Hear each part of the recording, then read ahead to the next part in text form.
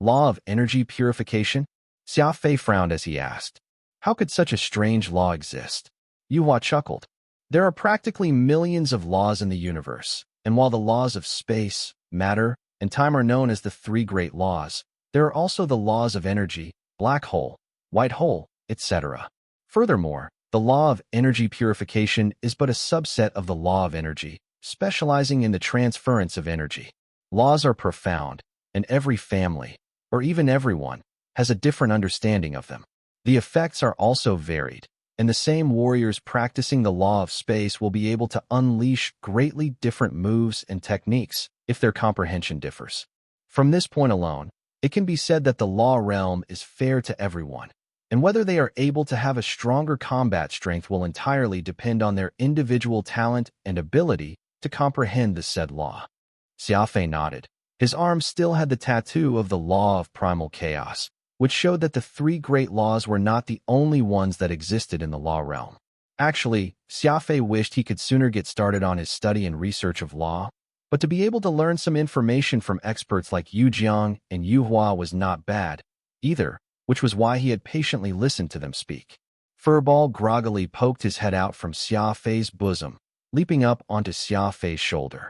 When he saw that Yu Jiang and Yuhua were right across him, Furball angrily bared his fangs at them, having remembered when they had made things difficult for Xia Fei before, clearly not having any fondness for either man.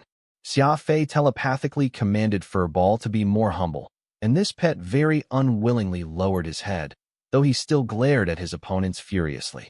Yu Jiang and Yuhua seemed to be very satisfied with the state that Furball was currently in, and the two exchanged looks before Yu Jiang said, "Your beast is growing up well." Xia Fei shrugged. Furball was originally the size of a basketball, but who would have thought it would shrink in size like this? Who knows when it will grow big again? Yu Jiang smiled. You can't say that. The higher the grade of an exotic beast, slower its growth rate. You should take care of it well. Xia Fei answered. That is a given.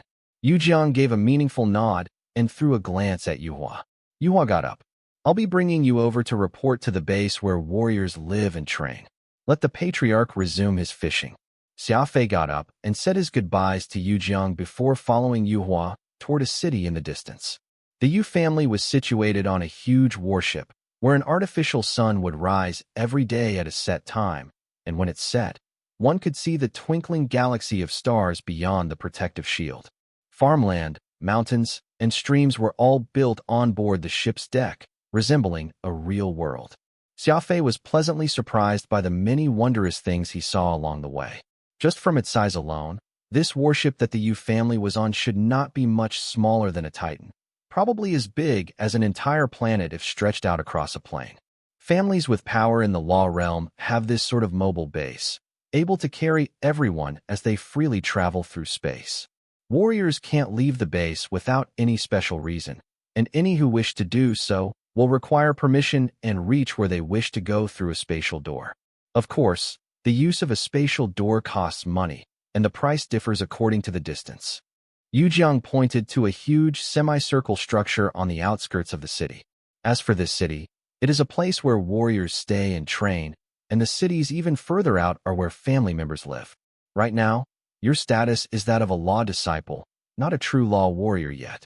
There will be an assessment every 3 months, and passing it means that you will acquire the moniker of a law warrior and will have an increased freedom and mobility. Your monthly stipend will also be much better, too. The city that Yuhua was referring to appeared to be of a very ancient style, and it had a huge disparity when compared to the surprisingly modern warship that they were just on. It looked very much like a citadel built in the Middle Ages, with high city walls, narrow streets, and even a moat circling it. There were many who greeted Yuhua as they walked down the city street, and it was apparent that this shrewd merchant was pretty popular with others. I'm a merchant, and these warriors will often seek me to buy things. Don't forget to contact me if you wish to acquire some goods that you have trouble finding here in the Yu family, by the way. Yuhua flashed Xia Fei a sneaky smile as he said this. Are these all warriors? Xia Fei asked. Yuhua answered. That's right. 70% of the Yu family's combat strength is gathered here, while the rest are all performing duties outside. A majority of them are the family's internal disciples born here in the law realm. They all have decent bloodlines, able to get twice the result with half the effort when learning law. Then there are some talented individuals that the Yu family have picked up from the Alliance, though there aren't many of them. You'll be staying with these other disciples from the Alliance. Xia Fei nodded. There would at least be some common ground staying with warriors who were also from the Alliance. Xia Fei felt that such an arrangement was not too bad, but what he did not notice was the somewhat strange smile across Yuhua's face. He obtained the stipend from the family at the equipment depot, 3 purple origin crystals, a suit of metal armor, and a black token, which was his ID. The origin crystals were at least of some use to Xia Fei, but Xia Fei did not even spare a glance at the armor. It was at best of the Star River grade, and it was nothing compared to what he had on. The place he was staying was very remote, a lone 2-story building. The street was dark and the buildings around looked very desolate and abandoned. On the first floor were several rather young law disciples.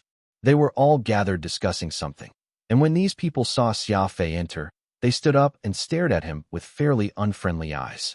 Xia Fei flashed them a faint smile as he followed Yuhua up the second floor and located his own room. There was a wooden single bed with 1 wooden chair and table.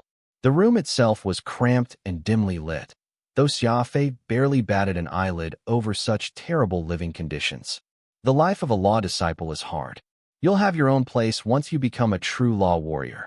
For now, you'll have to bear with this. Yuhua comforted him.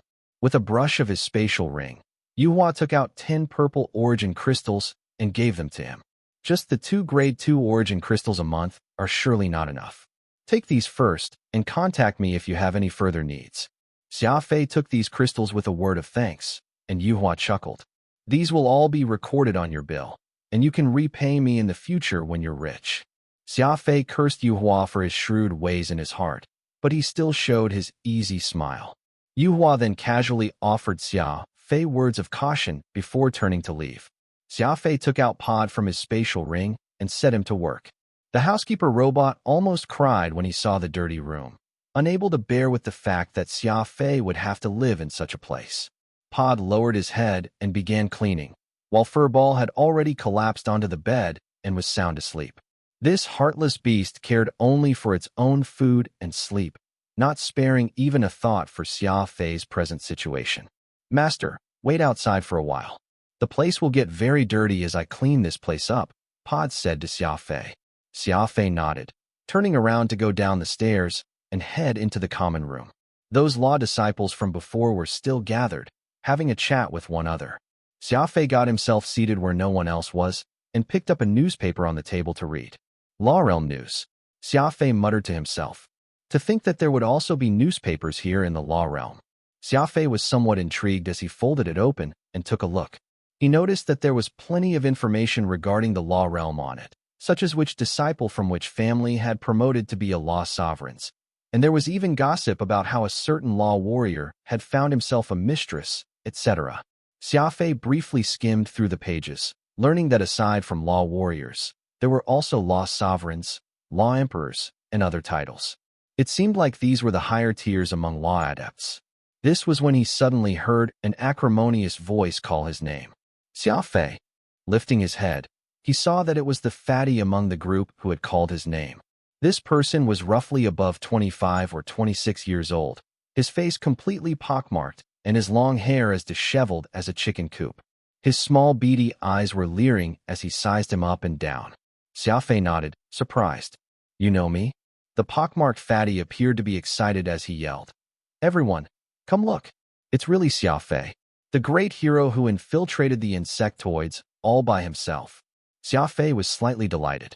These people were all from the Alliance, and while Xia Fei was a nameless nobody in the law realm, he was a household name to everyone in the Alliance. It was fairly normal for these people to have recognized him.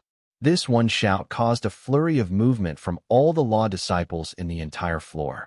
Everyone made their way to the common room and stared at Xia Fei as if they were looking at a pet. It really is Xia Fei. I've seen plenty of his deeds when I was in the Alliance. How did this rascal make it to the law realm too? A bespectacled skinny man observed Xia Fei for some time before saying, That's strange. His 7th brain region is severely damaged, making him practically useless. How did he find his way here to the law realm? It's very serious. Most of the cells around the edges of the region are already dead, so there's no way for him to cultivate and be promoted at this rate. This man's a cripple. Definitely. The veins on Xia Fei's forehead bulged. He did not remember when was the last time he had been embarrassed by another, and the tone of these people was hardly courteous at all. Hey, are you someone who depended on taking drugs to promote till legendary rank? Asked a pale-faced young man lightly. Everyone agreed with his words, and he seemed to be the leader of these law disciples. Xia Fei nodded, his expression dark. Laughter. Raucous laughter. Even a fool could tell that they were ridiculing him without concealing it. So the great hero Xia Fei from the Alliance is no more than a cripple who depended on drugs to get promoted. I never would have guessed. I even thought that this guy was some genius, but in the end, he's actually just a druggie. Xia Fei balled up his fists tightly. Pride was a man's bottom line, and it was something a warrior would defend to the death. Alas, today, Xia Fei's pride had been surreptitiously tossed into the drain by these people, and it had even been stomped on harshly. What he could not understand was why these people were doing their utmost to ridicule him upon meeting him for the first time. It was as if they had a grudge against him. You guys sure can talk, but that's nothing compared to true ability. Do you all want to come at me at once, or one by one? Xia Fei brushed his cold gaze along everyone present, his killing intent obvious. The pale-faced youth took 2 steps forward and asked in a mocking tone, "Don't think you're so great. Hero? You're just a hero in the Alliance, that of the commoners, get it? Commoners. Do you know why none of us here did anything when the insectoids attacked? Because we're destined to be a mighty law warrior, and only a cuckold like you would act on behalf of the strugglers in the Alliance. You're nothing but a cripple with a ruined 7th brain region. Do you really think that you're anyone important here? The dormitories prohibit personal fights, so I hope that you'll show such verve during training tomorrow. Don't end up getting beaten down to the ground by yours truly in 3 punches. What rule? Xia Fei asked with a cold expression. I don't care for this rule about personal fights. Between you and me, one of us will die in the next 3 seconds. Cruel. Arrogant. Xia Fei raised a single hand and pointed his finger right at that goading pale-faced boy, not allowing him to talk his way out or reject the challenge. The words from these men had agitated the wildness in Xia Fei's heart, and anyone who was familiar with him would know that Xia Fei's seemingly skinny and weak appearance actually contained a heart of a warrior who defied all rules and would decisively kill anyone. The forehead of this pale-faced youth creased. The Yu family had an ironclad rule regarding personal fights, and if he were to fight with Xia Fei here truly, he would surely be heavily punished. As one of the distinguished families here in the law realm, the Yu family punished any and all rule breakers harshly, and they did not care who struck first. You're being unreasonable. The dormitories forbid any fighting, and that's a rule. I'll surely show you how powerful I am tomorrow on the training grounds, said the pale-faced youth with some difficulty. Tomorrow. Xia Fei broke into a slight smile. You won't have a tomorrow. Whoosh. The seconds were up, and since the youth did not wish to make the first move, Xia Fei had no choice but to take the initiative. With October flying snow in hand, the entire common room was instantly filled with a chilling sensation. His figure blurred, and that cold dagger stuck right into the opponent's mouth. Xia Fei wanted to see whether this young man's sharp tongue or his October flying snow was stronger. Stop! A booming voice suddenly echoed, and the entire room shook violently. Several men painfully covered their ears as they collapsed down on the ground. Just as Xia Fei was about to drive October's flying snow right into the pale-faced young man's face, with him clearly seeing the cold sweat and the fear in the other's eyes, he was suddenly thrown out by a powerful force. As if he had been blown by the air current from a jet engine, by the time Xia Fei could understand what had happened, he had already found himself in the corner of the room, and his October's flying snow was stabbed squarely into the wall. Personal fights aren't allowed in dormitories. You guys must be tired of living, huh? All of you scram. A middle-aged man with a short beard stood by the entrance, looking on at the scene with a cold regard as he bellowed. Everyone who saw this new arrival became like a mouse that had seen a cat, scurrying back to their rooms in an instant. That pale-faced youth glared at Xia Fei viciously and strode back to his room, uttering a single line. See you tomorrow, Xia Fei. Xia Fei had a strong urge to strike again, but it was as if his body had been pinned down by someone, rendering him immobile. The common room was left with just the man with the short beard and Xia Fei. The former sat down on the couch as he said with vehemence, "Already trying to start a personal fight the first day you arrived. You're really a legendary troublemaker." Xia Fei suddenly felt his body relax, and he knew that that was because the middle-aged man had released his restraints on him.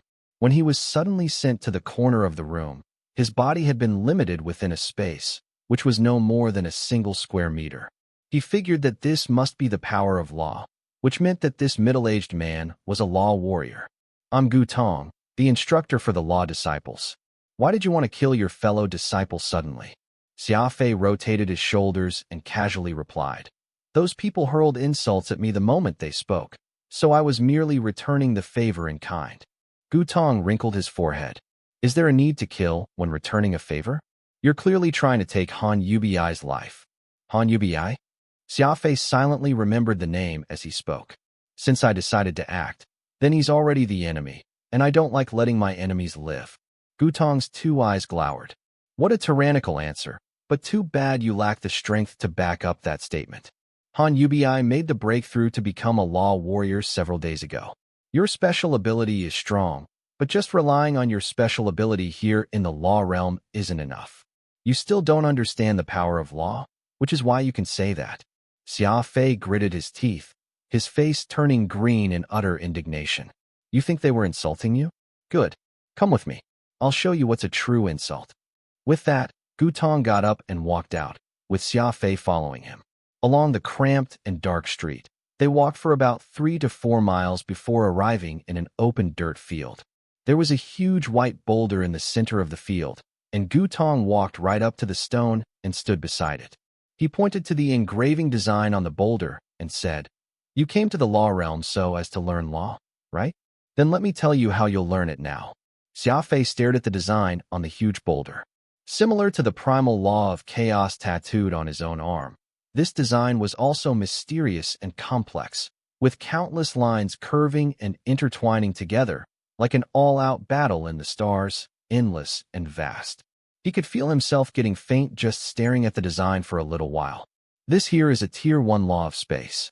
You'll qualify to be a law warrior if you can make sense of this engraving. Xia Fei was quite surprised. The law of space, one of the 3 great laws, would actually be placed out in the open space here in the Yu family. Since there was a Tier 1 law of space, then it meant that there would be other places with the more profound Tier 2 and Tier 3. Everyone's 7th brain region holds an energy, and it's like this extremely thin thread tangled up in your mind. "Can you try to use this energy thread?" Gu Tong asked. Xia Fei nodded. He had previously used this thread in his mind before, letting it out to encircle his body so that he could be aware at once if anyone got close to him while he was resting. Right now, control that thread and begin by following along the design. Try to form an image in your mind similar to the engraving in this boulder. If you're able to complete the first design in your mind, then you'll have the primary level of law warrior cultivation. Completing it twice will bring you to the 2nd level. In that vein, the more you complete, the higher your level is. This is also why a warrior with a completely open 7th brain region is called a genius. The width of the brain region will directly affect the maximum number of the designs that one can contain. The more laws one learns, the stronger they will be. You have a 100% open 7th brain region, which is good, and I've already told you how to learn law just now. You can try and do what I told you to prove that you're not a cripple." Xia Fei was shocked. Never could he have imagined that the so-called laws would actually be to try and construct a design within the brain region. The law of primal chaos had been imprinted on his arm for over 2 years, and he had been attempting to decipher this tattoo all this time. But he had never thought to use such a method to draw out the pattern. Xia Fei hurriedly used the mental energy in his 7th brain region to try and manipulate that strand of miraculous thread. He had used this thread countless times in the past, which was why he had no problem getting started with this. However, when Xia Fei attempted to use this thread to draw the pattern, that was when the nightmare started. An enormous pain sent out shockwaves to his brain and his body. It was as if a million steel needles had stabbed his heart. The pain was simply excruciating. Xia Fei gritted his teeth. Aside from the pain, he also lost control of his thread.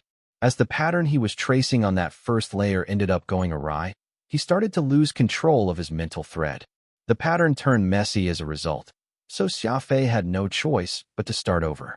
Pain and disarray entwined, causing him to become both physically and mentally exhausted. He sat there from afternoon until evening. The artificial sun had already set, and the starry sky was overcast. Yet Xia Fei still had nothing to show for, and instead he was becoming paler and paler. "Were you able to recreate the pattern?" asked Gu Tong in a deep voice. Xia Fei shook his head, dejection filling his eyes. "Now, do you understand why you're being ridiculed? You can't even recreate the pattern. So how can you even grasp the profundity of law, not to mention use it? You're in the law realm, yet you're incapable of learning law. It's practically a joke." With that said, Gu Tong turned around and strode away. Xia Fei was left all alone in that empty field, accompanied by the vast starry sky above and the cold night's breeze. Disappointment. A disappointment, which he had never felt before, welled up in him, and Xia Fei felt like his heart had been fiercely stabbed. Phantom sighed and sat on the ground beside Xia Fei. He did not try to convince Xia Fei to give up, for he knew that quitting was never Xia Fei's style. From deep in the night until the next day, Xia Fei did not move from that spot. During this time, he had tried countless times to recreate the pattern, but did not succeed even once. Failing it as a novice was not what scared him. What frightened Xia Fei was that he was not making any progress at all. 1%. Xia Fei could only control his thread to form 1% of the pattern. Furthermore, due to being exhausted, he could no longer complete that 1% now. More than 10 hours had gone by, yet he had not even improved at all, but was instead gradually deteriorating. Reality was harsh like that, and many times, the effort and outcome were not a balanced exchange. More and more people gathered in the field, everyone curiously looking at the pale man seated, not knowing why he was sitting there like a sculpture. Bad news always spread quickly, and after a morning passed, everyone knew about Xia Fei's story. How a genius in the commoner's realm had struggled his way to get into the law realm. It was supposed to be an inspiration story, but it just so happened that he suddenly realized that he lacked the capability to learn laws when he arrived here. As such, the story was no longer a source of inspiration, but, instead, became the butt of jokes. People came and went, with many even taking detours just to see him. There were not many interesting things going on in the law realm, so Xia Fei's glorious deeds happened to be the best life spice for these warriors. Everyone was sniggering as they discussed his exciting journey to a cripple from a genius. "Xia Fei, I must thank you. Last night, your agitation truly gave me the motivation to learn. Just now, I passed the test and have officially been recognized as a law warrior," Han Yubi gleefully said. "You should thank your lucky stars, since a law warrior isn't allowed to bully a mere disciple. I guess we'll have to wait till you become a law warrior before we can fight." After saying that, Han Yubi suddenly slapped his forehead heavily and howled with laughter. "Oh crap, how could I forget? Your seventh brain region is ruined, so you'll just have to wait till your next life to become a law warrior like me." Everyone around laughed in unison, whether they recognized Xia Fei or otherwise. Xia Fei stood up as the crowd made a mockery out of him, sweeping his gaze across everyone present. "Xia Fei, you need to remain calm," Phantom hurriedly warned. "I am very calm." Xia Fei stocked his two hands into his pants pockets as he said this. "I merely want to remember all their looks of delight." Turning around, Xia Fei left without saying a word, just as another round of laughter broke out from the crowd. In the dormitory, the disciples were all in the midst of helping Han Yubi pack his luggage. As he had become a full-fledged law warrior, he qualified to move into a private house with a better environment, no longer needing to squeeze with the rest of the disciples. Xia Fei quietly made his way upstairs amid all the laughter, all alone and lonely. Closing the door behind him, he placed the blood demon claw on the only table inside. Then he propped up his chin in his hands and stared at this plant, which simply refused to bloom. Its leaves were slowly turning red, and it was getting closer and closer to its 7th maturity cycle. "Will this be the time?" Xia Fei muttered to himself. 7 times reaching the cusp of maturity, 7 times regressing to a seedling. This blood demon claw, which Xia Fei had obtained in the insectoid territory, was a rare mutated plant, and he had already consecutively seen it grow from a seedling to a full-grown plant. Every time it regressed, its medicinal efficacy would increase by a fold, so it seemed like a very good deal. Xia Fei's seventh brain region was badly damaged, and the surrounding brain cells had all practically died, meaning that he needed an even more powerful and miraculous medicinal ingredient to repair all the damage. Alas, this blood demon claw's constantly delayed blooming had created plenty of problems for Xia Fei, and it even caused him to carry the burden of being called a cripple. After the transfer of energy was complete, the blood demon claw was wrapped in the thick fog of origin energy. It happily absorbed all the energy. After 7 rounds of regression, it had already become even more adapted to the cosmic origin energy, and so its rate of absorption had also improved. Not bad. According to its current progress, the blood demon claw will be entering its maturity stage in half a month for the 7th time, Phantom excitedly remarked. Xia Fei nodded, sitting himself cross-legged on the bed as he tried to use that mysterious thread found in his 7th brain region. Your brain region is severely damaged, so attempting to recreate the pattern too much may not be beneficial to you. It may damage it even further, Phantom worriedly warned. Xia Fei replied, I'm not trying to recreate the pattern. Instead, I'm trying to make this energy thread even more agile. The first tier of the law of space is very profound, and I need to train so I can better control it. There are benefits to training this control prior to the repair, and it can be considered as part of the preparatory work. Being made a mockery of was not enough to shake Xia Fei's confidence. Instead, he seemed to have devoted himself many times more to the study of law. After spending 2 hours doing his control training, Xia Fei would then revise the law of primal chaos tattooed on his arm until late night. Life in the law realm was hardly ever tense.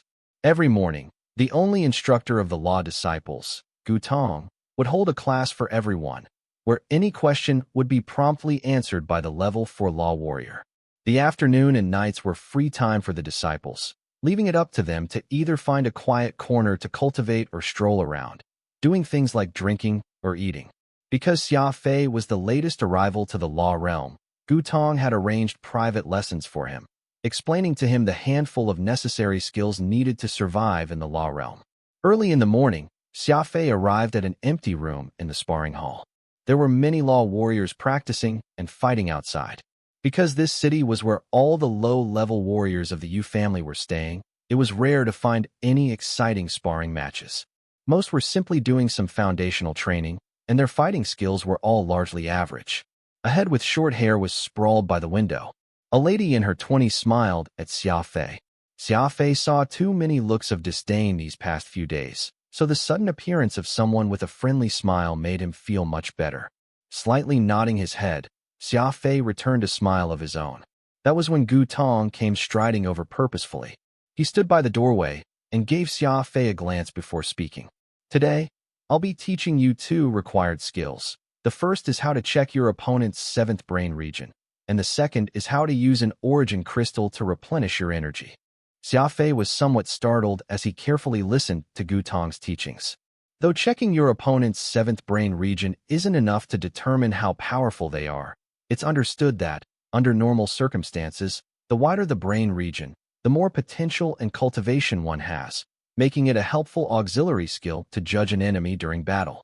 Meanwhile, learning how to absorb cosmic origin energy is the foundation of a warrior. Be it law or even special abilities, everything requires the support of immense energy in order to be used. That is why a law warrior must keenly grasp the skill to absorb origin energy, seeking to draw it without wasting any morsel, completely taking in all the energy within an origin crystal for their own use. Now, I'll first teach you how to check the width of someone else's brain region. Under Gu Tong's guidance, Xia Fei began to learn how he could see an enemy's brain region. The key was in resonating the 7th brain region, much like an old-fashioned radar system. The 7th brain region would let out a weak signal, and a portion of said signal would bounce back upon encountering another's 7th brain region. An image would then appear in one's mind, and they could determine the degree of openness of others' brain in accordance to what was portrayed. Now, you try and examine the openness of my 7th brain region, Gu Tong said. Xia Fei nodded and sent an imperceptible energy wave out. He made contact with Gu Tong's 7th brain region, and the signal rebounded, and Xia Fei could similarly make out this amazing image of a circle, which was a colorful spot of light. Your brain region is 53% open, Xia Fei said. Gutong nodded approvingly. Not bad. You were actually able to succeed on your first try. Checking an opponent's seventh brain region is only a small skill, and anyone can do it with just a bit of practice.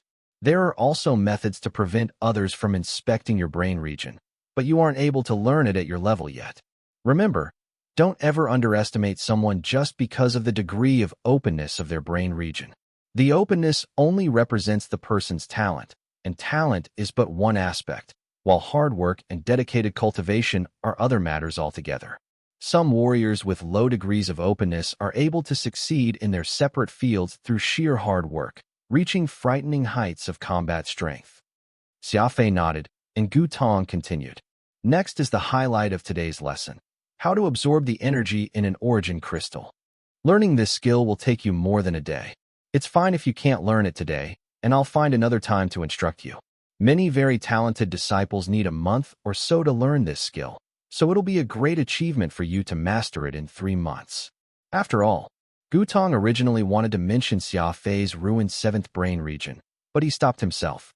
Unexpectedly, what the skill Gutong spoke of was the same as what Phantom had told Xia Fei before, letting the energy form a loop in the body.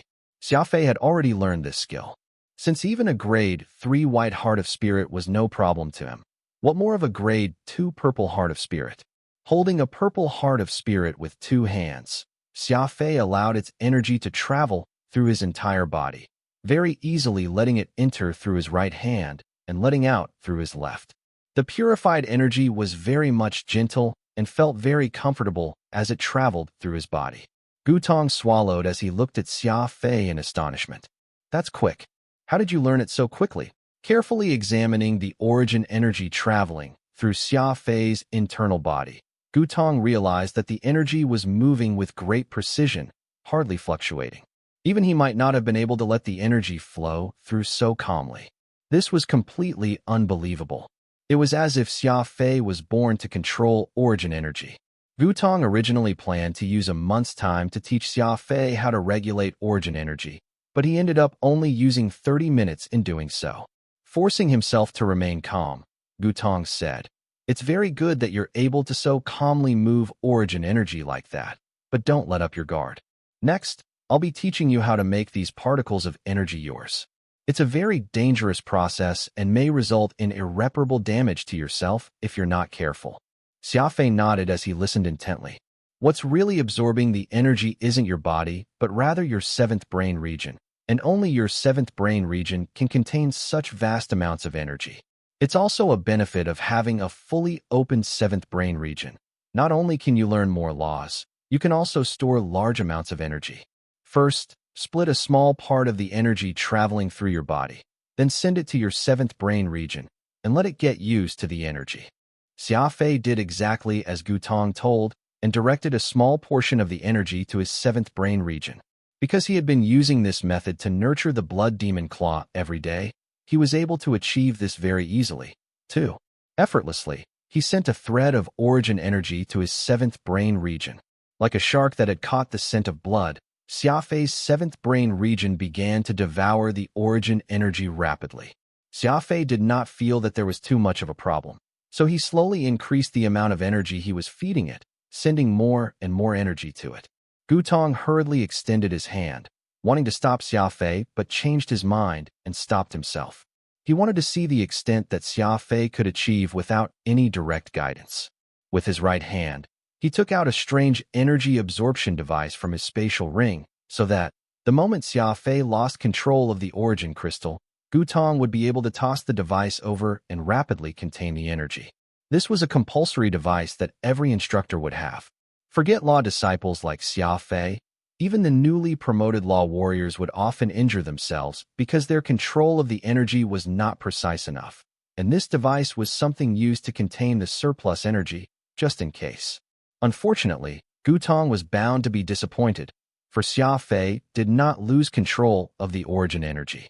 The grade 2 origin crystal in his hand slowly lost its luster, and Xia Fei's expression became more and more excited, as well as more and more rosy. Swoosh. The final sliver of energy had all been absorbed into Xia Fei's seventh brain region. Xia Fei shook his head like someone who had finished eating a satisfying meal, giving him a sensation that was hard to describe.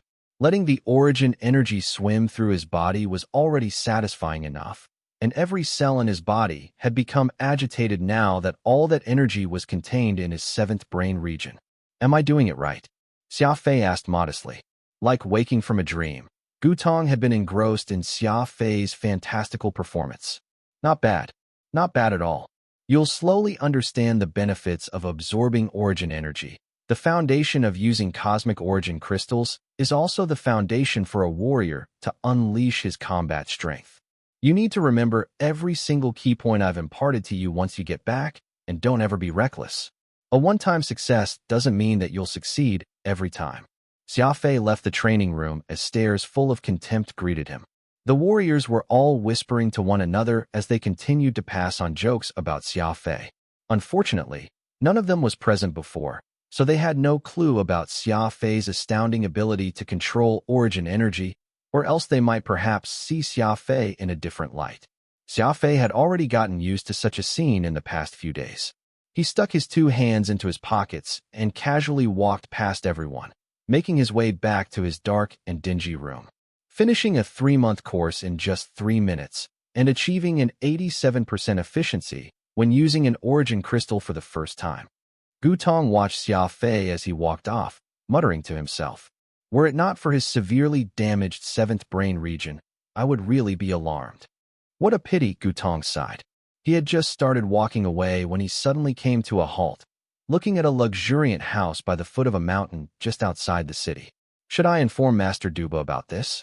Though his 7th brain region's already ruined, it's still quite outstanding for him to have such a frightening control of energy. Recently, there was a strange phenomenon. A short-haired lady would often be secretly spying on Xia Fei. Because he had superhuman senses, he had of course taken notice of her presence. Xia Fei had no friends since his arrival here at the Law Realm, and even got looks of derision and contempt everywhere he went. This was why Xia Fei had a slight fondness for this kind girl, though it was not to the point that he thought much about it. It was just that her smile would often remind him of his days in the Alliance when he had friends and Avril by his side. Truth be told, the short-haired lady was not really pretty, and she never spoke, either. All she did was watch Xia Fei from afar. In his room, Xia Fei gripped an already purified purple origin crystal. He could not forget that wondrous sensation of absorbing origin energy from before, even feeling quite addicted to it. It was an indescribable feeling to have a large amount of energy run freely in his 7th brain region, slowly getting absorbed and later being sent to every cell in his body. It was akin to soaking one's body in a comfortable heated bath. Aside from the pleasure he felt in his body, he also experienced an improvement to his mental strength. Xia Fei even suspected that he could use this energy to punch through a planet as his fighting spirit exploded. Unfortunately, every law disciple would only be supplemented with 3 origin crystals each month, which was a paltry number. As such, Xia Fei needed to save these miraculous stones for when he needed them more critically. Resisting his desire to absorb more energy, Xia Fei stored the crystals into his spatial ring, as he took out the blood demon claw at the same time. I suddenly thought of something, Xia Fei said as he stroked his chin. Phantom queried, "What is it? If I transfer the purified origin energy to the blood demon claw, will it hasten its growth?" Phantom was slightly stunned as he furrowed his brows. Theoretically speaking, the purified energy will be even more effective to any who absorb it, be it human, beast, or plant. Furball's eyes were nearly green with envy when he saw you hold on to that origin crystal in hand, which goes to show how much he wanted to absorb the already purified energy within. It's just that you don't have too many purified origin crystals in hand, so each and every one you use has to count. Xia Fei shook his head.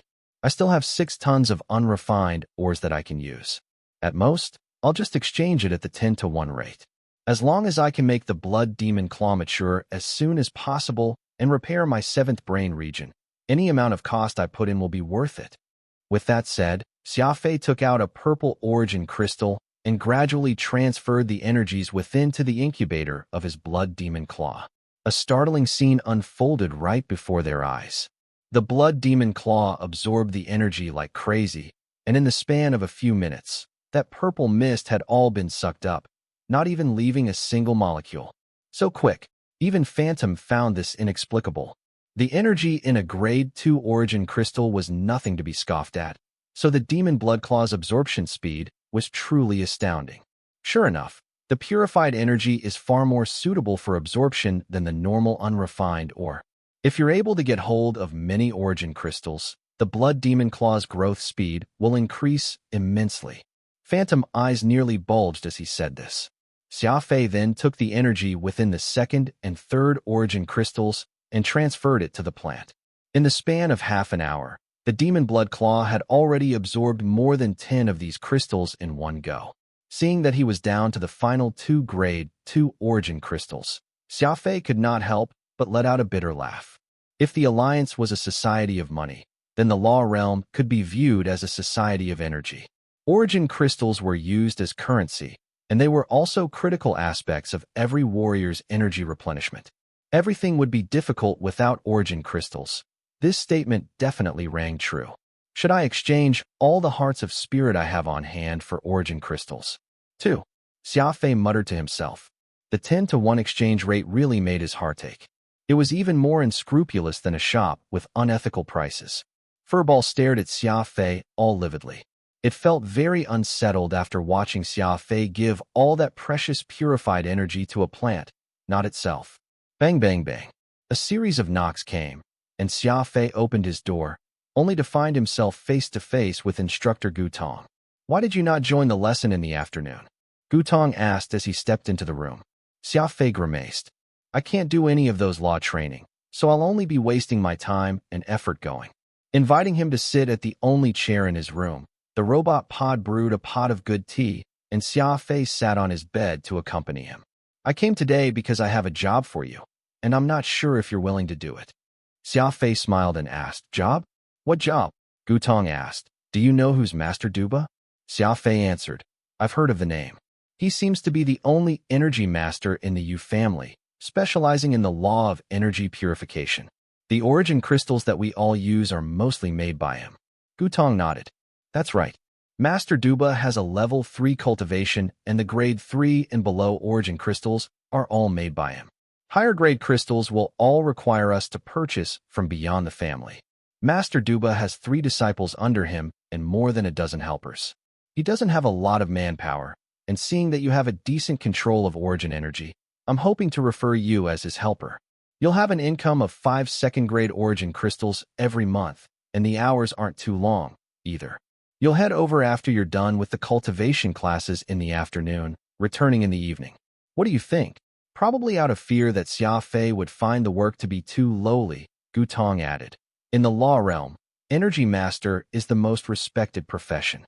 After all, every law warrior looks forward to acquiring origin crystals, which can provide them with the necessary purified energy. The entire Yu family has around 1 million people, and Master Duba is the only level 3 energy master, which goes to show just how precious and rare energy masters are. I'll be frank with you. Master Duba has very high expectations with his helpers, and all I can do is refer you. Whether he'll choose to take you in or not is entirely up to him. Actually, Gutong had the intention of helping Xia Fei find a fallback plan. It was evident that Xia Fei was a cripple who could not cultivate law, so if he did not even have a job, he was bound to suffer humiliation in the Yu family from here on. Gutong was not someone from the Yu family, and he had only ended up as an instructor to these law disciples who came from elsewhere because he had been ostracized as well. Seeing Xia Fei being laughed at and being neglected really stoked a sense of pity in him for the young man. Xia Fei nodded and smiled. Since I'll get to be in contact with a mysterious energy master and also earn some income every month, I'm not about to reject this opportunity. Gutong got up. That's good. Come with me.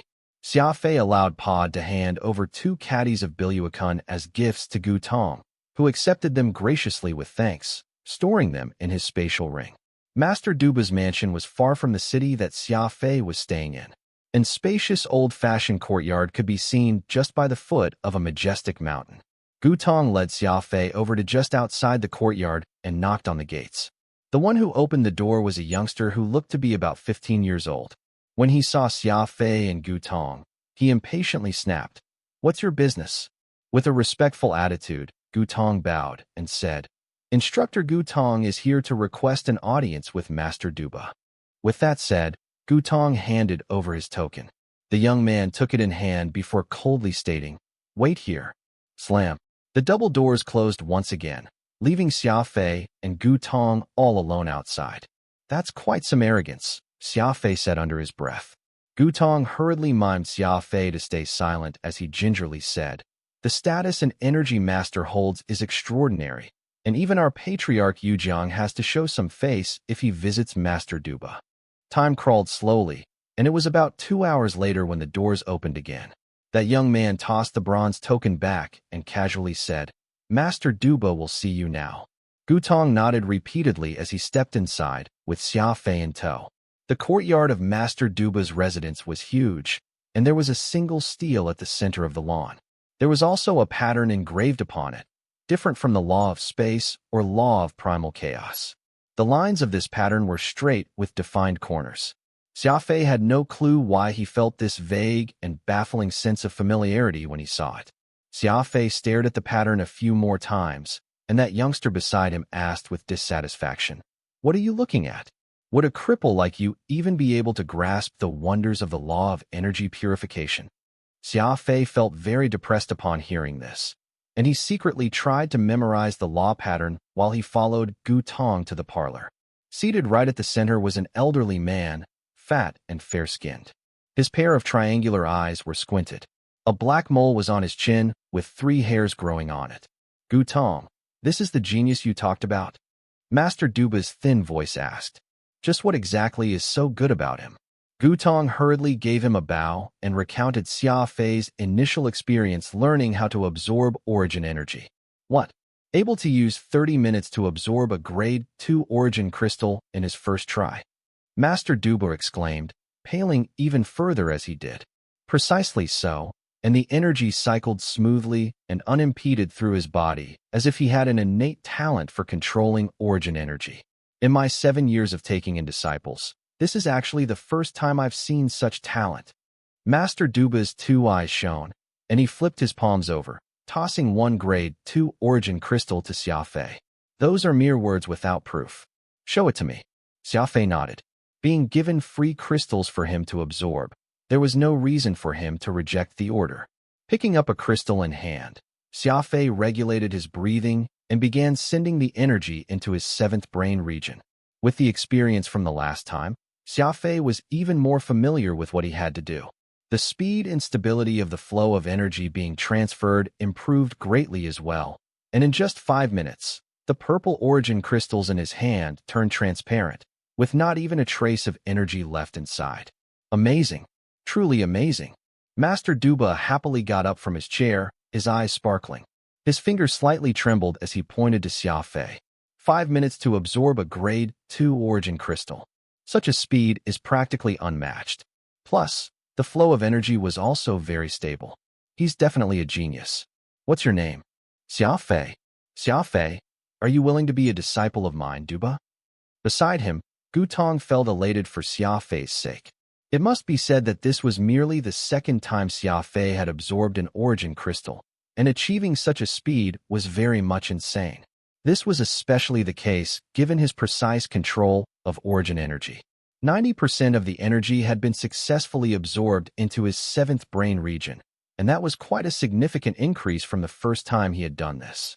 Considering all these factors, Xia Fei definitely had a talent when it came to origin energy, which was beyond what an average individual could do. Master Duba made his offer very suddenly, and Xia Fei saw nothing wrong with accepting the energy master's offer to be his disciple, learning a bit of skill as well as earning some pocket money, so he planned to agree with it. However, this was when a cold voice came from outside the door. "Master, you shouldn't be too impatient.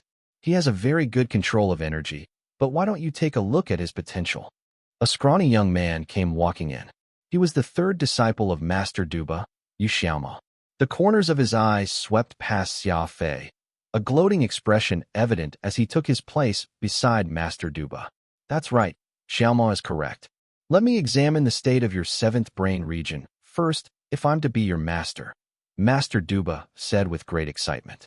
How could this be? Master Duba collapsed hard on his chair, appearing to be extremely disappointed. A genius who has such a fine control of origin energy, yet your seventh brain region is so severely damaged. Looks like there's no way for you to ever learn law in this life. Gutong sighed, looking at Xia Fei with sympathetic eyes as he shook his head. Yu Xiaoma darkly mused. Master, you nearly got blinded in your age. This person by the name of Xia Fei, the entire city has already known about him being a cripple. I wonder who thought that it's such a great idea to take in someone who is unable to learn law into the family. Had you accepted Xia Fei as your disciple moments ago, I'm afraid that you'd have become a laughingstock in the family. Duba seemed to be very infuriated at this thought as he spitefully lashed out. Gutong, why didn't you tell me about Xia Fei's damaged seventh brain region? You nearly caused this old man to be the butt of jokes in the entire family. What genius! He's nothing more than garbage. Gutong's figure slightly wavered as his face paled. He meekly replied, I originally wanted to tell you.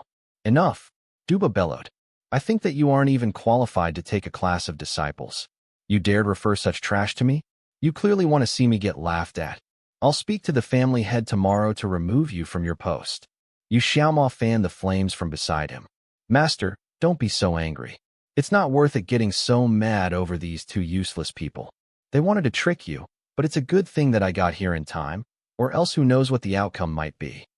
Duba became even more furious hearing this, scolding Gutong harshly, threatening to send him to Snake Isle to be a sentry.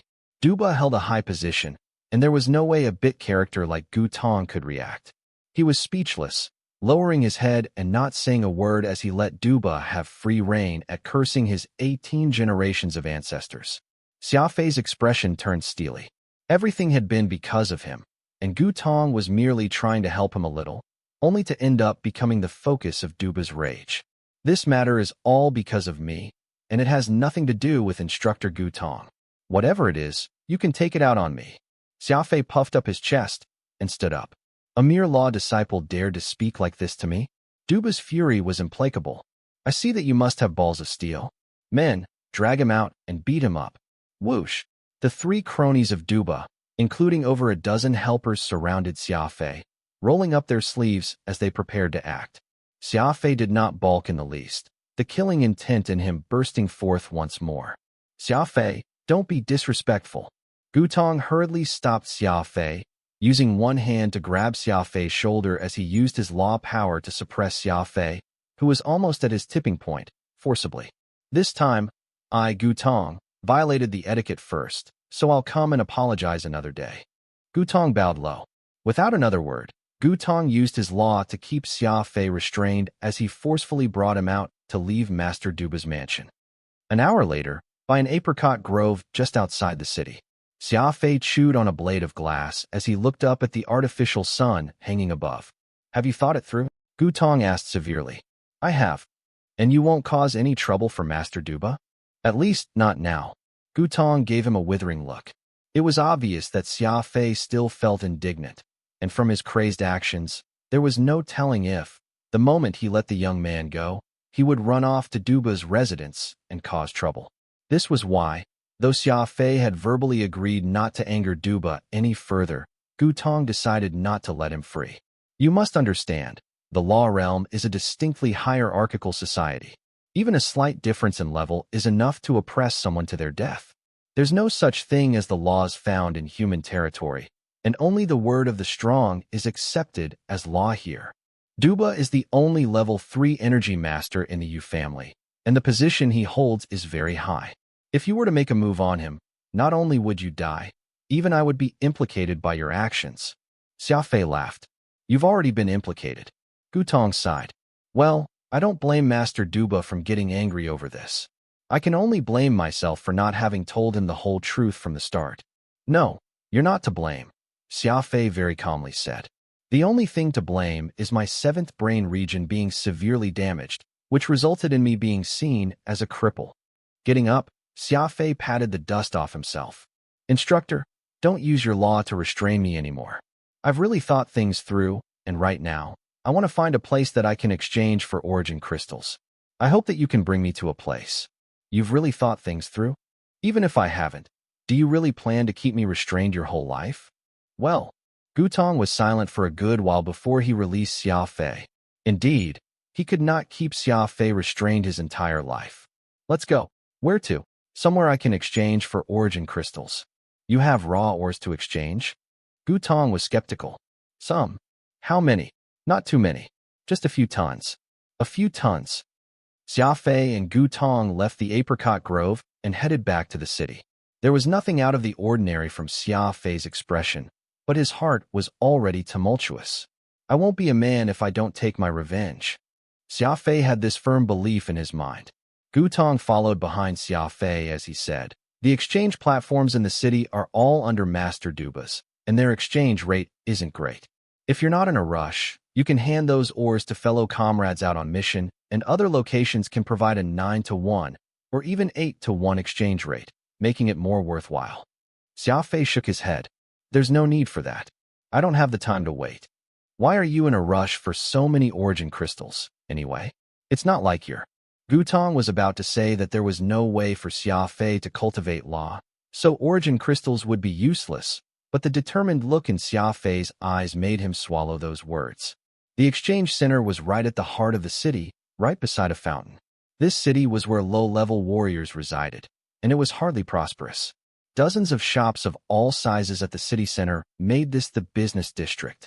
The signboard for origin crystal exchange was very obvious, and the taking up 3 stores side by side was already considered the biggest merchant here on the street. It was already evening, so the tavern's business was starting to pick up, while the daytime stores were preparing to close for the day. Instructor Gu. The storekeeper Halping was a short but stout man, coming up to greet Gutong warmly the moment he saw him walk up. After stating the business for this visit, Halping turned to ask Xia Fei. So this is the young man looking to exchange for origin crystals, huh? No problem. Come with me, please. The store had a row of glass display, and inside were beads after beads of origin crystals. Most were purple, and only 4 or 5 white grade 3 crystals were placed in the most prominent spots of the store. I'd like to exchange for some grade 3 origin crystals, Xia Fei said solemnly. Halping and Gutong were both abruptly surprised. The people residing here were all novice-level law warriors, and few would ask to purchase the expensive white origin crystals. The most commonly used were still the grade 2 origin crystals, and some poorer warriors would even purchase the red grade 1 crystals for use. Yet Xia Fei had asked for grade 3 crystals the moment he spoke, and that shocked the 2 men greatly. Hee. If you're exchanging that level of origin crystal at the rate of 10-to-1, Halping chuckled. Phantom originally wanted to coax Xia Fei to stop, for it was hardly worth it to exchange for a grade 3 origin crystal given the current funds he had. But Xia Fei, who had already made up his mind, ignored Phantom's words. He would force the blood demon claw to mature and bloom quickly no matter what, and he was not going to wait a moment longer. The cruel reality forced Xia Fei to possess the necessary strength, and it was a great and powerful strength. I don't have any white ores, but I do have purple ones. With that said, Xia Fei brushed his finger on his spatial ring, taking out a crate filled with purple hearts of spirit and placed it on the ground. This here is a ton of grade 2 origin energy ores, and I have more, Xia Fei said. Gutong did not dare to appear too shocked. Every purified grade 2 origin crystal weighed about 1 kilogram, meaning that a ton of raw ores would get him 100 purified grade 2 origin crystals. It should be mentioned that Halping was only given 14 grade 2 origin crystals as his monthly stipend despite being a level 4 law warrior, and this 1 crate from Xia Fei was more than the stipend he would get in half a year. Halping laughed. The exchange rate for grade 2 origin crystal to a grade 3 origin crystal is 100:1. These are raw ores, so you'll need 1,000 before you can exchange for just 1. This ton here will only be enough to exchange for a single purified grade 3 origin crystal. You should consider this carefully. Xia Fei nodded and took out 3 similar crates, including a single white grade 3 raw ore. I wish to exchange for 3 purified grade 3 origin crystal, and the rest can be grade 2. Gutong tapped Xia Fei on the shoulder. I never thought that you'd be so rich. These many ores you have here are practically 5 years of my pay. Halping's attitude towards Xia Fei had improved considerably now. The business of crystal exchange was a very lucrative line, and an energy master could provide purified crystals at the rate of 3 to 1. This basically meant that all it would take was 3 raw ores to purify them into a single origin crystal. The energy master would then sell the purified crystals to the shops at 8 to 1. This was why energy masters could become the richest group of people in the law realm just by sitting there and turning a few pieces of ores into crystals. Haoping would earn a lot if he took this huge batch of ores, and so he regarded Xia Fei with a warmer gaze than before. Quickly ordering his employee to send up some tea, Haoping picked up the white raw ore and waited on a machine before saying, "This grade 3 ore can exchange for 10 purified grade 2 crystals, but it's already been used, only having around 40% of its original energy, so I can at most get you 4 for it. But since this is the first time that we are doing business, and for the sake of harmony, I shall give you 3 third-grade origin crystals, as well as 110 second-grade origin crystals. What do you think?" Haoping's eyes glowed even as he added, "This is only because I'm showing face to Gutong. I wouldn't be giving you such a deal if it were as per normal." Xia Fei nodded. "No problem. We have a deal." Returning to the dormitory, Pod, who had already prepared Xia Fei's dinner, patiently waited for him. The small room had already been cleaned up by the little root, and even the leaking ceiling had been mended by him. "Here." Xia Fei took out a grade 2 origin crystal and tossed it to Furball. The beast had originally been sleeping soundly, but the moment he saw that there was a purified crystal to eat, his eyes instantly turned green, and he pounced on the origin crystal and sucked it dry, snuggling right up to Xia Fei as he tried to curry favor with him. Dinner consisted of Xia Fei's favorite fried paste noodles. Wiping his mouth after the meal, Xia Fei took out the blood demon claw and placed it on the table.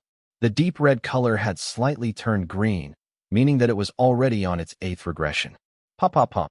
Xia Fei placed the 3 white origin crystals on the table, like a tycoon placing his bet in a casino. Xia Fei was going to gamble grandly tonight. His bet was these purified origin energy ores would be able to get the blood demon claw to bloom in one night. Flexing his wrist, Xia Fei said with grim determination, "I'm going to see if your appetite's bigger or if yours truly's origin energy is greater." Within the room, a peculiar scene unfolded. The white origin energy circulated around Xia Fei's body as he absorbed the crystal's energy with his right hand and directed it out to the blood demon claw with his left hand. The little robot Pod had a towel and tea ready by the side, and the moment Xia Fei felt slightly tired, he would immediately rush over and provide relief. Furball had buried his head into his bed covers, doing his best not to look at Xia Fei. Having so much purified origin energy was a huge temptation to him. The purple hearts of spirit that he often ate were like corn and millet, nothing more than coarse grains, while the purified origin energy was not as violent, so it was like a warm soak in a hot spring, practically a fine grain high in protein. After being used to eating coarse grain, the taste of fine grain enraptured Furball, but the hateful Xia Fei had given all the precious origin energy to the plant, and that made him feel disgruntled and indignant. The rate at which Xia Fei released origin energy was not quick, but it was an unceasing stream of energy. He controlled the energy to ensure that it was at the range which the blood demon claw could absorb, and a white mist of energy enshrouded the insides of its crystal incubator, making this peculiar-looking plant appear illusory. Like a demon's palm, the blood demon claw was crimson red. It was as if it had just grasped on an enemy's heart, as thick blood flowed freely. All of a sudden, Xia Fei noticed that a small portion of the blood demon claw had begun to turn green instead of turning red. It seemed about to start its 9th regression. Oh no, looks like the blood demon claw is still regressing and starting the 9th cycle. Phantom anxiously yelped. Xia Fei smiled. Let it regress. Yours truly don't believe that this will fail. A single unpurified grade 3 raw ore was enough to make it regress 7 times. So now that I have 3 purified grade 3 crystals to feed it, how can it not mature and blossom? The more it regresses, the greater the medicinal efficacy, and that's precisely what I want. His mind was made up. This batch of raw ore could be considered the last of his funds. In the law realm, money was useless, and Xia Fei could only depend on these ores. The hearts of spirit were not just Furball's food, but also important supplements for his cultivation. Every piece was precious, and Xia Fei took out a good half of his stock just to accelerate the ripening of the blood demon claw, an act which took quite a lot of determination to go through. If met with failure, then it should be seen as a sacrifice. Since this was a place that respected strength, Xia Fei decided that he would gain even greater strength at the cost of ignoring all else. Gradually, Xia Fei increased his energy output, to which Phantom commented with knitted eyebrows. The purified energy is more suitable for absorption, and the effect it has in accelerating the ripening process is even greater, too. But it seems that the blood demon claw is liking this energy too much and has become more gluttonous, so the amount of energy required after each regression increases as well. Xia Fei was silent. He had already noticed this phenomenon, as the amount of energy he had to direct toward the blood demon claw was always more than how much it was before. There was no telling how much energy he would have to expend for this 9th time. An hour later, the grade 3 origin crystal in his hand slowly dimmed, and now it contained just 1/3 of its energy. The blood demon claw turned red for the 9th time, and its color was much more resplendent and vivid this time. It's blooming. Blooming. Phantom was so excited that he practically bounced. After 9 regressions, the blood demon claw is finally about to blossom. Xia Fei, your hard work has paid off. After absorbing so much origin energy, the blood demon claw is finally really in its mature stage. Xia Fei was evidently very excited as well. A yellow trumpet flower emerged. It was only a mere bud at first, but it slowly bloomed, assaulting his senses with a mellow yet sweet scent. Master, this is such a unique smell. My systems can't determine this odor composition at all. Though Pod did not have a human's nose, he still possessed a bionic olfactory system, and the profile of this scent did not match the millions of odor compositions recorded within. As such, Pod was completely astounded by this. Furball poked his head out from under the covers, sniffing at the pleasant smell in the air before resuming its sleep. This pet truly had a singular temperament, not at all bothered even if the sky fell on its head. There's a second flower, and that's a third. 9 little yellow flowers sprouted, and the scent in the room became even more potent and refreshing. Soon the 9 yellow flowers turned from yellow to red before ultimately settling in on the vividness of blood. The blood demon claw looked like a palm, and when the 9 flowers sprouted, this palm slowly roused, as if there was something about to burst out. Your origin crystal is out of energy. Quickly swap out for another. Phantom loudly reminded Xia Fei. Xia Fei, who had only been so enraptured in watching the blood demon claw transform, actually forgot to observe the flow of energy from the crystal. He had no idea when that first origin crystal had been drained of its energy. Xia Fei hurriedly tossed the transparent crystal on the table and swapped it for a brand new one. The white energy continued to flow into the crystal incubator, and the halted growth of the blood demon claw began anew. That circular object in the palm seemed to be struggling, wanting to break out from that which contained it. It attempted this several times, and it was met with failure each time. Xia Fei clearly knew that this was the fruit of the blood demon claw after 9 regressions, and it was his only hope to repair his 7th brain region. Nervous, Xia Fei increased the energy output. Finally, the scene that everyone had been waiting for occurred. The blood demon claw's fruit broke through the outer shell and was out of its cocoon. The fruit was nothing too large, looking like a green cherry, but as more origin energy was fed to it, the fruit slowly grew from the size of a cherry to that of a peach.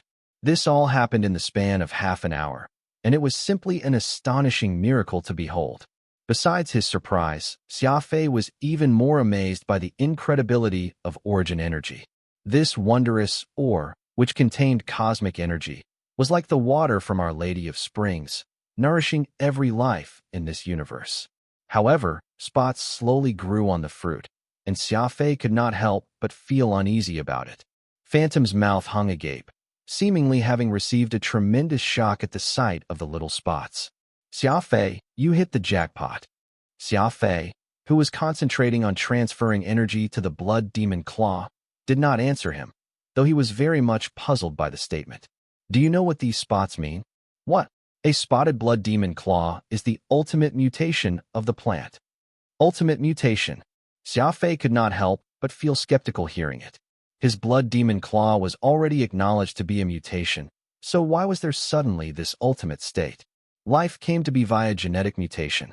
Initially, our ancestors were no more than simple single-cell organisms, and over the long history of biological evolution, various mutations had ultimately gifted us intellect, becoming a life form that is very different from what we were originally.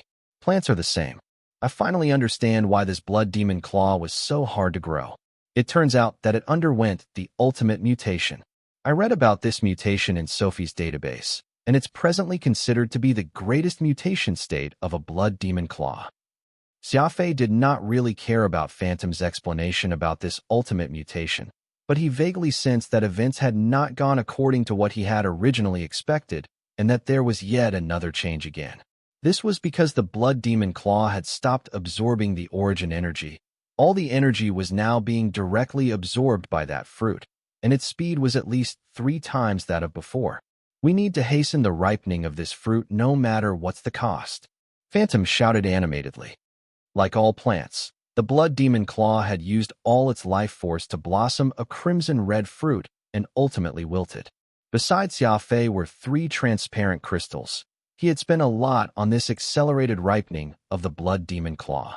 Furball greedily licked the now empty crystals on the table, hoping to find any trace of energy, but unfortunate for him, these crystals were all bone dry, so he was very disappointed to find nothing.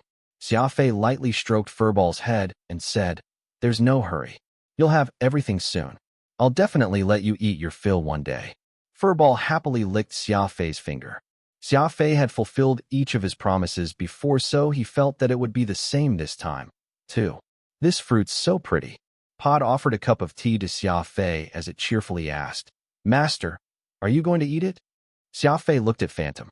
Now that the ripening was done, how best to ingest this would depend on Phantom's decision. He was the pharmacology expert among them, after all. Phantom was silent for a good while before he asked, "Want to do something crazy?" "Crazy." The fruit of the blood demon claw is truly too precious, and no matter what sort of refining process is applied to it, there will be loss. That's unless you treat your body as the cauldron and swallow it, letting it refine and absorb within your body slowly. However, there's a bit of risk in doing so. If your control is lacking, the effect will instead be worse than using equipment to purify it first.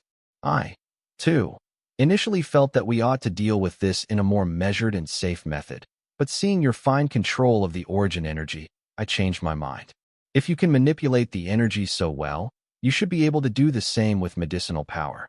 Xia Fei laughed uproariously after hearing Phantom.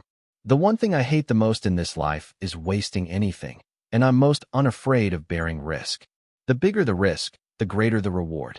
Come, let's try this crazy method of using my body to refine it. Phantom nodded. He already knew that Xia Fei would agree, for this person was someone who was crazy to his very bones. Swallow. The fruit of the blood demon claw got delivered straight into Xia Fei's stomach, and in the next second, that fruit, which was as red as fresh blood, began melting. It was as if there were countless tadpoles aimlessly swimming about within Xia Fei's body. Xia Fei then did what he had done when directing energy and drew the medicine right over to his 7th brain region. Perhaps because the blood demon claw he had just ingested contained his aura, but the medicinal power of the fruit very quickly adapted to him, abiding by his will without putting up any resistance whatsoever. There was no way to control normal medicine, and in the past, Xia Fei would have to experience excruciating pain whenever he promoted using drugs each time. This was actually the first time he felt like he was resonating with the medicine and that its medicinal power was regulating according to his wishes. Boom. A momentary dizziness came to him as too much medicinal power went into Xia Fei's 7th brain region. It rapidly went to the dead cells which were on the edges of that brain region. Innumerable cells were soaked in this medicine and were reborn, slowly coming back to life. The 7th brain region was originally a fortress, and when Xia Fei first consumed the gene optimization fluid, its powerful medicinal power was like an explosion that blew up the walls of the fortress, using the most insane method to open his 7th brain region. Though Xia Fei had attained a 100% open 7th brain region, which the common man could hardly achieve, too many of the surrounding cells died as a result of the violent method. Today, these dead cells were reborn. The corners of Xia Fei's mouth curled into a smirk. The indescribably wonderful sensation he was currently feeling intoxicated him with complete self-confidence. Phantom let out a sigh as the ball, spirit, and robot looked at Xia Fei with great excitement. Everyone understood that the unforgettable genius from the Alliance was back. That most insane and most terrifying war god, who would kill anything and everything under the heavens without batting an eyelid, had been reborn. Unstoppable. It was night. The Yu family's patriarch Yujiang was playing chess with the shrewd merchant Yuhua. 3 rounds, and Yuhua's chess pieces were all decimated each time. Yujiang had no interest in continuing the battle. Though Yuhua was clever and was a good businessman, it did not translate to his chess skills. Lifting a cup of tea, Yuhua chuckled. Patriarch's chess skills are too outstanding. Yuhua here admits his defeat. Yujiang laughed as he waved his hand dismissively, and the chess set on the table between them disappeared. In its place were several plates of nuts. Chess is a reflection of a person's character. You are crafty in your chess, but you lack the decisiveness to deliver killing blows. You'll always be indecisive at every crucial point of the game, which is why you lost. Yuhua chuckled. Patriarch is exactly right. I have no idea why I just don't have any interest when it comes to killing, or else I wouldn't have chosen to go down this route of being a merchant. Yujiang sighed. Honestly, out of all the people in this family, you're the most I favor, but you're also the most disappointing, wasting your talent. There are over 1 million people in the Yu family, and only 4 of you have a completely open 7th brain region besides me. Yu Xiaobei is still young, and he's reckless and not wise enough. Eugene has an insidious personality and only acts in the face of profit. Xia Fei's an outsider, not one of us in name. Besides, his brain region is severely damaged, most likely never able to be repaired in this lifetime. Only you are exceptional both in terms of martial arts ability and character. Unfortunately, you don't seek wealth or fame with a distaste for killing, so I have no choice but to let you run freely. The Yu family of today is no longer like before. I'm afraid that the family will be in for a decline after I leave. Yuhua hurriedly stated. Patriarch is being overly worried. You're still hale and hearty. With you around, the Yu family won't fall. Speaking of which, Xia Fei has already been with the family for half a month. I wonder how he's doing now. Yujiang answered. The man suffered quite a bit of humiliation, and his nickname as a cripple has already gotten cemented. Yuhua frowned. Patriarch, don't forget that Xia Fei still has the Skywing bloodline. We have no idea how one managed to get to human territory. In any case, since the Skywing clan's speed ability is unparalleled, they can be called a top familiar clan in the circle. If they were to learn that Xia Fei's been suffering such hardships with us, there's no telling if they would come bashing our door. Everyone knows that the Skywings are the most free and unreasonable bunch who stir trouble wherever they go. This won't be good for our family. Yujiang burst into laughter. That doesn't matter. The Skywings are always elusive and rarely ever turn up, spending their days wandering about in the universe.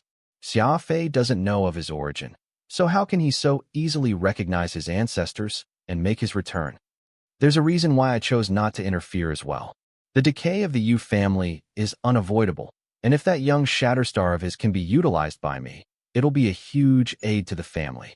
Let him suffer a bit first, and later when I show him some kindness, Xia Fei will surely be so grateful there's no doubt he'll work hard for the family. With the holy beast on hand, our family might perhaps be saved for a while. Yuhua nodded, though he still thought that what Yujiang had said was hardly appropriate. It was the former's belief that they should be treating Xia Fei much better, trying to foster stronger kinship with the lad, but unfortunately his words held no weight in the Yu family, and no one could go against Patriarch Yujiang's decisions. However, what neither man knew was that any attempts to win over Xia Fei were no longer applicable. While they had been playing chess, Xia Fei had managed to repair his 7th brain region and was now about to take his rightful place anew. Xia Fei had a whole new experience now that his 7th brain region had been repaired. When he tried to use that energy thread from his 7th brain region to trace the pattern of the law of space, he no longer felt any heart-rending pain, and the energy thread could be easily manipulated as how he liked without any impediments whatsoever. A 100% recovery. This was the delighted conclusion that Phantom came to after repeated examination of Xia Fei's internal body. From here on out, You don't have to drag your crippled seventh brain region and cultivate. Plus, since your seventh brain region is fully open, no one will dare look down on you either. Getting up, Xia Fei lit a cheap cigarette and suddenly found the night sky today to be exceptionally brilliant. Even the usually indolent furball also seemed cuter than usual. After a slight rest, Xia Fei began cultivating the law of space. In the last 3 years, Xia Fei had not made any improvement, be it in terms of his special ability or law. Now, he was looking to get back all the time he had lost. Sitting down cross-legged, that mystical energy thread began to draw out the pattern in his mind. Xia Fei had viewed the first level of the law of space many times, and so the pattern had already been etched in his memory. This thread went from simple to complex, and a mysterious drawing slowly appeared in Xia Fei's brain region. Xia Fei hummed as he discovered with pleasant surprise that drawing the pattern was like a form of cultivation, and as the image of the pattern became clearer, that energy thread in his brain region also gradually became longer. However, this form of cultivation expended massive amounts of energy from Xia Fei. Though he was seated on this bed and not moving, in truth he was rapidly using up energy comparable to if he was running at his top speed with his special ability. Xia Fei could not help but stop his training that he had started not too long ago, sweating profusely. No wonder origin crystals are so precious. Turns out that the cultivating process will expend so much energy, Xia Fei muttered to himself. With a light brush of his spatial ring, Xia Fei took out a grade 2 origin crystal. Beginning his cultivation anew, the pattern in his mind slowly came to be while he steadily drew out the energy inside the origin crystal in his hand. Xia Fei's cultivation process was made much easier now that he had an origin crystal in hand. Quickly recovering the energy he used, Xia Fei again discovered that not only would he feel physically tired from such an expenditure, more importantly was the fact that his seventh brain region would also be burdened by it. It was as if the origin energy was specially prepared for the brain region, as it would be first absorbed by the seventh brain region without any impedance. Had it been any other source of energy, replenishment would not have been so direct and effective. 3 days. 3 days and nights of tireless effort. The 24 grade 2 origin crystals beside Xia Fei's hand was the greatest evidence of his hard work. It had to be mentioned that the monthly stipend was merely 3 crystals, and Xia Fei had essentially used up 8 months of stipend in just 3 days. Xia Fei's hard work at the same time seemed to be suspiciously wasteful. However, Xia Fei did not see it like that. He had a complete pattern in his brain region now, and it was the pattern for the law of space. Success. Xia Fei, you've become a law warrior. You've cultivated the first level of the law of space in just 3 days. You're basically a genius. Phantom excitedly cheered. Xia Fei did not let his speedy promotion get to him, and tried adding the law of space to his attack. It was a simple assassination move, the most basic foundation of his sly thrust technique, something Xia Fei had practiced many times over long ago. Whoosh! The tip of the blade was as quick as lightning, and his one attack struck the only wardrobe in the room, leaving a deep cut in the thick wood. Nothing's different about it. Phantom furrowed his brows. It's as if adding law to your attack did not produce too great a power. Just as he finished saying this, the door to that wooden wardrobe shattered into splinters. It was like a car's glass windshield that had shattered, as thin lines splintered the wood into tiny pieces. Crash! Wooden splinters flew as it formed a pile on the ground. An entire piece of wood had been completely reduced to splinters. What a powerful additional attack. This is merely the effect of adding the law of space to a normal attack. So if you synchronize law into your combat techniques, the eventual power will simply be unmatched. Xia Fei nodded heavily. The strength of law sure is powerful. That one stab seemingly tore everything around in space, which is why such a powerful after effect was generated. After that moment of excitement, Xia Fei began trying out the pattern of the law of primal chaos on his left arm. Xia Fei was already familiar with this law, so he would not make any mistake even if it was upside down. 3 years. It had been 3 years since he first obtained the law, and Xia Fei was finally able to learn the mysterious law of primal chaos. He could not help but look forward to it. Learning 2 major laws when you're just starting out. Are you not biting off more than you can chew? Phantom had his doubts. Xia Fei answered. There shouldn't be any problems just trying it out first. Those two birds kept bragging about how amazing the law of primal chaos is, as if it's even better than the three great laws. I want to see for myself if it truly is so profound, or if the two dumb birds were just blowing hot air. The image of the pattern slowly formed in his mindscape. After learning the basics from the law of space, he should not encounter too much of a problem learning other laws. But it was unfortunate that this was merely Xia Fei's wistful thinking, as a feeling of dread slowly grew in his heart. The completely patternless line was arranged completely randomly in his mindscape.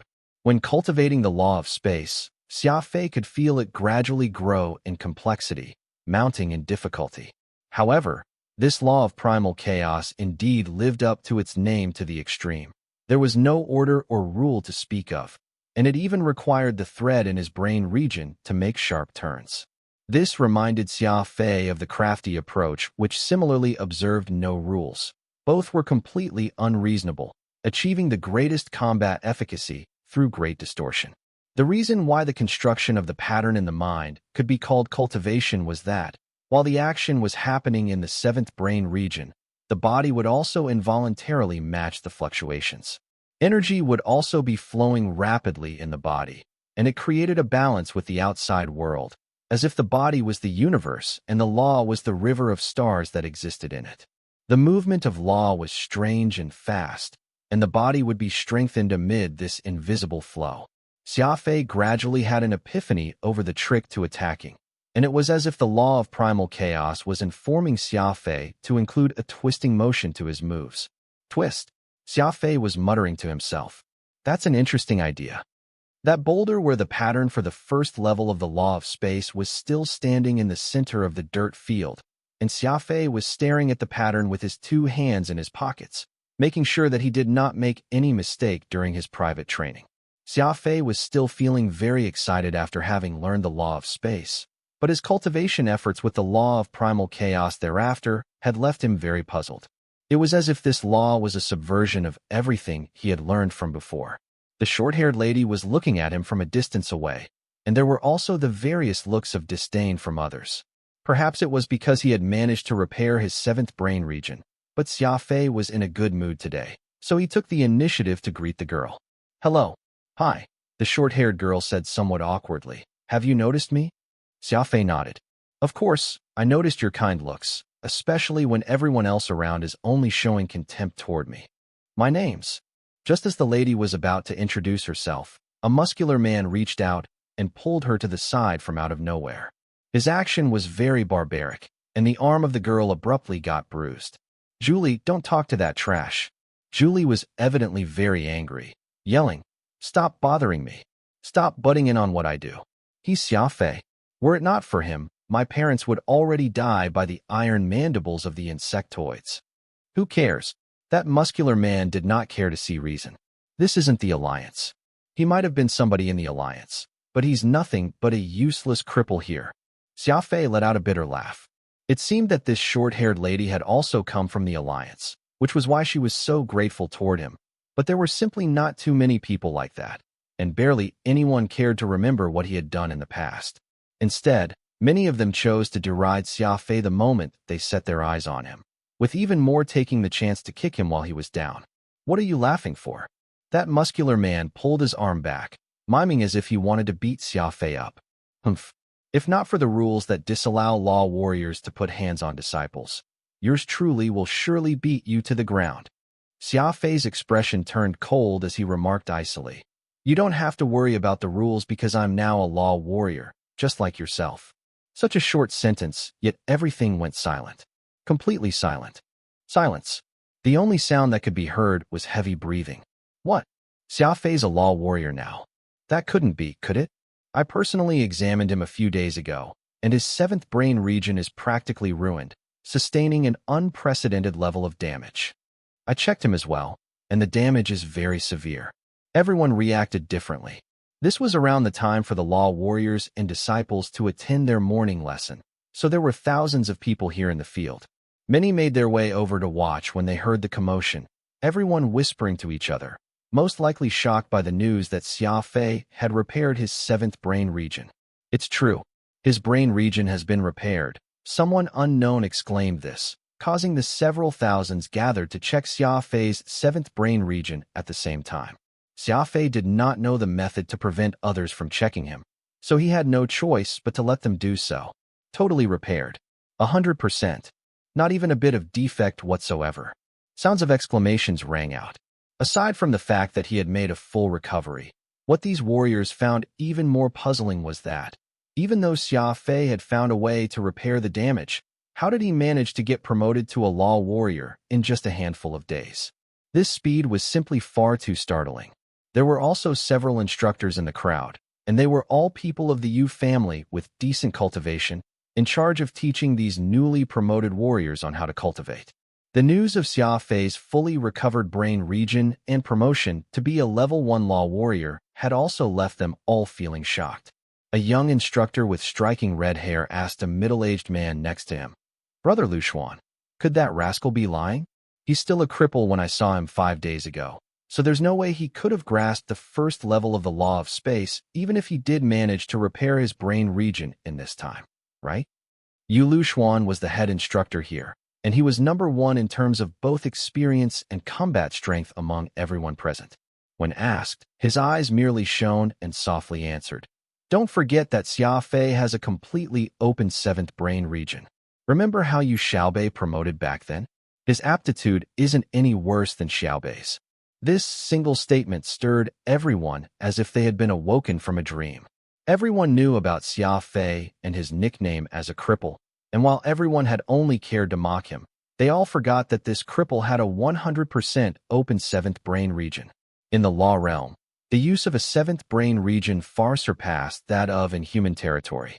The Pan-Human Alliance only considered the openness of the brain region as a way for a warrior to cultivate their ability easier. But here in the Law Society, brain region did not just mean to have talent when it came to abilities. It was also talent for law, and it was a very crucial aspect that determined the cultivation of law. Everything all depended on this small region in the brain, and even a 1% difference could be the difference between heaven and earth. It was not an exaggeration to say that if there was only one kind of people who could be called geniuses, then it would belong to warriors who had their brain region completely open. The other instructors beside Yu Luxuan nodded their heads in agreement. They suddenly realized that, while Xia Fei with a ruined 7th brain region made him the most crippled cripple, the moment his brain region got repaired, it would make him the strongest genius. A single thought away from being seen as a saint or a demon. Xia Fei's change from cripple to genius was merely within that easy-to-reach distance. Xia Fei crossed the 2 states with a large stride, and his originally bleak future suddenly turned spectacular in that one moment. By now, the news of Xia Fei's brain region being repaired had reached everyone, and inspecting someone's brain region was not particularly difficult to do. It was a skill that took the slightest training to grasp, but a majority of them were still skeptical about Xia Fei's claim about promoting to be a law warrior, or simply did not wish to believe it to be true. After all, his nickname as a cripple was popular and not easily forgotten. The short-haired Julie was actually the most excited one out of the lot. Others looked at Xia Fei with a strange expression in their eyes, less with contempt and more of doubt. The muscular man beside Julie ground his teeth. It was evident that Julie's happiness for Xia Fei had really agitated him mentally. He of course viewed what Xia Fei had just said as a sort of challenge. Turning to look over to the watching instructors, Yu Luxuan lightly nodded and indicated his eligibility to accept the challenge. The muscular man surged with elation after getting the head instructor's silent approval. He was confident he would have no way of losing to the newly promoted law warrior, Xia Fei. After all, his cultivation was already almost nearing level 2, and Xia Fei would have at most only just grasped law in these past few days. Good. Since you're also a law warrior like me, then the rule that I can't exchange blows with a disciple won't apply. He turned his head around and said to Julie, "Look carefully, Julie. See who's truly qualified to be your man." Taking 2 steps forward, the muscular man spoke. "The names." Before he could even finish, Xia Fei interrupted him. "Enough talk. I'm not interested in learning your name. Bring it on." Tyrannical. Arrogant. He was even somewhat unreasonable. The muscular man was livid. Exchanging names before sparring was also part of the rule. After all, Everyone was a warrior under the Yu family's name, and there was no reason for people to break out into fights like in a street brawl. Yet Xia Fei did not seem to care about any rules, nor who he was. Phantom secretly snickered to himself from the sidelines. The Xia Fei, with utmost confidence in everything he did, was finally back. Brother Lu Xuan, Xia Fei has yet to pass the assessment, and you're already letting him fight as a law warrior. Isn't it a little inappropriate?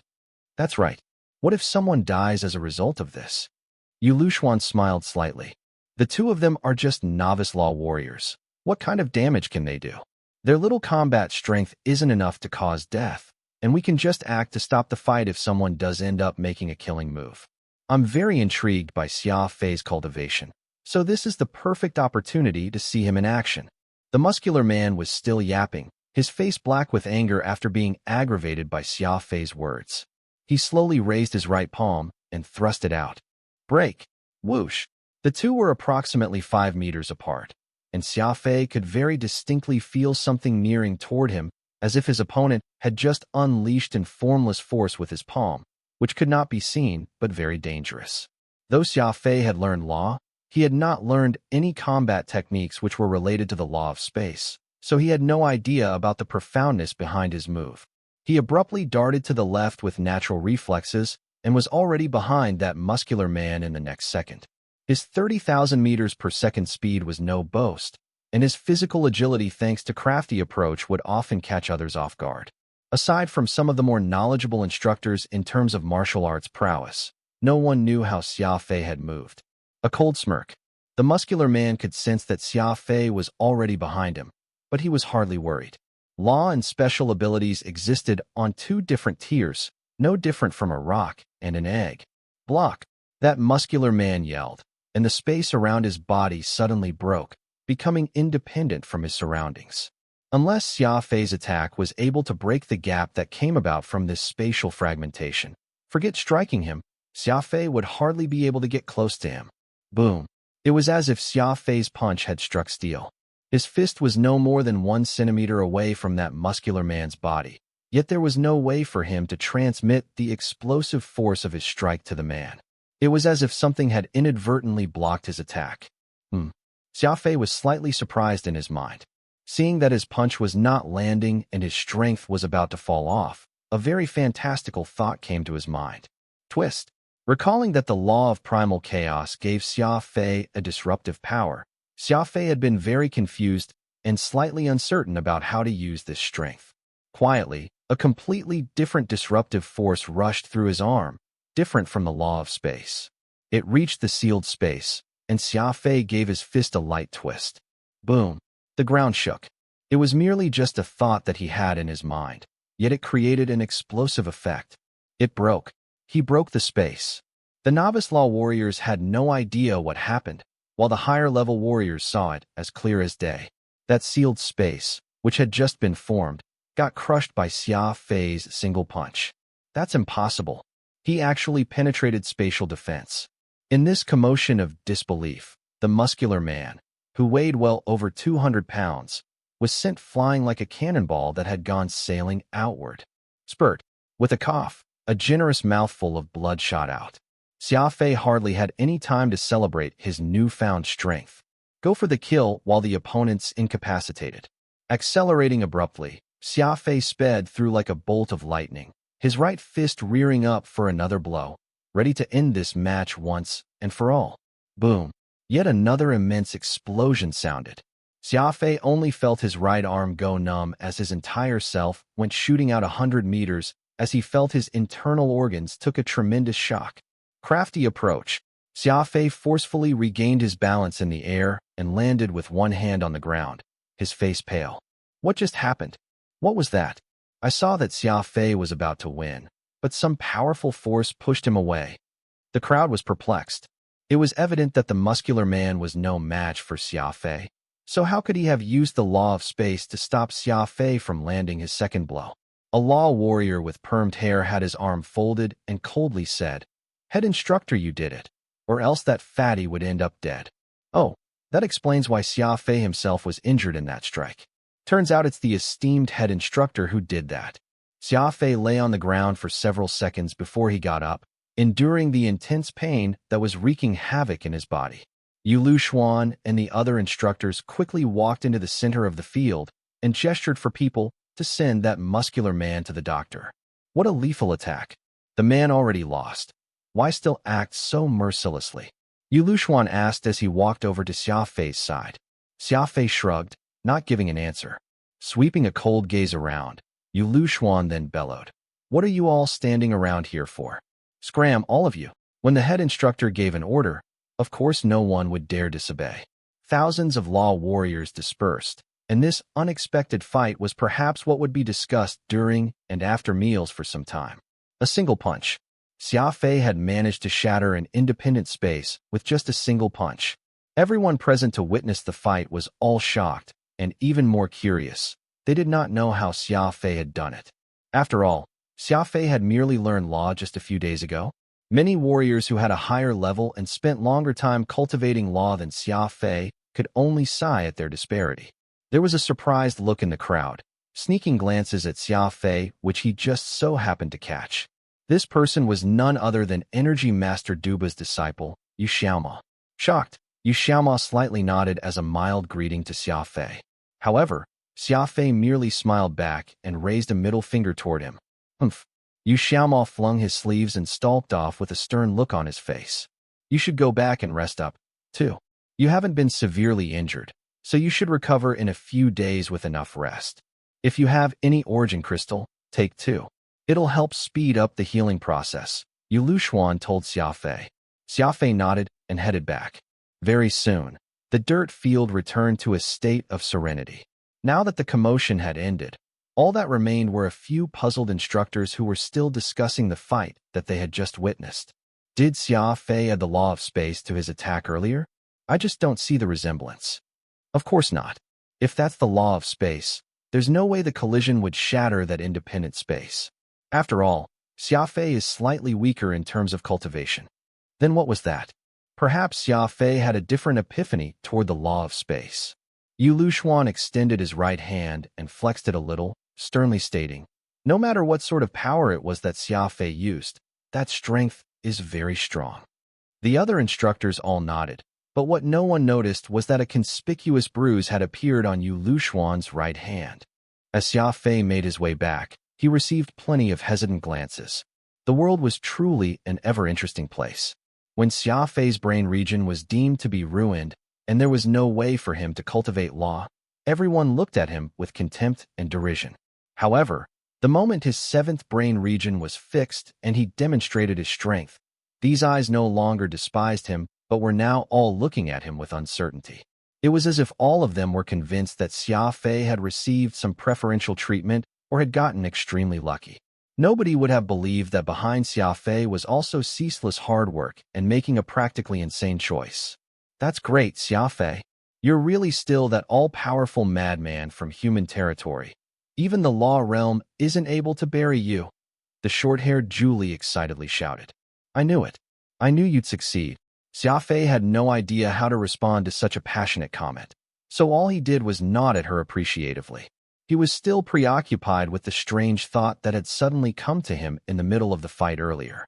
Xia Fei tried including a sliver of the law of primal chaos in his attack, and surprised even himself with the result.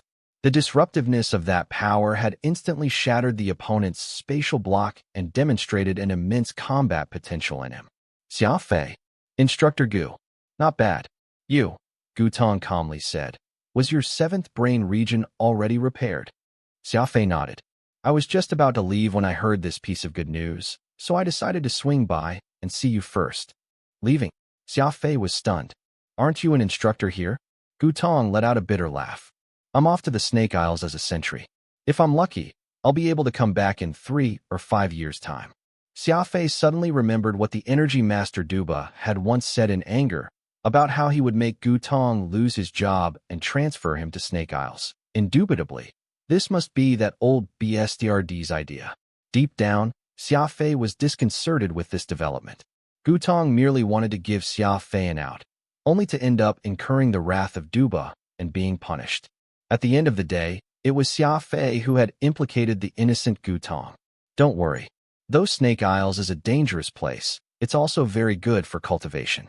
I've already had plans to leave this place and work hard on my cultivation, and now I've been given just the chance to do so. Changing the subject, Gutong then said, "You mustn't make enemies out of Master Dubo once I'm gone." Energy Master holds one of the most respected professions in the entire law realm, and every law warrior depends on them for purified origin crystals to cultivate and do battle. It's very foolish to provoke one. Xia Fei softly answered, "I promise you that I won't do anything inappropriate for now." It was clear from Xia Fei's words that he still planned on taking revenge when the opportunity arose, and Gutong was of course smart enough to know that. Previously, he specifically sought to learn about Xia Fei's deeds back when the latter was still in human territory and learned how this young man before him had always been one to return everything in kind, so there was no point in convincing him otherwise. After all, he was famed for his obstinacy in human territory. "Now that you're a law warrior, do you have any plans?" Xia Fei answered, "Of course, I'm going to work hard on my cultivation and do my utmost to be promoted as soon as possible to a high-level law warrior." "How high?" "That will depend on how far the road of law leads." Gutong burst out laughing as he patted Xia Fei heavily on the back. "Such ambition. I too hope that you'll be able to go further out on this road of law, which leads straight to godhood. Right now, you're just a novice law warrior, and there are still law sovereigns and law emperors above you. According to normal procedures, you'll be taking an assessment test next, and passing it means obtaining the law warrior title, and your monthly stipend will increase from 3 grade 2 crystals to 10. To a law warrior, origin energy is simply too precious, and how many pieces of it they are given a month matters greatly. But you must know that origin crystals aren't the only things that are important. Choosing what kind of martial arts technique you want to practice is equally important. When you've officially become a law warrior, the Yu family's martial arts collection reserves will be open to you, and you can choose a manual that suits you." Xia Fei nodded. He was quite moved by Gutong's advice right before he departed. Having met by chance, the latter had been implicated and was reduced to becoming a sentry, yet he still did not forget to give his final lesson and advice to him. This only made Xia Fei hate the energy master Duba even more for relying on his unique knowledge to bully a common warrior and show off the power he wielded. It was truly despicable. Without realizing it, they had already arrived outside Xia Fei's dormitory, and Gutong said somberly, "There are still 2 very important things you need to know. First, when choosing your martial arts technique from the collection, you'll be given 3 days to test everything before making your choice, and that's sufficient time to find the most suitable technique for you. I know the path you've walked on before is more lithe and elegant in style, but I've got you pegged as someone suited to those simple and more brutal techniques. After all, the aura of a tyrant is buried deep in your heart, and it shouldn't be underestimated when given the chance to unleash your energy within." Phantom nodded repeatedly. He's right. Though you're usually cheery, you don't recognize kinship once madness takes over. Xia Fei rolled his eyes at Phantom, for what he said hardly sounded like a compliment. "Then there's also your special ability. You must know that special abilities and law both require the use of your 7th brain region, and so it is like a sowing field. If rice and corn are both planted in the same plot of land, both crops will interfere with each other, so it's better if you plant them separately. Doing rice 1 year and corn another will halve your effort for double the results." Xia Fei promptly realized what Gutong was trying to say. "I get it. You mean for me to focus on cultivating law for a time, and when it's up to satisfaction, I can then devote my attention on improving my special abilities, rather than attempting to cultivate both at the same time." Gutong nodded deeply. "That's right. It's exactly what I'm trying to say. I'm just a minor warrior in this family, and I don't really know much, so this is all that I can tell you."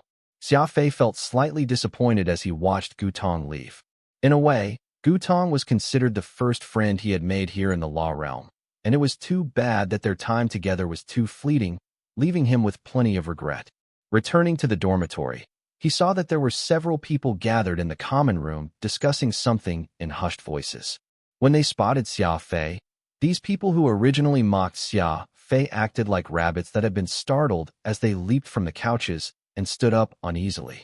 Xia Fei had a sinister smile as he entered, causing that chubster from before to dart back several steps and shout, "You, what are you thinking of doing?" Xia Fei chuckled. "Relax. The rules prevent me from bullying disciples, so you'll all be safe until you become a law warrior. This was a blatant threat, as clear as day. Nobody would have imagined that such a severely damaged seventh brain region could be repaired, and that Xia Fei could actually become a law warrior overnight, leaving all the other disciples who had been here earlier than him behind. Everyone was annoyed by this, but all they had was remorse. Xia Fei turned and headed up the stairs amid Phantom's laughter. You're really evil, threatening these people like that. Now, if they work hard and become a law warrior, they will no doubt end up being beaten by you, but it's even worse if they fail to become a law warrior. Xia Fei coldly harumphed. I've recently come to the realization that I've been too nice to others, believing that since we are all from human territory, it's only right for us to look out for one another, but it turns out that it's human nature to kick someone while they're down.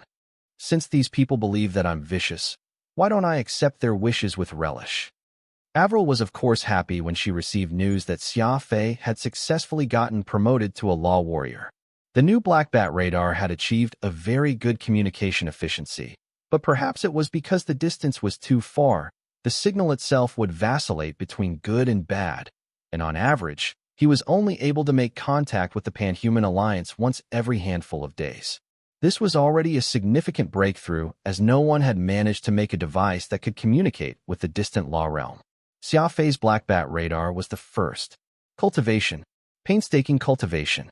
The power of just the level 1 law had given Xia Fei an immense boost in self-confidence, especially that strange law of primal chaos.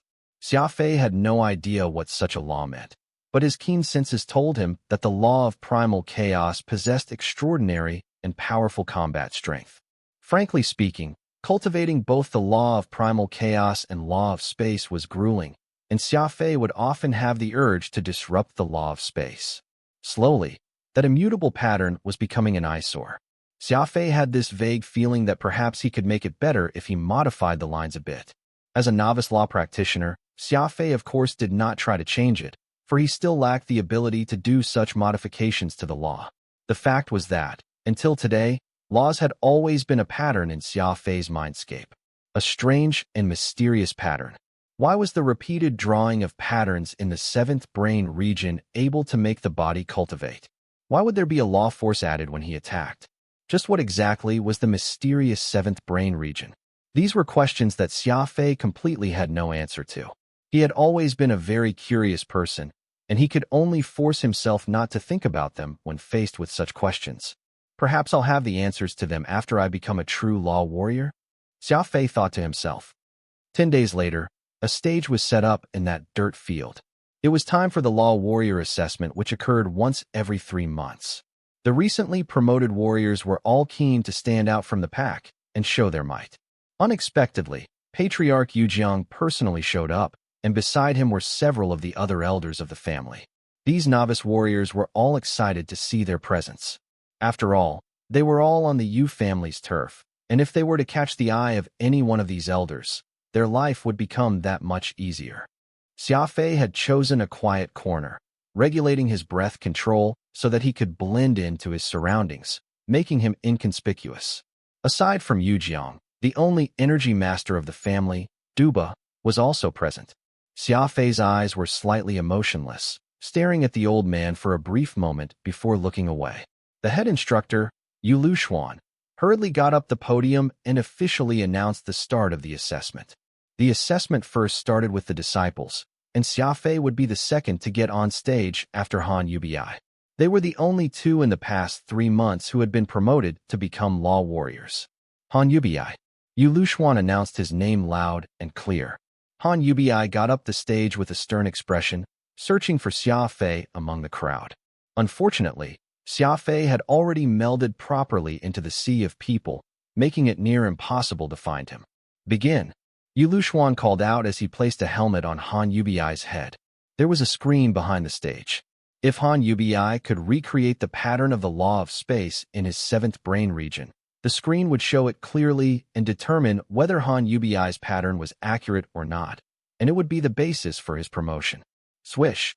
A line swiftly moved, and several minutes later, a clear image of the law of space pattern appeared. Promotion success. From today onward, you'll be a level 1 warrior. Yu Lushuan announced.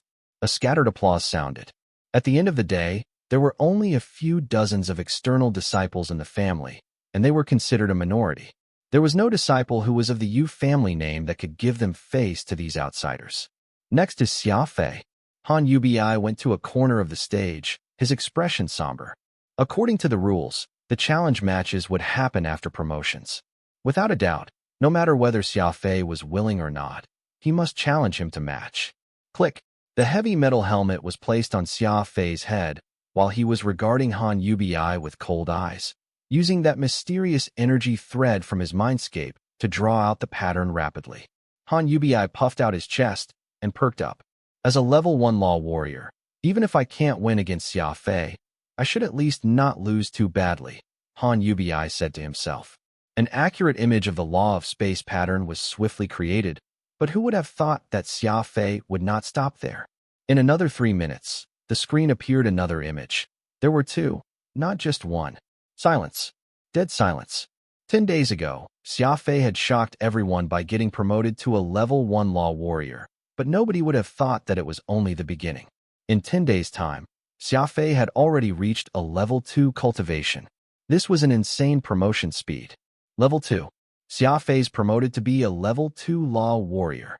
As Yu Lushuan's booming voice broke the silence, Han Yubi's face went ashen. Steady progress without any hindrance. Ever since Xia Fei's 7th brain region was repaired, the gloominess, which was clutching his heart, had exploded.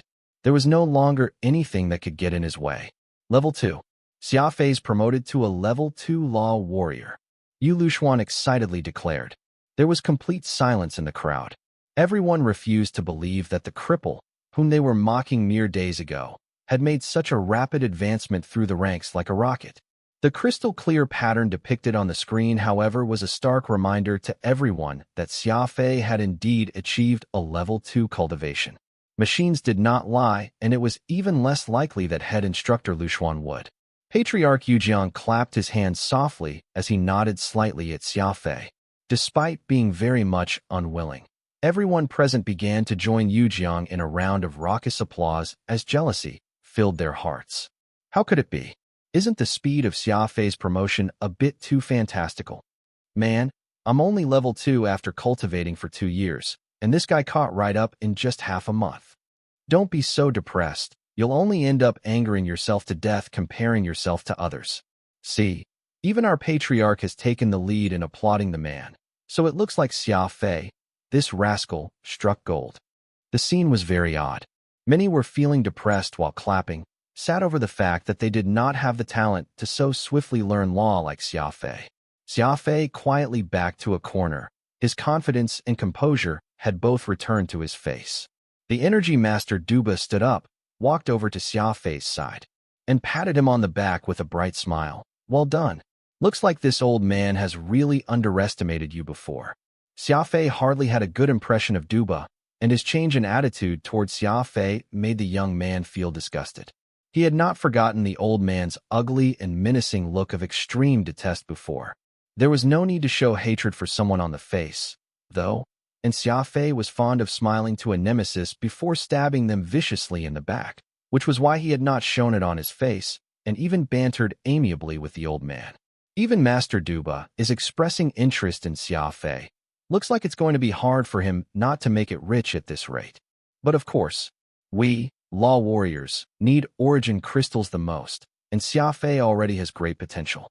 With Master Duba's assistance and Patriarch Yujiang's support, it looks like he'll be soaring through the levels at this rate. Beside him, Han Yubi looked completely pale. As a genius who had been picked to join the law realm since he was young, there was a kind of innate pride in him, which meant even the fame Xia Fei enjoyed in the alliance was not enough to register in his eyes. This was because he had always regarded Xia Fei and him as existences of different standings. It was not just Han Yubi who felt this way. Practically every sapling that the Yu family was secretly nurturing shared this thinking, which was why when they came across Xia Fei and then discovered that his hero from the alliance was actually a cripple with a ruined 7th brain region, the sense of superiority they felt became even greater. This was also why they had not held anything back and let loose at him before. Of course, It was too late for these people to have any regrets over what they had done. The assessment for promotion proceeded quickly, and the Yu family's own disciples came up after both Xia Fei and Han Yubi. These disciples were a lot younger than Xia Fei, with the oldest just under 12. Because they were born into this law realm, their interaction with laws were much earlier than those from the Panhuman Alliance. They also had exceptional talents, able to become law warriors at a very young age, thereby proving that it was not without any basis to say that they had a warrior's bloodline in them. Next were level 1 warriors who were promoted to level 2, to level 3. There were quite a lot of them, though their numbers drastically decreased from level 6 onward. There were only 2 who had climbed from level 5 to 6, and 1 for 6 to 7. There was even no one who had successfully passed the 7 to 8 threshold. Looks like level 6 law warrior is the pivotal point, and promoting from that point onward becomes extremely difficult, Phantom whispered into Xia Fei's ears. Xia Fei nodded. Just in this city alone had no fewer than 30,000 law warriors, and even if there was only a single assessment once every 3 months, just having 1 or 2 promoted at that level was truly rather paltry. Next, Han Yudong, level 9 assessment promotion. Yu Luxuan announced loudly. A man in his late 20s then hopped up the stage, looking very similar to Han Yubi. Xia Fei was a little surprised. Han Yudong. He turned around and looked at Han Yubi, who was standing behind him. Sure enough, a smug look appeared on his face. No wonder he's so arrogant. Turns out he has backing, Xia Fei thought to himself. Han Yudong appeared to be more dependable than his younger brother, though Han Yubi looked more refined. However, the ears, nose, and eyes of these 2 brothers were uncannily identical, so they were immediately identifiable and clearly delineated the blood relations they shared. When picking out talents in the law realm, blood mattered as well. The minority of external warriors were mostly relatives who were inextricably linked to the Yu family or perhaps a descendant of another warrior who had been promoted in the law realm. After all, in terms of bloodline, the genes of a warrior's descendant would naturally be better than the random commoner, and a good example would be how the Han family's 2 brothers had both made it into the law realm. Han Yudong wore the assessment helmet that Yu Luxuan held in his hand, and then began to get on his task. Level 9. A level 9 law warrior. The crowd cheered even as Yu Luxuan loudly proclaimed. Han Yudong has successfully advanced to level 9 and attained the qualifications to cultivate in Crow City. The crowd was tumultuous. The promotion after level 9 was becoming a law sovereign. In order to aid the people under the Yu family in becoming law sovereigns, they had set up a citadel by the name of Crow City. While the name did not sound auspicious, it was actually a city where the best resources of the family were gathered, and it was said that an individual would receive 100 origin crystals as their monthly stipend there. Numerous equipment and medicines were available to help warriors in their promotions, too. Even a personal tutor was designated for everyone. The ability to enter Crow City was a symbol of power, for leaving it would signify that they had become a celebrated law sovereign. That would be an entire tier above a law warrior. Han Yudong had quite an emotionless personality, taking off the helmet without a word and handing it to Luxuan before he stood beside his brother, completely disregarding the cheer from the crowd as if he deserved all this recognition. Brother, congratulations for finally promoting, Han Yubi proudly said. Han Yudong nodded as he flashed a slight smile to his brother. It looked a little forced, a little exaggerated. And this concludes the promotion assessment. Next up is the free challenge. Every candidate who has successfully gotten promoted can choose an opponent to fight. This is a good opportunity, and I won't reject anyone who wishes to challenge me, the instructor, either. A smattering of laughter came from under the stage. Yu Luxuan was of course joking.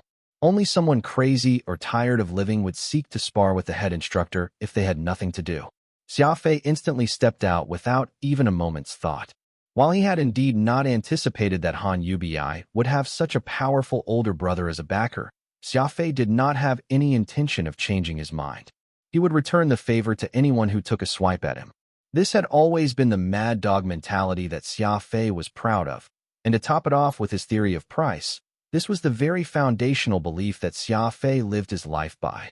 So there was no reason he would back down just because his opponent had a strong brother behind him. Fear.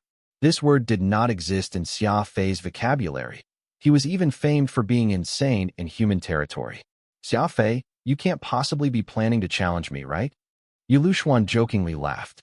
His right hand was inadvertently shaking with a clenched fist.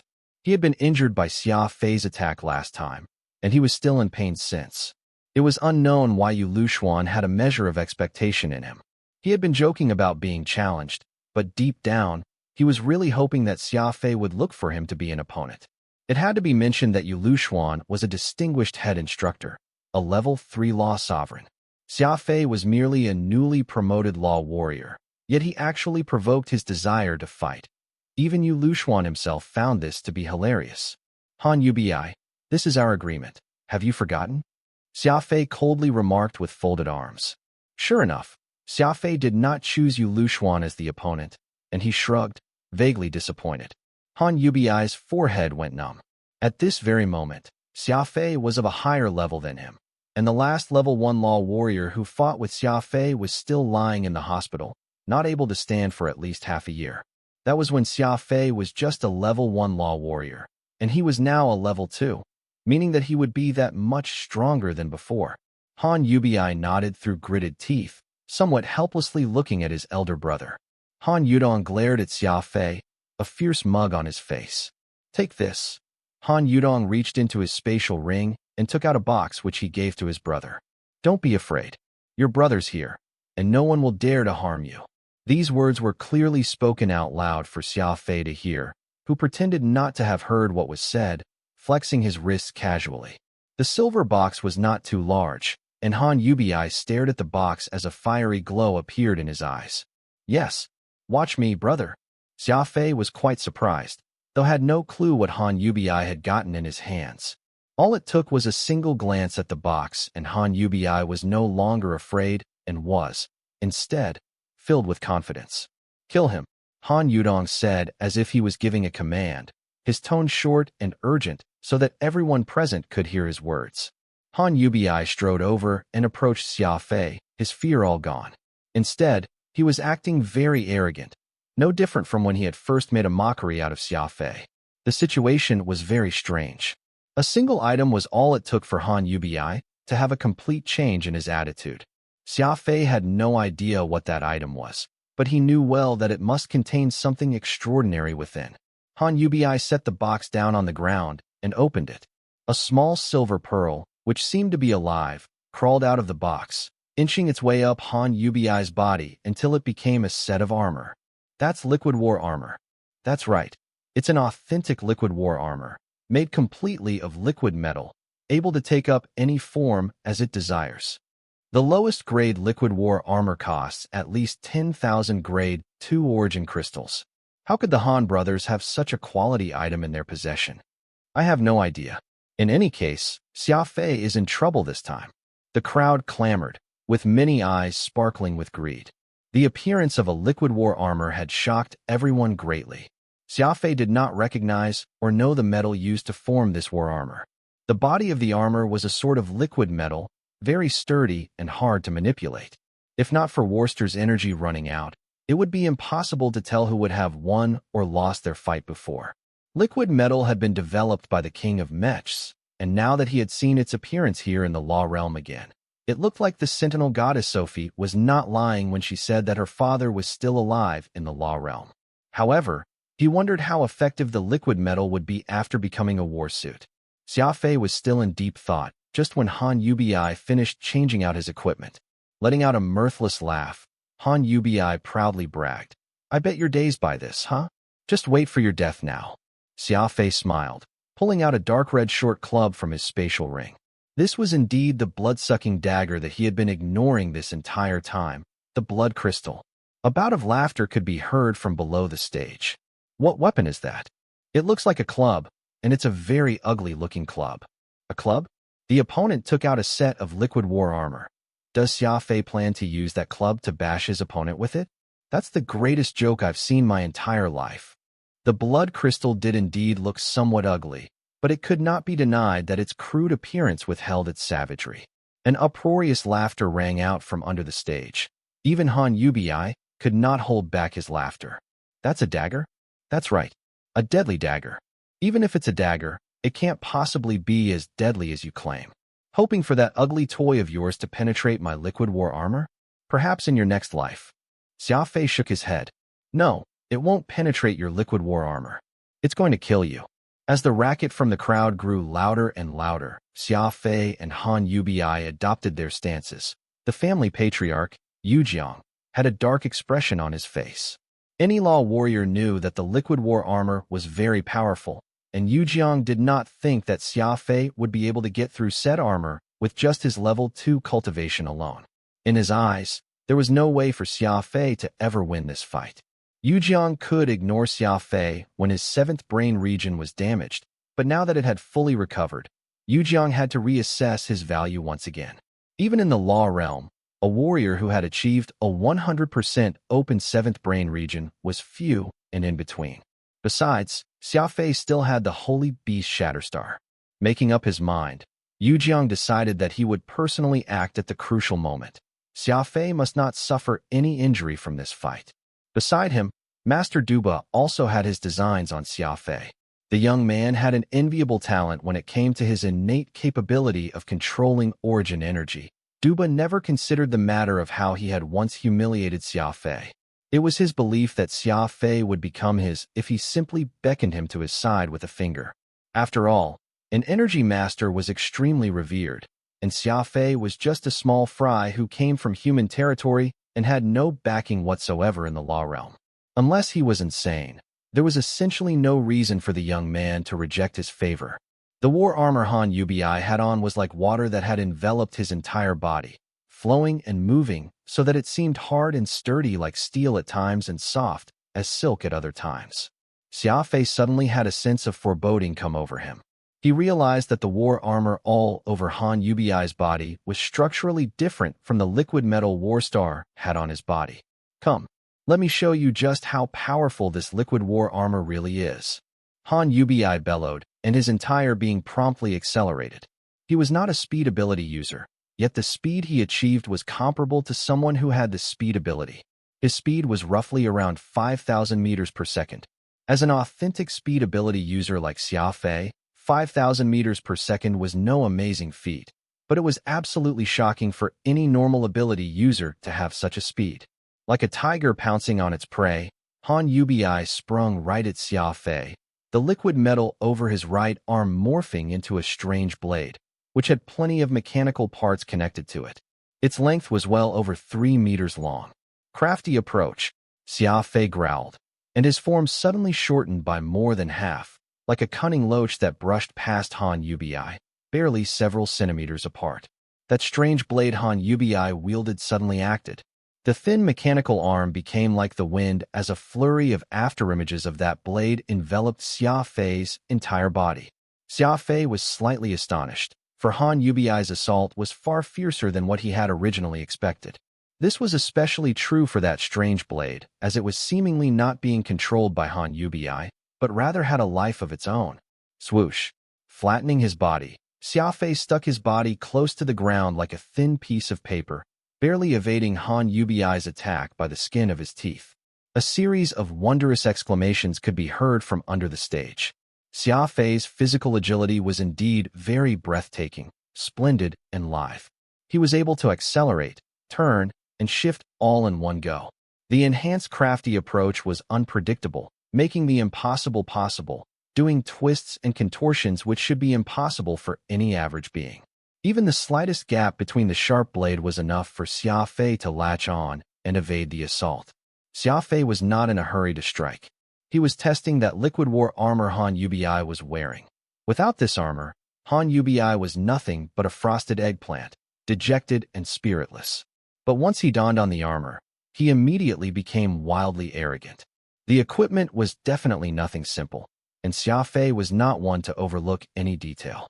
If he wanted to strike, he had to do so after grasping the very weakness of his opponent, so he could deliver a swift and fatal blow at once. Patriarch, why don't we stop this match? Everyone here knows just how powerful the liquid war armor is, and how it is a natural counter to law warriors. The outcome will be disastrous if Xia Fei makes a mistake, Duba somewhat anxiously said. Yu Jiang chuckled. You think Xia Fei's going to lose? Isn't it obvious? The war armor Han Yubi is wearing has autonomous consciousness. That sharp blade is clearly not being controlled by him, but by the armor itself. Xia Fei has yet to make his attack, so the moment he does, he will discover the liquid war armor's function of weakening law power. There can very well be an accident if he gets flustered by then. He's a very rare sapling worth nurturing. I plan to take him under my wing and teach him the law of energy purification. Yu Jiang was slightly stunned to hear that. Dubo wants to take Xia Fei under his wing. This was not something he had expected. Is it his potential? Does Xia Fei have the potential to be an energy master? If he included this factor to the 100% open 7th brain region and the exclusive beast shatterstar of the young man, it seemed that Xia Fei's potential was already too much to the point of being overpowered. There's no hurry. Let's watch and see first. From what I understand, even if Xia Fei has no ability, he is still a very frightening character. Just look at the physical agility he demonstrates that is being complemented by his speed ability. He's practically like a ghost, so perhaps this match will be very interesting. At this time, Xia Fei had finished probing Han Yubi. It was now time for him to mount his attack. Change. Dragon Scale Hecto Slasher suddenly appeared, and it was in its 108 flying dagger form. Rhombus Shift. He immediately unleashed the most powerful move in his arsenal. The appearance of the rhomboid in midair shocked everyone. Cut. Head instructor Yu Lushuan sensed danger in that instant, so he cut that space out in that moment, segmenting both Xia Fei and Han Yubi into an isolated space from everyone else. Boom, boom, boom. Rhombus Shift launched with a thunderous roar. Countless mental energy in the form of a rhombus shot forth explosively. Xia Fei was like a warrior holding a heavy machine gun, letting loose a burst fire indiscriminately at Han Yubi. The ensuing light show was piercing to the eyes, and Han Yubi was surrounded within. No one had any clue what sort of damage this enfilade would deal to the opponent. Return. Dragon Scale Hecto Slasher returned into his spatial ring, and Xia Fei stood right at the center of the stage with a stern expression. Soon, Han Yubi appeared before Xia Fei, laughing arrogantly. The shape of his liquid war armor had changed to resemble a protective wall in front of him, so he was not in the least bit injured by Xia Fei's attack. My guess is right. That war armor he's wearing is highly unusual. Its liquid metal is able to change shapes wantonly. It even has the law of space's dispersion function, rendering normal attacks useless, Xia Fei said somberly. Phantom gritted his teeth. Though Rhombus Shift was insanely powerful, it was still just a normal attack, which had no law force added to it. Since the liquid war armor was able to use the power of law, it meant that Xia Fei would only achieve victory by using law as well. This is truly the law realm. Even armor will have the power of law integrated, Phantom mused. The liquid war armor quickly returned to its original form as Han Yubi yelled. You may be unbeatable with your special ability in the Alliance, but here, law is the path of kings. Xia Fei smiled. You're right. Unfortunately, neither special ability or law is all-powerful. It boils down to the person using it. With that said, Xia Fei promptly changed his style. He was no longer dodging and weaving, but instead rushed head on Han Yubi, launching a brutal and crude attack. Fist, the most direct and most effective weapon. It was also the weapon most suited to bring the power of law to bear. A mixture of law of space and law of primal chaos resulted in disruptive power. A punch. 2. 3. In the blink of an eye, the 3 punches landed squarely on Han Yubi's chest. Xia Fei was a speed ability user, so there was no way for Han Yubi to evade these 3 punches at Xia Fei's top speed. The first punch caused the liquid war armor to distort. Ripples of liquid appeared, like a stone that had been tossed into the heart of a lake. The second punch and the third, the huge disruptive force, which the armor could not withstand, all got dispersed in every direction. However, any liquid would have the characteristic of playing up to their strength and avoiding weakness, so it used its flexibility to diffuse the attack. However, the particular advantage it had was also its most fatal flaw. When the strength that was being exerted was too great to bear, the liquid war armor would separate like any flowing water, thereby revealing an opening right in front of Han Yubi's chest. With the blood crystal in hand, Xia Fei thrust it viciously. He plunged that ugly dagger right into his opponent's chest, tearing past the weak final layer of the liquid war armor. Shink. No blood poured forth, nor was there a blood-curdling wail. Han Yubi looked down at his chest, perplexed. The amount of blood in his body was gradually being drained, and the strange dagger was like a wild beast as it rapidly lapped up every drop of blood inside him. Not good. Yulushuan suddenly realized that Xia Fei would be taking Han Yubi's life and hurriedly tried to stop him. Unfortunately, the speed at which the blood crystal drained the fresh blood was too quick, and by the time Yulushuan could pull it out, Han Yubi was already ghastly, his body shuddering relentlessly. Everyone was shocked. It was clear for all to see that, not only did Xia Fei win the match, he even killed his opponent. Han Yubi collapsed onto the ground, spasming for but a moment before he stopped breathing. "I'll kill you." Han Yubi's elder brother Han Yudong suddenly exploded. From afar, he abruptly pushed his two hands forward. This was the most common move used by law warriors, tearing apart the space as well as everything else within it. Whoosh! Alas, before Han Yudong could unleash his move in full, he suddenly disappeared. A match which resulted in death happened across a short period of time. The free challenge, which was originally planned for the rest of the day, had been halted due to the sudden death. Yu Jiang and Duba were, as well as the head instructor Yulushuan, besides Xia Fei. Returning the blood crystal to Xia Fei, Yulushuan said with furrowed brows, "This thing here actually sucks blood? What a cruel weapon. Use it sparingly in the future." Xia Fei kept the blood crystal. Perhaps it was because it had not taken in enough blood essence, but that blunt dagger still looked as ugly as ever. Were it not for the Patriarch's intervention then, I'm afraid that you would die by Han Yudong's hands. He's a martial arts idiot, and since you killed his brother, I doubt that he will give up on taking your life anytime soon, Yu Lushuan warned. It must be said that the Yu family's patriarch, Yu Jiang, possessed an inscrutable cultivation. The angered Han Yudong had been sent away without a trace, and no one had any clue where he ended up. What is there to be afraid of? Xia Fei will be becoming an energy master soon, so there's nothing that little Han Yudong can do about it. Duba rolled his eyes and scoffed. I love that decisive personality of yours. You were clearly in a fight, so there would surely be injuries and death. Don't you think so, Patriarch? Yu Jiang nodded. Though he did not want to admit it, he actually approved of Xia Fei's methods. At least, he was not as weak-willed as Yuhua. In this law realm, where danger lurked everywhere, no one cared for the weak. That's right. Master Duba thinks that you'll be very suited as an energy master and is interested in taking you in as his disciple. What are your thoughts? Yu Jiang asked. Yu Lushuan was shocked. He, of course, knew how precious energy masters were, and now that Xia Fei was given the chance to learn the law of energy purification, even as the head instructor, he had no choice but to look at the young man in a different light. Not interested, Xia Fei very casually rejected. Unless someone was insane or senile, no one out there would reject the chance to be an energy master. Because origin crystals were the most precious form of wealth in the law realm, energy masters were considered as the most precious talents. It was basically a great opportunity not to be missed, one that people could only dream of becoming. It was obvious to all that Xia Fei was no low intellectual, so his rejection of Duba's invitation could only be seen as deranged. Xia Fei, are you running a fever? Yu Lushuan asked in astonishment. Everyone was stunned. Even the family patriarch, Yu Jiang, was left with his mouth agape. No one would have dared imagine Xia Fei would reject the offer to become an energy master. Could he have gone insane? Master Duba's expression went from stern to pale before turning to anger. It was a very exciting transformation. Duba turned around without even bidding Patriarch Yu Jiang goodbye and left by himself, muttering underneath his breath. There was no need to guess that nothing nice was being said. Yu Jiang froze for a bit before laughing out loud. Xia Fei, would you like to come fishing with me? Fishing? Xia Fei nodded.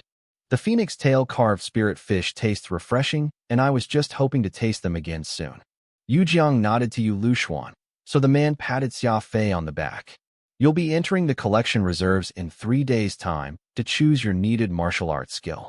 Someone will inform you when it's time. With that said, Yu Lushuan departed, and Xia Fei followed Yu Jiang to that little river over 100 miles away. Though they walked, every step Xia Fei took covered hundreds of meters at a time, so it took him no more than 300 to 400 paces to arrive by that pier. Xia Fei was greatly puzzled. It was as if the space itself was moving along with him.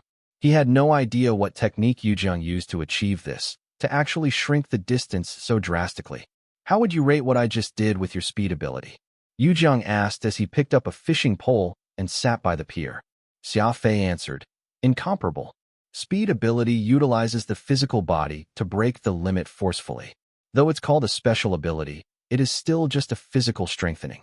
What just happened is changing the cycle of space, seemingly some form of spatial control technique.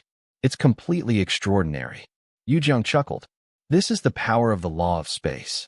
If you can coordinate your speed ability with that spatial cycle technique I just used, the effect will reach limits beyond imagination. Will it break past the speed of light? Xia Fei asked. The speed ability by itself was already powerful enough. Adding this sort of law technique, which could shorten the distance traveled, would make it possible to race with light itself. Yujiang smiled as he replied mysteriously, trust me, the speed of light isn't the end. Xia Fei sighed. There were simply too many things in the law realm that transcended his comprehension. Witnessing so many inexplicable phenomena had made him more composed than before. You rejected Duba because of the disrespect he showed before and the fact that he demoted Gu Tong into a sentry on Snake Isles, I take.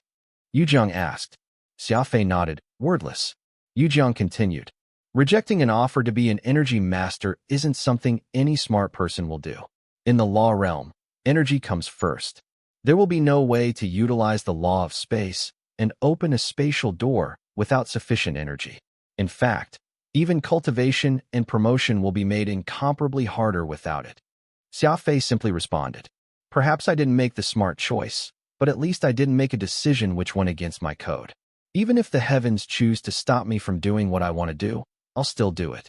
Similarly, there's no amount of benefit anyone can offer to make me do something I don't wish to do. Yujiang burst out into laughter. What a personality. Your resolve is indeed a must-have characteristic for any exceptional warrior. I'm afraid that you wouldn't have had the chance to eat some phoenix tail carving spirit fish today had you agreed to Duba. Does that mean that I did the right thing by rejecting Duba's kindness? Yujiang nodded. 100 people similarly cultivating the law of space will all have 100 different comprehension. In this circle, comprehension is critical, but persistence is even more important. Back when the ancestor of our Yu family had a completely different comprehension of the law of space, others mocked him, believing that he had made a major error in his comprehension, yet he obstinately persisted until finally, not only did he succeed, he even did so spectacularly. All those who mocked him back then were shocked, and the Yu family managed to develop into a proper clan in the law realm, all thanks to the uniqueness of our comprehension toward the law of space. From this point, your stubbornness might not be a bad thing. Speaking of which, let me test you. Just what exactly is different about the Yu family's comprehension of the law of space? Do you know the answer to that? Xia Fei took some time to ponder on the question before replying seriously, shattering. The ability to tear space. A nearly imperceptible glow shone in Yujiang's eyes as he smiled and nodded. That's right. The Yu family is well-versed in tearing space. You have very keen observation skills, so I take it that you have come to that conclusion during your fights. Yes, practically every warrior in the Yu family has spatial tear as their first choice of attack, most likely because they've been influenced by the teachings of the family. Yujiang replied, it's very normal, because this is what we're best at. That is why our people have a stronger comprehension toward the tearing space better than any other families or clans out there. Unfortunately, you haven't been influenced in such a manner. I've seen you fight, and the law of space you wield appear to be very peculiar, giving me this feeling that I can't describe. It's clearly not the strength of tearing. Instead, Yujiang let out a self-deprecating laugh. I really can't find the right words to describe it. How should I describe that strange strength? Twist? That doesn't seem right. Xia Fei knitted his eyebrows together. That strength he had added was the law of primal chaos, a truly disruptive power. Having the law of primal chaos was Xia Fei's secret, and he had no idea if it was a blessing or his misfortune for Yujiang to have sensed it. Recalling back to the words the two dumb birds had told him, the law of primal chaos was hidden inside himself, and no one other than Phantom and him could see it. Xia Fei slightly composed himself deep down, believing that the exotic beast of the god race should not have told him a lie. Xia Fei was again very puzzled over just what race that was. Was it similarly a law-wielding family like the Yu? His thoughts ran wild. While on Yu Jiang's side, the old man had given up on trying to find a word to describe the law of primal chaos. In his eyes, that powerful disruptive force that Xia Fei wielded was simply too strange. The fact that you're able to create a different kind of power with the law of space is also considered an abnormal talent. I can't tell if that's a good or bad thing for you yet, but I do hope that you will continue to persist and walk this path that no one else has trodden. Xia Fei nodded. Walking a path unique to himself was precisely what he had been doing up until now. Even if Yu Jiang did not tell him to do so, he already intended to continue and forge a road for himself. Do you know of the Roaring Tiger Park? Xia Fei shook his head, indicating that he had not heard of it. Yu Jiang proceeded to explain. The Roaring Tiger Park is where the Yu family rears exotic beasts. Unfortunately, the family lacks people with talent, and these years, the Roaring Tiger Park has only been keeping some low-level exotic beasts, not any better even after changing the overseer in charge of the place countless times. At this rate, I'm afraid that the Roaring Tiger Park will fall into disuse. Right now, I'm searching for the right candidate to take over that place. I wonder if you have any interest in the position? Xia Fei was stunned. His time here in the circle of law realm was rather short, and saying that the position he held in the family was insignificant would be an understatement. Why would Yu Jiang offer him the position to be in charge of a park which reared exotic beasts? Even if the park was dilapidated and would fall into disuse, there was no reason why he would get a newcomer to take care of that place, would he? Recalling the passionate glow in Yu Jiang's eyes when he saw Furball, Xia Fei had a vague suspicion that this thing was related to his pet.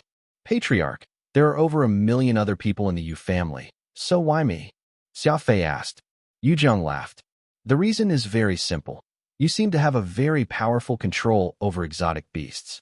Even Shatterstar is willing to sign a blood contract with you and become your exclusive beast, so I believe that letting you run the Roaring Tiger Park is a good choice. Xia Fei then asked, I know that Furball is also called a Shatterstar beast, and from what you've said, is it a high-grade beast? Very high. How high? Extremely high. Xia Fei pursed his lips.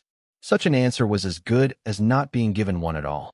He, of course, knew just how powerful Furball was, but what he worried more was just what grade Furball was in the grand scheme of things, and what sort of potential the beast had. This matter had been on his mind for a very long time. Roaring Tiger Park has its archives, so if you're willing to take over the position as its overseer, perhaps you can look up on the finer details about the Shatterstar beast. By then, you'll get a better idea of what your beast is rather than rely on what I can tell you about the topic. Besides, Roaring Tiger Park will get a large amount of origin crystals every month, receiving wages of 32nd grade origin crystals. No pressure on you. It'd be great if Roaring Tiger Park could run by you, but it's fine even if it ends up shutting down with you at the helm. Either way, it won't impact the Yu family too greatly. I already said all I wish to say, and you can weigh the pros and cons of this proposal yourself. Xia Fei was very drawn by the 30 origin crystals every month, for he was indeed very poor right now. While it was true that Xia Fei had brought 6 tons of purple hearts of spirit here to the law realm, only few were left of those now. His cultivation of law had caused him to spend plenty of energy. In fact, only 2 grade 2 origin crystals were left from the over 100 crystals he originally had, and this was with Xia Fei already doing his best to save and scrimp what he could. While Xia Fei had indeed soared through the levels like a rocket, it had all been powered by money. Xia Fei was not the only one who needed origin crystals. Furball needed them, too. Ever since the beast tasted the purified hearts of spirit, Furball had become even more picky and was unwilling to consume the raw ores anymore. Just Furball himself would need 30 grade 2 origin crystals, and that was excluding what Xia Fei needed for his cultivation. Having an additional 30 origin crystal as wage might not be enough for Xia Fei and Furball, but it was still a good deal. Nodding his head, Xia Fei asked, Okay, I accept the job. When do I start? Tomorrow, replied Yu Jiang with a smile. Roaring Tiger Park was located in a ravine thousands of miles away from where Xia Fei resided. Though the scenery around the area was great, with a waterfall flowing right in the middle, it was evident that the Roaring Tiger Park was showing a trend of decline. Early in the morning, 6 employees began their day by keeping the place tidy and clean, waiting for the new overseer to come. I heard that this time it's going to be a young man by the name of Xia Fei who has recently joined the Yu family. I also heard that he had been deemed a cripple when he arrived due to how heavily damaged his 7th brain region was. But who would have thought that he would make a miraculous recovery and advance from a disciple to a level 2 law warrior in just half a month's time? Promoting so quickly? How amazing. Nothing too surprising, really. Xia Fei has a 100% open 7th brain region, so it makes perfect sense for him to promote so quickly after he repaired his brain. Several of these employees were quietly discussing this as they tidied the place. Beside them stood Yu Sansui, who was extremely dissatisfied. He was originally the overseer for Roaring Tiger Park and the only one truly belonging to the Yu family here. Coldly snorting, Yu Sansui stood on a platform and looked out far. The roar of exotic beasts could be heard behind him, a blood-curdling cry that would leave anyone shaken.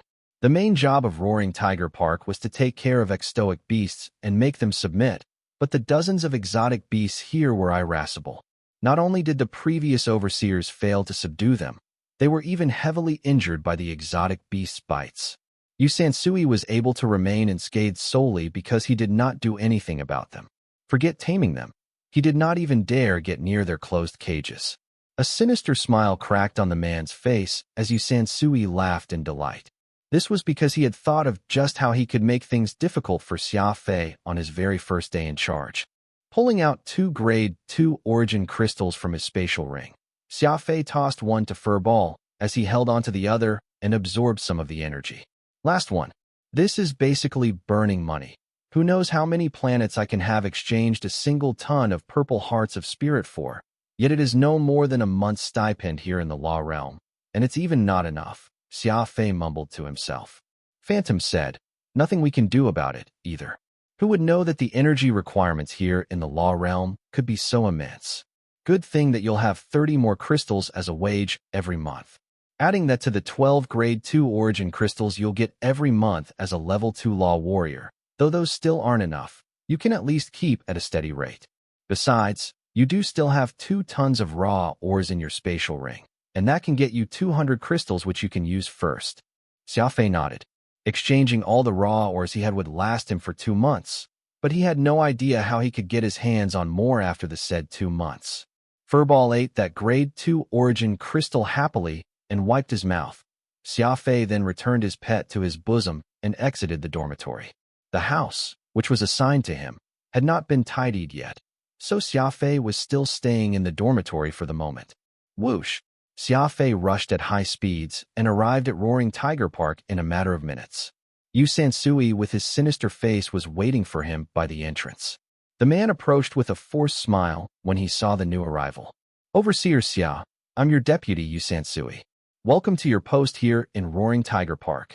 After exchanging pleasantries, Xia Fei looked out and sized up the exotic beast grounds within the ravine. The ravine was wide and long, with plenty of pine trees and mountain jujubes between the ravine walls. It was a cloistered space, with a small waterfall in the distance, giving a tranquil ambience with the sound of flowing water in the backdrop, making it a prime location with its decent surroundings. A dozen or so old-style bungalows were lining up the ravine walls, looking like they had fallen into years of disrepair. There was a metal alloy fence, which locked out the ravine behind them, and the roars of exotic beasts could be heard from time to time. They were already agitated so early in the morning. Yu Sansui called his other 5 employees over to meet their new overseer. Because the Roaring Tiger Park was not being valued too greatly, the less successful external warriors would often be sent here so that they could at least earn a living. Yu Sansui was the only one who had relations with the Yu family, but his post as overseer had unfortunately been snatched away by Xia Fei, so he was now just his deputy. Perhaps it was because they all had insignificant positions in the family. The employees were all very courteous when they met Xia Fei, not at all minding his age or level. Yu Sansui was the only one who was smiling. After meeting his employee, Xia Fei began to instruct them to carry on with their respective work. He was going to inspect the Roaring Tiger Park himself, and more importantly, he of course wanted to look up Furball's identity in the archives. Xia Fei had been fretting over just what grade his exotic beast was for a long time, and he could hardly wait to learn about it. Overseer, I know that we shouldn't bother you since this is just your first day on the job, but there's something that your subordinates can't handle, so I have to ask that you take care of things personally, Yu Sansui said somberly. The other employees understood that this was just a show. All of them knew very well what Yu Sansui was planning to get Xia Fei to do, and though none of them had any malicious intentions, they were also eager to see what Xia Fei was capable of, wondering if he could subdue those grand exotic beasts in their compound behind. Oh, what is it? Xia Fei asked. Yu Sansui frowned as he said glumly. Roaring Tiger Park presently has 17 exotic beasts being cared for. Our work is to raise and tame these beasts, but sadly, they are difficult to tame, hard to subdue. We have no problem feeding them, but they won't listen to us at all. Previously, Miss Chi from the family visited Roaring Tiger Park and had her eye on an exotic beast, the four-eared amber cat. She insisted on taking it as her exclusive beast, so she requested the Roaring Tiger Park to tame it in 3 months. Tomorrow is the deadline, and Miss Chi will definitely come and collect it, but the four-eared amber cat is still as wild as ever, biting anyone it sees. Miss Chi will definitely throw a tantrum if she can't bring it back with her. Xia Fei furrowed his brows as he thought to himself. 3 months, yet the cat remains untamed? Just what have these people been taking care of in the place? Tomorrow's the date when someone will come and collect it. Yet you're only telling me now. Aren't you just deliberately making things difficult for me? Seeing how earnest Yu Sansui had told him this, Xia Fei did not bother asking any further, but merely nodded. Is that so? Bring me there to take a look. Yu Sansui of course agreed, leading Xia Fei toward the compound behind as he gleefully celebrated deep down, HMPH. You really think that the four-eared amber cat is just some little kitten or puppy? Now, it's time for you to see for yourself what they truly are. A high metal fence divided the ravine, and behind was where all the beasts were reared. Due to the untamable nature of most beasts, they were all separated into cages, far apart from one another and at a corner of the park. For some reason, all these exotic beasts stopped their roaring the moment Xia Fei stepped into the compound.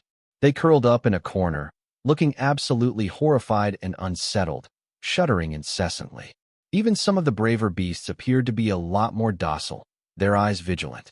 Yu Sansui was immensely surprised. He secretly eyed Xia Fei. In all his years working here in the Roaring Tiger Park, this was his first time seeing such a scene. Could it be because of him? Yu Sansui wondered to himself.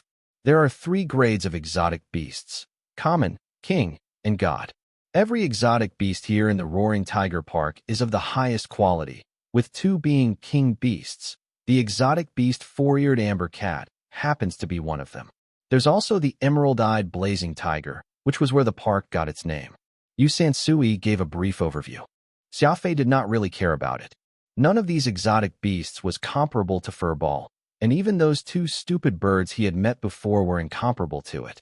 There was a description of every exotic beast outside their cage, and Xia Fei browsed through with relative interest. There was a quality rank 9 exotic beast, the 3-tailed ironback lizard, which scurried off when it saw Xia Fei, hiding in a hole and only peering out its head. It seemed completely terrified. The 2 stopped in front of a lone cage, and Yu Sansui introduced, "This here is the king of cats, the four-eared amber cat. A rank 5 king beast, a rare top-tier exotic beast." Xia Fei peered into the cage, and all he saw were artificial rockery and trees, most likely adapted to the exotic beast's habitat. A single skinny cat was resting on a tree, watching him with the slightest shudder, its amber eyes wild and erratic. This one was much larger than domestic cats, looking almost like a leopard. It was just that this cat's odor was unbearable. It had a grayish-white coat of fur which was pinched at its left and right, with several clumps of long, uneven hair that grew on its head, and its tail was like a short pole. Its teeth were also all askew with short whiskers, looking very much like a brush used to scrub pots.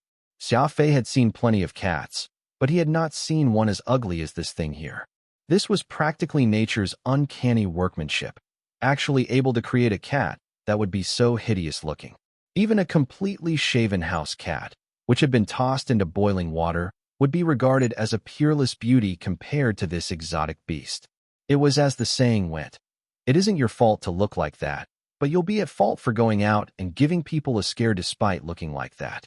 Xia Fei was originally not at all disgusted by exotic beasts, but he could not help but reassess his perspective of them after seeing this kind of cat.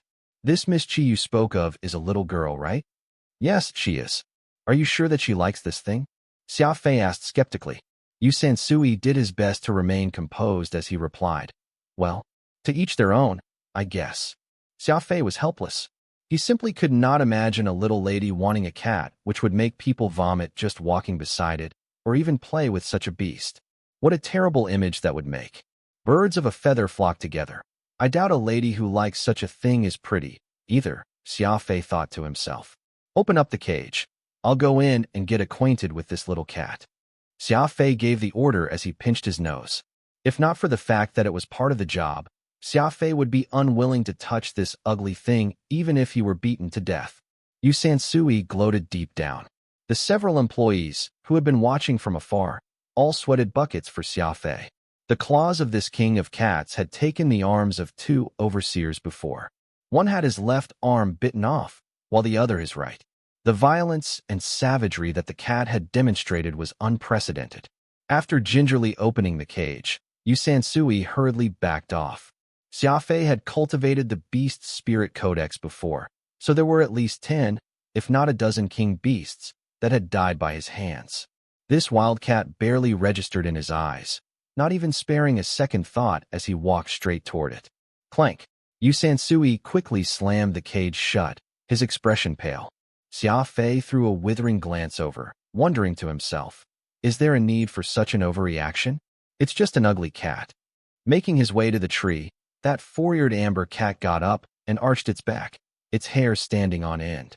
It kept trembling uncontrollably, and Xia Fei knew that this was what it looked like when afraid. Get down here. Xia Fei snarled barbarically.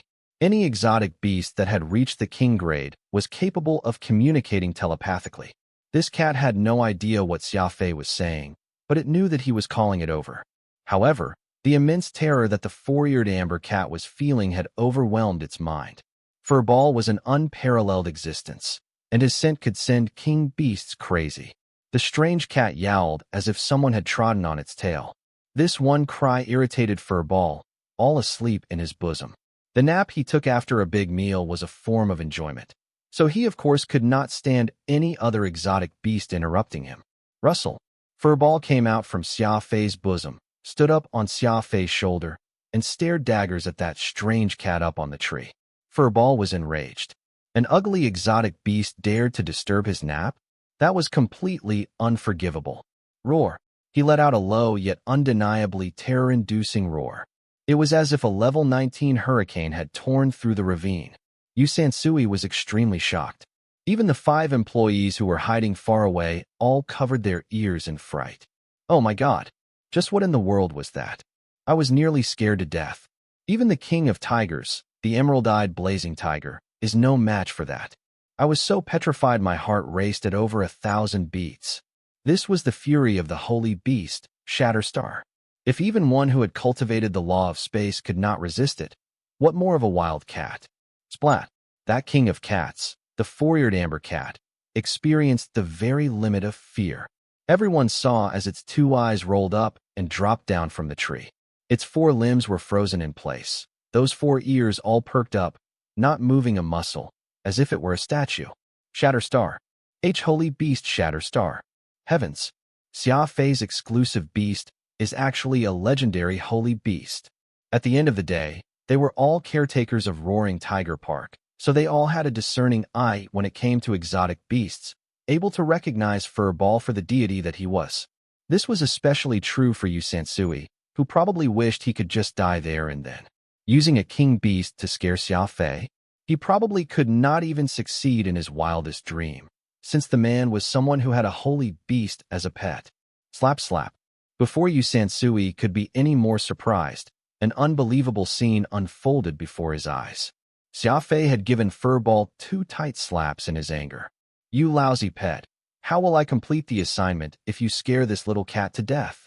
After taking the 2 slaps, Furball not only remained calm, but also ingratiated himself to Xia Fei by acting pitiful, rubbing himself against his master, seemingly admitting his fault. Am I seeing things? Did he just hit a holy beast? An employee with a scruffy beard asked the comrade beside him, utterly stunned. Unfortunately, this other man was already completely dumbfounded by what he had just witnessed, so his mouth hung agape, unable to make a sound, let alone form a sentence. Yu Sansui's expression was ghastly, clutching his chest as he collapsed to the ground and kept mumbling. "T is a holy beast. Got hit." Actually, there was no need for Yu Sansui and the other employees of the Roaring Tiger Park to make such a big deal of things. This was because Xia Fei and Furball had signed a blood contract, and they were inseparable except through death.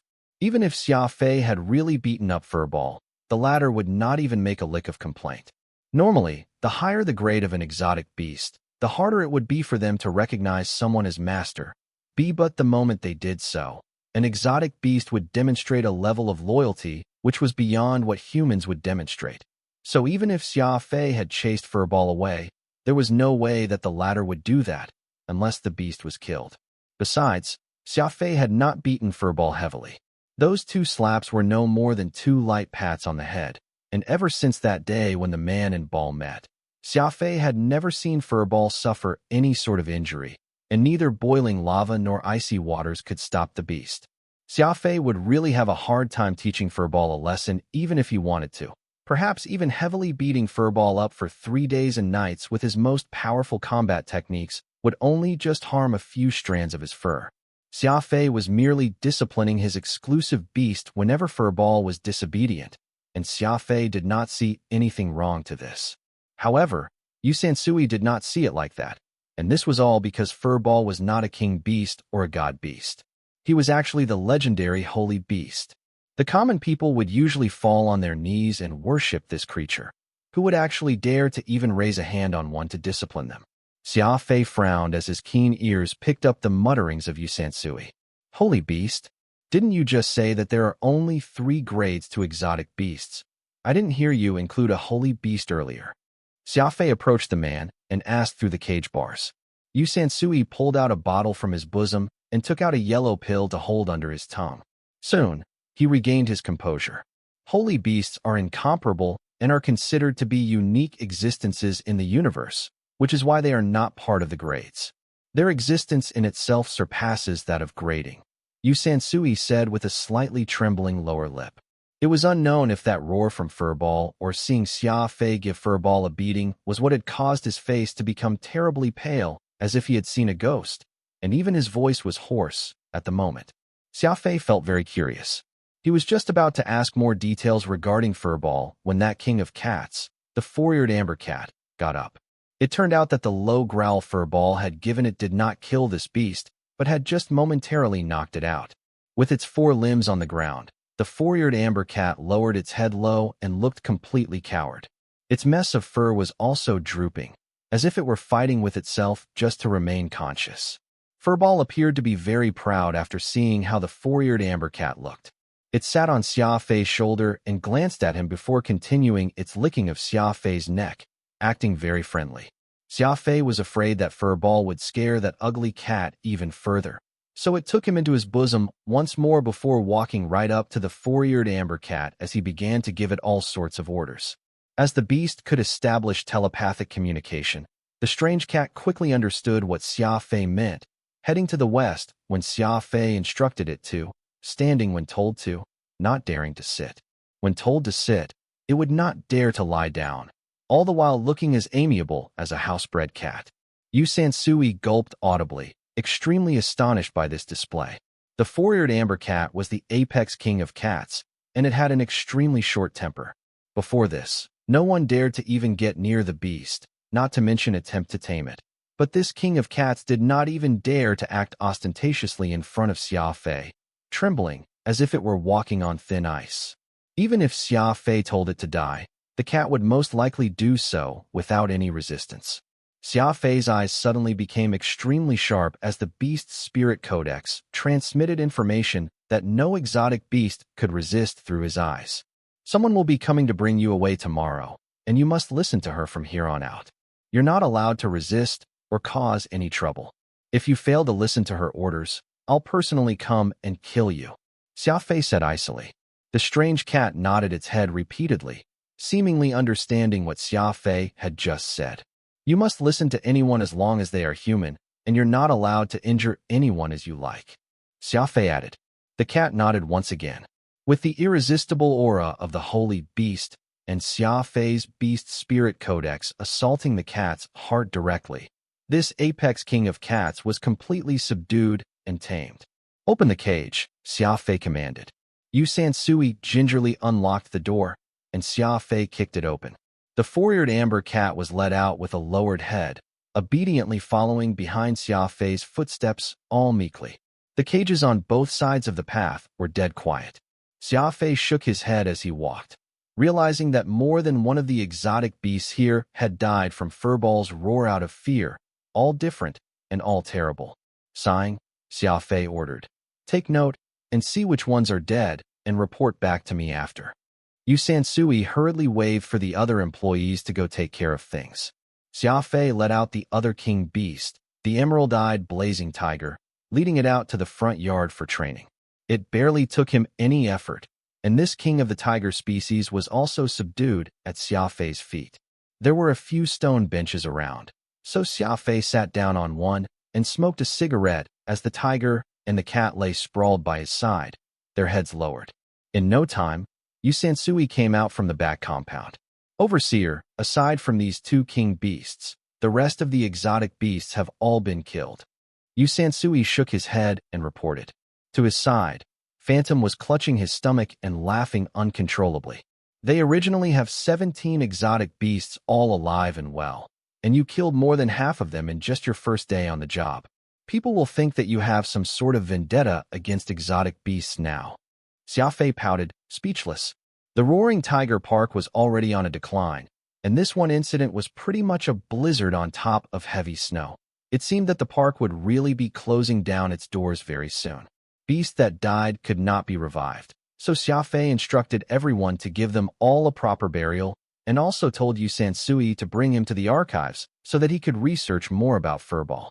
Xia Fei had an office to himself, and there was a computer that also had a connection to the database inside.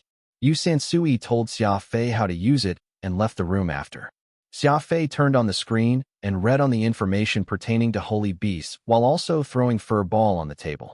Holy beasts are the most unique existences among all exotic beasts. There's no evidence indicating that holy beasts are bred, and in the process of people breeding them, there's never been any situation where they mated or reproduced.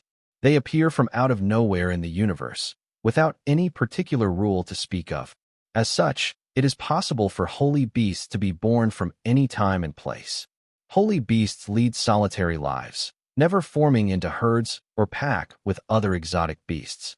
From birth till death, they'll live in the universe all by themselves. Xia Fei read the information regarding holy beasts once over as Phantom sighed. So it turns out that holy beasts are not graded because of their proud and solitary nature, as well as the scarcity of them. Like saints among exotic beasts, they're lone and powerful existences.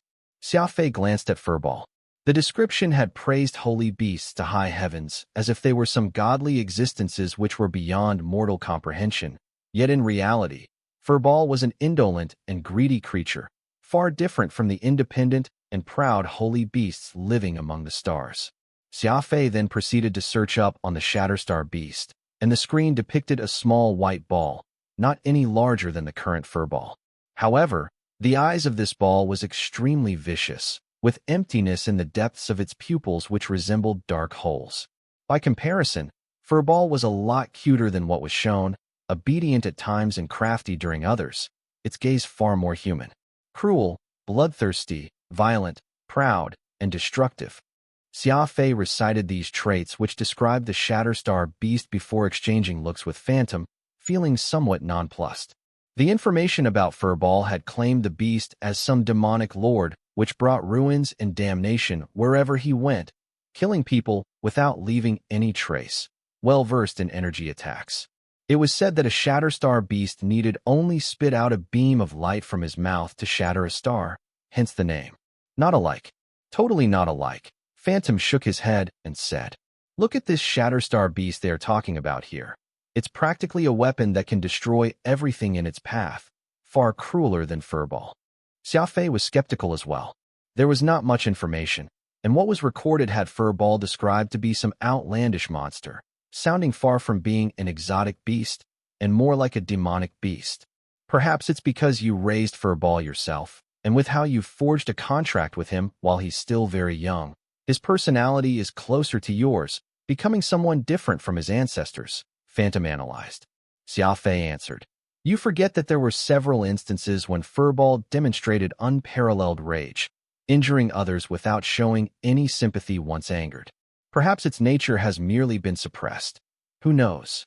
The information he had learned was too different from what he could see in reality, but Xia Fei was still very satisfied with it. At the very least, he now knew that Furball was a holy beast, an existence that was beyond the 3 grades of beasts. He had no grade because he had already surpassed levels by which he could be graded. In time, Furball would surely mature into an insufferably arrogant existence, becoming the most loyal part of himself, and that was enough to Xia Fei. The information was incomplete, and it would take several more years before Furball matured. Given how there was no introduction on what form he would take in adulthood, Xia Fei could not help but find it quite regrettable. Suddenly, the sound of a girl came ringing from the park, loudly calling, "Who's the one in charge of the Roaring Tiger Park? Get out here." Xia Fei frowned and placed Furball on his shoulder before walking out to meet this newcomer. What he saw was a lady of about 16 or 17 years of age, bringing along 2 slightly older female attendants with her, all seated on the stone benches. Her arms were folded tightly, looking particularly peeved. "May I know how to address you, young lady?" Xia Fei curiously asked. The young girl rolled her eyes and coldly harumphed. "You're the new overseer for the Roaring Tiger Park here?" Xia Fei nodded, not knowing what sort of deity she was to be acting so haughty and overbearing. "Where's my 4-eared amber cat? You people have promised to help me tame it, and now I'm here to bring it back with me," snapped the girl. Xia Fei burst out laughing. "Ah, you must be the Miss Chi that you Sansui mentioned, I take? I've set the 4-eared amber cat out for a walk, so let me help you call it back." Carefully observing with his 2 eyes, the lady looked rather pretty with high aquiline nose and blemish-free skin. Xia Fei simply could not understand why this brat would like a strange cat, which was so extremely hideous.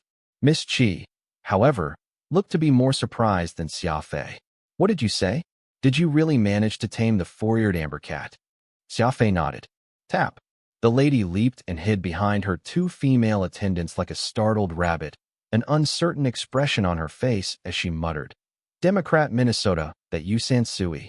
Didn't he say that we're supposed to prank the new overseer? How did he really tame that ugly creature? Now what do I do?" Miss Chi was called Yu Chi-Chi, and she was the progenitor's, Yu Jiang's, granddaughter. She was a mischievous brat who enjoyed teasing and pranking others. Yu Sansui, who learned that Xia Fei would be taking over as the overseer, was furious over it, so he sought the girl's help in putting up a show to embarrass Xia Fei. Yu Chi-Chi happened to be bored, having nothing to do today, so she took matters to her hands and arrived at the Roaring Tiger Park a day before agreed, not even informing Yu Sansui. This was pretty much the lady shooting her own foot. As brave as Yu Chi-Chi was, daring to even prank the patriarch, she was actually deathly afraid of cats. Xia Fei, of course, had no idea about all these, and he already had the 4-eared amber cat tamed, even prepared to give this extremely ugly king of cats to Yu Chi-Chi despite her phobia. The 4-eared amber cat sprinted from the park and landed right at Xia Fei's feet. At the side, the expression on Yu Chi-Chi's face was very peculiar, appearing to be shivering badly, sneaking peeks at the ugly cat with a pale face. "Listen here. From today onward, this lady will be your mistress. You must listen to everything she says no matter what." Xia Fei instructed the 4-eared amber cat loudly. The strange-looking cat hurriedly nodded. Accepting someone as mistress would allow it to get far away from Xia Fei and the terrifying holy beast Shatterstar, an outcome that the 4-eared amber cat could hardly wait to happen. Yu Chi-Chi's little face turned green because the 4-eared amber cat had turned to look at her. The 2 attendants were also quite afraid since Yu Chi-Chi was hiding behind them, but they were only afraid that their mistress would blame them, so they had no choice but to grit their teeth and stand their ground. Go, Xia Fei ordered, setting the cat off to go diving right for Yuqiqi. It was very glad to do so, but it was too bad that the four-eared amber cat was truly too ugly. So no matter how hard it tried to warm up to its new mistress, all anyone could see was ferocity and savagery. Ah! Yuqiqi and her attendants all hugged each other and let out their terrified wails.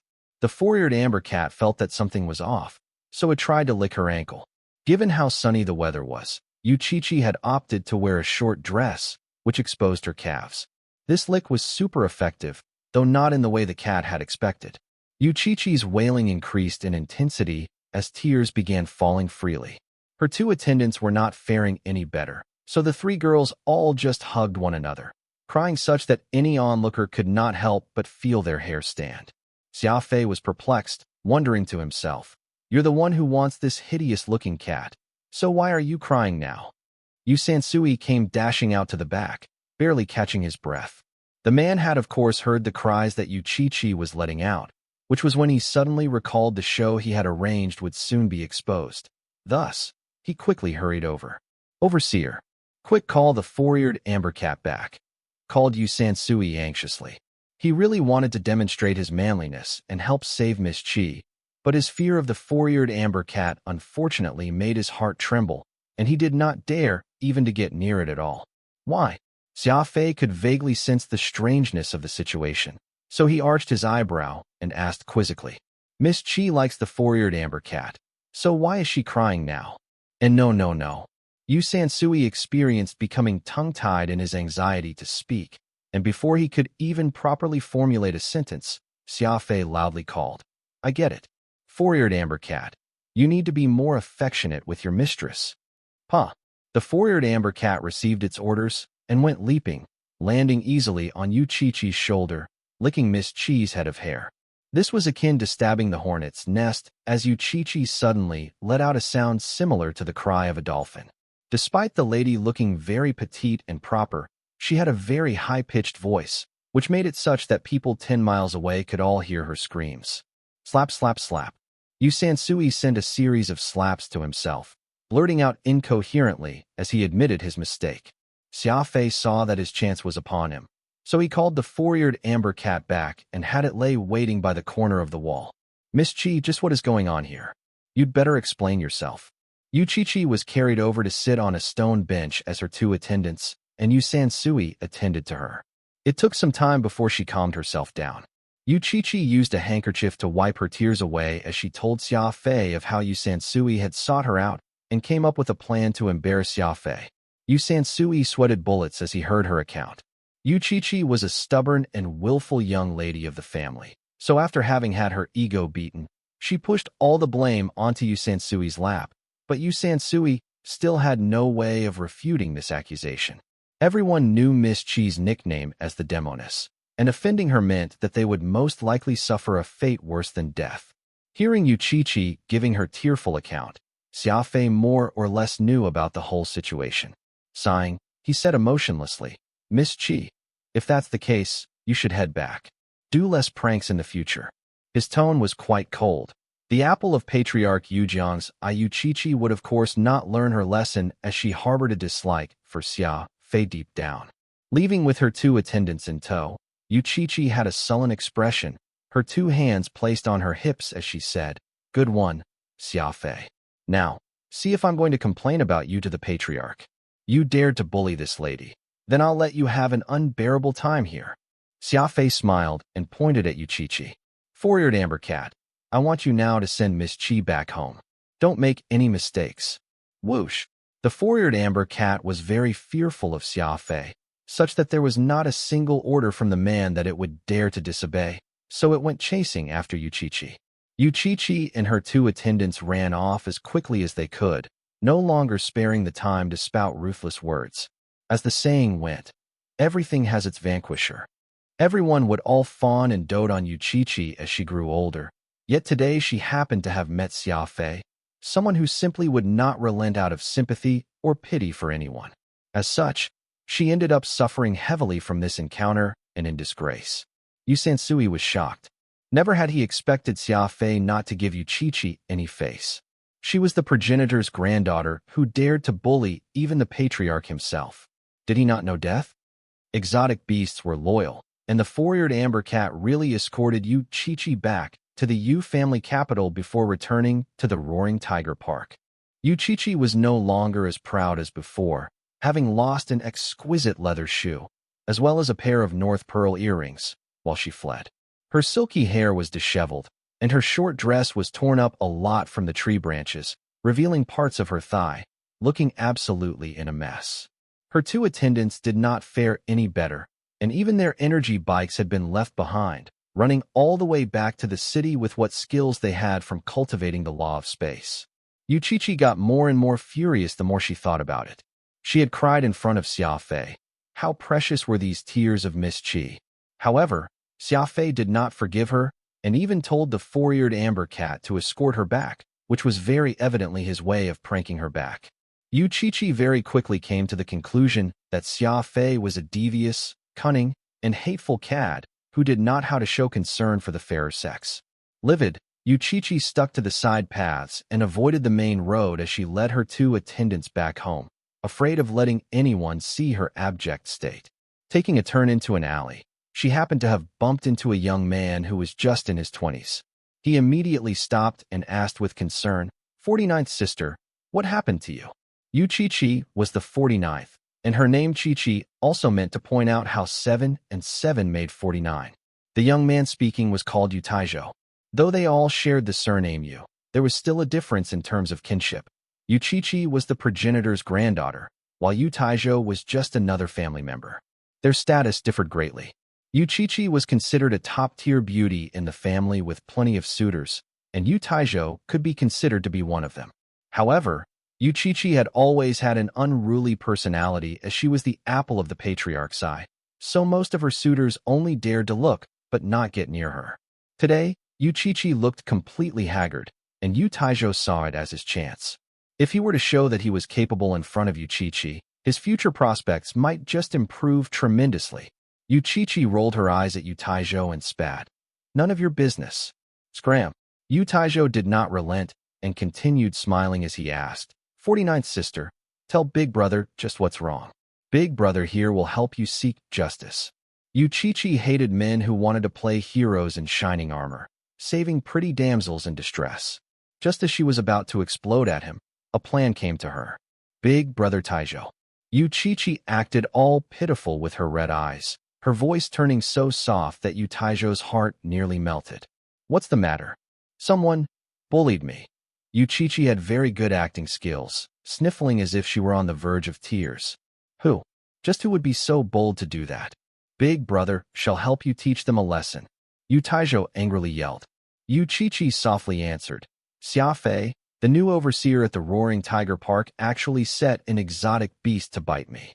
Yu Taizhou was furious, patting his chest there, and then to promise that he would decapitate Xia Fei, and so on. "I remember now. The day after will be the time when the newly promoted law warriors will get to choose their martial arts techniques. When that time comes, Xia Fei and all the other newly promoted law warriors will stay in the collection reservoir for up to 3 days, and that's the perfect chance. I'll make sure that he enters the place and never leaves," Yu Taizhou viciously declared. Yu Chi-Chi's eyes sparkled as she said sweetly, "Then I'll have to rely on you, Brother Taizhou. When that time comes, I'll make my way over personally to watch the fight. Don't worry. Leave this matter to me. I'm friendly with several of the newly promoted law warriors, so I'll secretly inform them what to do. Xia Fei, you will never imagine that the collection reservoir is going to be your gravesite." Yu Chi-Chi knew she was actually at fault, so she got Taizhou to swear this matter to secrecy before saying her goodbyes and leaving. Xia Fei did not exactly have a smooth first day as the overseer of the Roaring Tiger Park. Not only did Furball end up scaring most of their exotic beasts to death, he also became the subject of both Yu Sansui and Yukiki's prank. Too bad that they had underestimated Xia Fei, ending up degrading and embarrassing themselves. Yu Sansui knew how powerful Xia Fei was, so he admitted his mistake straight away, even swearing that he would not make the same mistake ever again. Xia Fei did not wish to make too many enemies after joining the Yu family so soon, which was why he decided to let him off this one time. The huge energy expenditure hung about him like a curse, pressing down on Xia Fei so he could hardly breathe. Having exchanged 100 Grade 2 origin crystals at Haoping's shop, he was down to his final ton of purple hearts of spirits. If he could not find any way to make money, Furball would just have to go back to simple fare, and Xia Fei had no choice but to decrease his cultivation speed as well. His second day in the Roaring Tiger Park was exceptionally peaceful. Only 2 out of the 17 exotic beasts remained, and these 2 had become very docile and obedient after lying on the ground in the compound and not daring to make too loud a noise. The Roaring Tiger Park never experienced such quiet before, so the employees suddenly realized that following Xia Fei would not be a bad thing, since their day-to-day lives would at least be a lot more peaceful, no longer having to worry about being ambushed by the exotic beasts. On the third day, Xia Fei cleaned up early, for today was the big day when the collection reservoir would be opened. A warrior choosing what sort of martial arts technique would determine how great a combat strength they could exert in future battles to a great extent, and just how far they could go on this warrior's path.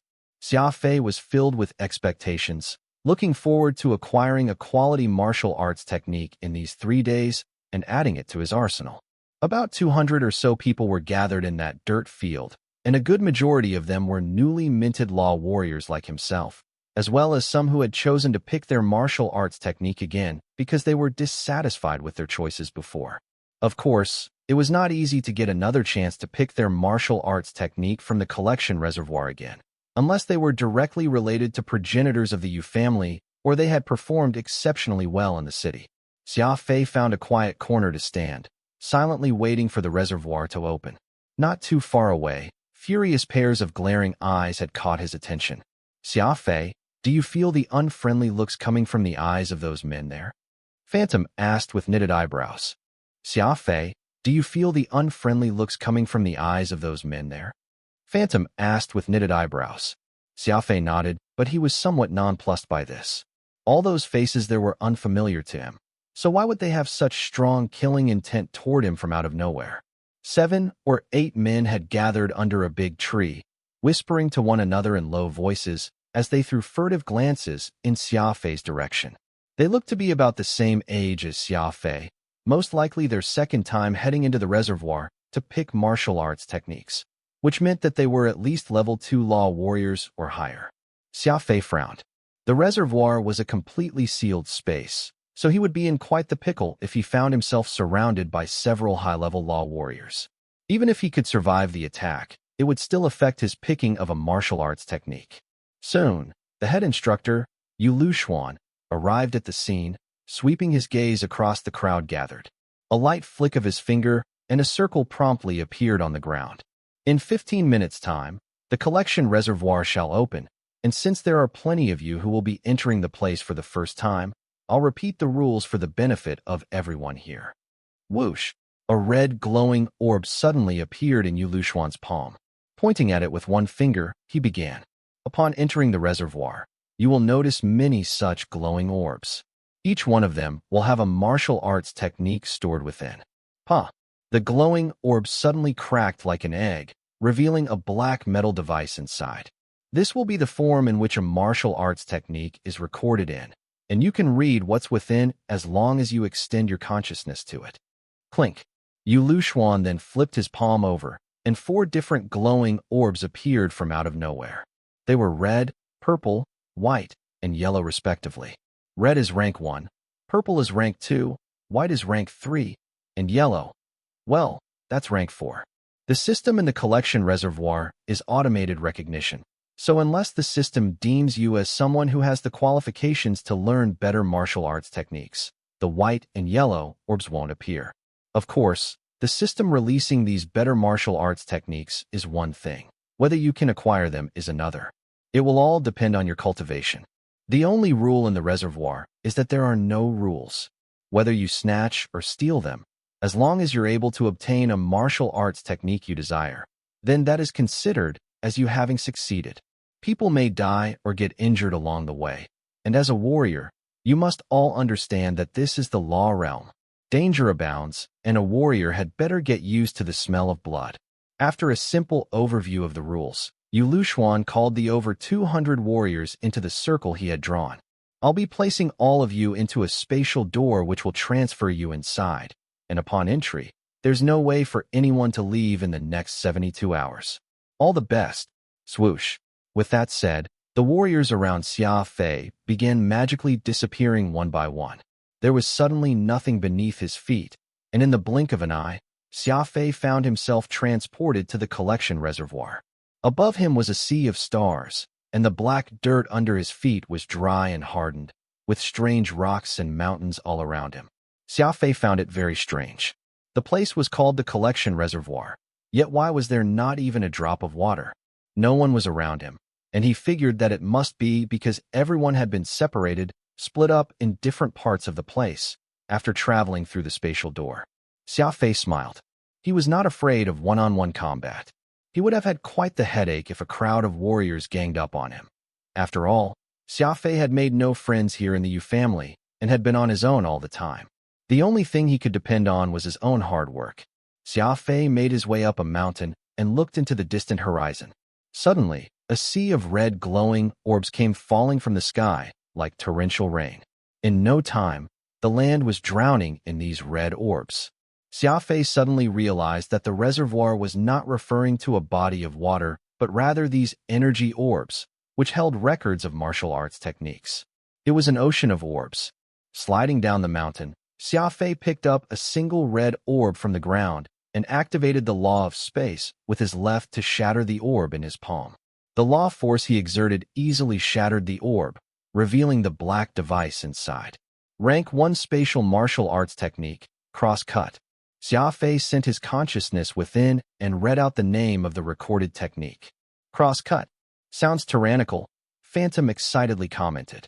Just as those words left his mouth, Xia Fei tossed the black piece of metal on the ground, not sparing it a second glance. What are you doing? Phantom was puzzled. He could not understand why Xia Fei had thrown it aside, without even trying out the technique. Look at this sea of red orbs here. Xia Fei wagged his finger. There are so many of them out here, clearly indicating how common rank 1 spatial martial arts techniques are. Didn't Yu Lushuan say earlier that there's a possibility for there to be high-rank martial arts techniques in the collection reservoir? No reason for me not to get those and settle for these low-ranking techniques instead? Yeah? Phantom nodded. You're right. Since you're a speed ability user, you have a greater efficiency in searching for better martial arts techniques here than anyone else. Whoosh. With that said, Xia Fei unleashed his speed ability and dashed into this sea of red. Not long after Yu Lushuan sent the warriors off to the collection reservoir, a screen rose from the center of the dirt field. On it was a 2D map accompanied with small screens around, allowing people to observe every action of the warriors inside.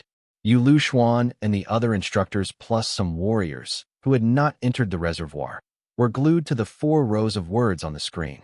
There are 15 rank 2 martial arts techniques this time. An instructor nodded. There are also 2 rank 3 martial arts techniques. Looks like there are a few people with great potential here in this batch of warriors. There's a rank 4 martial arts technique, too, someone from the crowd exclaimed. Everyone was greatly surprised. For there to have been a rank 4 martial arts technique meant that one among the over 200 warriors sent inside had extraordinary potential. This was why the system had released such a high-ranking technique this time around. Who could it be? An instructor muttered to himself as he stroked his chin meaningfully. Yu Lushuan chuckled. No matter who this person is, there's bound to be an exciting show this time in the collection reservoir, thanks to the appearance of such a high-ranking martial arts technique. It's going to get crazy. Make way. Make way. I'm coming through. The unruly Yuchichi pushed her way through the crowd until she got to the front of the screen. Miss Chi, what are you doing here? Yu Lushuan asked. Why couldn't I be here? Yuchichi threw the question right back as she thrust her hip to the side. Everyone could feel a headache setting in on them. Be it the young or the old, no one in the Yu family dared to provoke this little demoness. This girl would act like so unruly no matter where she went, and most of the people in this crowd had been pranked or mocked by her, which was why almost half of those gathered began fleeing now that Yuchichi had appeared. Soon, the field they were in became a lot emptier. It's really a rank 4 martial arts technique, Yuchichi excitedly said. There's going to be a good show today. With that said, Yuchichi pulled out a chair from her spatial ring and watched the screen with both hands placed on her cheeks, looking like she did not intend to leave anytime soon. A rank 4 martial arts technique? It doesn't matter who gets it as long as it doesn't end up in the hands of that hateful Xia Fei. Yuchichi pouted as she told herself. Purple. That's a rank 2 martial arts technique. Phantom exclaimed. Xia Fei looked at where Phantom was pointing, and sure enough, he saw that a purple energy orb had landed between a rock crevice. No one would have noticed it if they had not been looking closely. Whoosh! His figure blurred as he dashed right up to it. Unhurriedly picking it up, he tossed the orb into his spatial ring instead of opening it. There seemed to be abnormal energy fluctuations in that direction, Phantom informed. Xia Fei crouched and sprinted toward where Phantom had indicated. Phantom, who was exceptionally sensitive to energy, sensed the purple orb the moment they got in its range.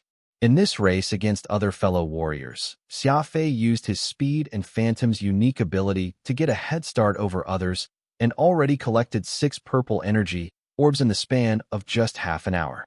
Gu Tong gave Xia Fei advice before he left, reminding him to choose a suitable martial arts technique carefully from this opportunity, and that it was better to try a few more.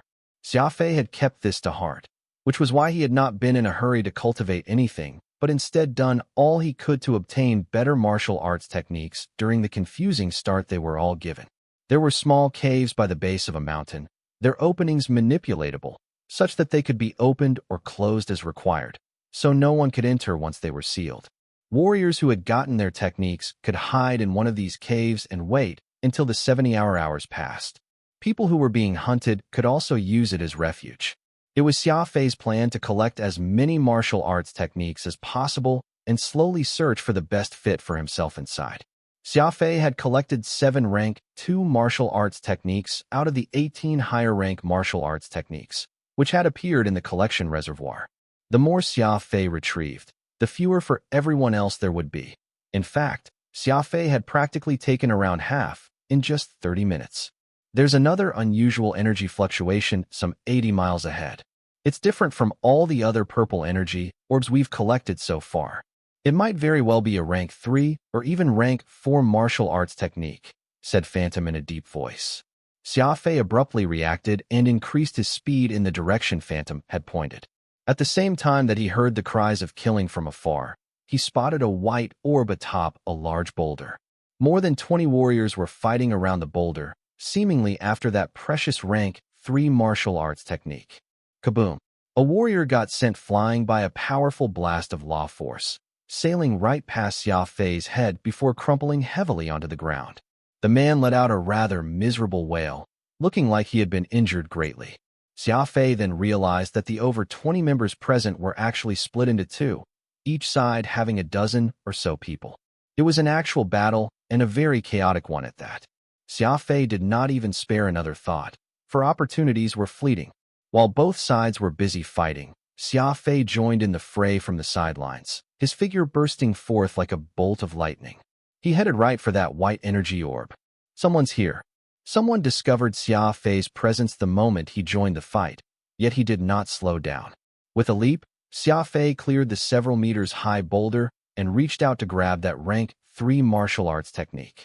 Seal. Right at that moment, several bright threads formed into a cube, and like transparent glass, they spatially separated that white energy orb. Spatial tear. Xia Fei was in the air when the speed of his hand suddenly increased. He had already gathered law force and was prepared to break that spatial obstruction and retrieve the martial arts technique by force. He formed a fist and delivered a swift but violent blow to the spatial barrier. What happened next was beyond Xia Fei's expectations. The warrior who had used this spatial tear technique turned out to be of a higher rank than him, causing Xia Fei to be sent several dozens of meters away despite having successfully shattered that sealed space. Immense pain wreaked havoc throughout his body, as burning sensation could be felt in his right fist. Just as he managed to get a footing, however, Xia Fei heard a sinister voice. He's Xia Fei. Yuchichi will belong to whoever manages to kill him. Chichi. Xia Fei was puzzled hearing her name. Why would there be anything related to that girl in here? So that's the guy, daring to sick exotic beasts to bite 49th sister. You must be tired of living. Every warrior stopped fighting and turned their unfriendly gazes on Xia Fei.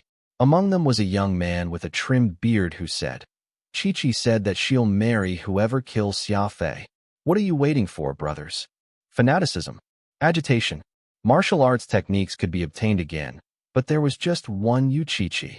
There was not a single person here who was not an admirer of the 49th sister, and hearing this piece of news caused everyone to rub their fists, for they intended to take care of Xia Fei. Without even realizing it, Xia Fei had turned into public enemy number one of law warriors. Strange. Everyone looked at Chi-Chi with a strange expression in their eyes. Chi-Chi would marry whoever killed Xia Fei? Everyone felt puzzled.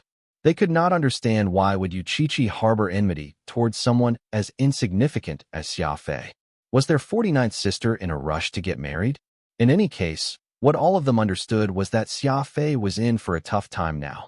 It was no laughing matter to offend this demoness, and there was no telling when they would wake up to find several venomous snakes underneath their bed covers or find themselves falling into a pit while walking down the streets. Without a doubt, Chi-Chi was an expert when it came to tormenting others, and she would definitely bring great suffering to whomever she set her eyes on if she did not end up killing them. Chi-Chi porcelain cheeks actually turned red. This was no act. After all, she was still a young girl who barely knew about worldly matters, and when the subject turned to matters pertaining to marriage or the bed, it was only natural for her to be embarrassed. "What are you all looking at?" Chi-Chi exploded. "Keep looking, and I'll gouge out your eyeballs." Everyone shivered as they quickly turned their attention back onto the screens, no longer daring to provoke the demoness. "You Taijo, you bestiardi." Chi-Chi fumed mentally. "See how I'm going to deal with you when I get my hands on you." The collection reservoir. Xia Fei furrowed his brows. More than 20 law warriors stood in front of him, and every one of them was second-time entrants and was all of a higher rank than Xia Fei. Each of them was an opponent he would have a hard time handling. Seeing how the whole lot of them was about to deal with him, Xia Fei suddenly shouted, "1,000 venerables." Dragon scale hecto-slasher shot out in every direction like a fragmentation grenade. It was an insane attack that struck indiscriminately. Block. Everyone hurriedly utilized their law of space to block this attack from Xia Fei.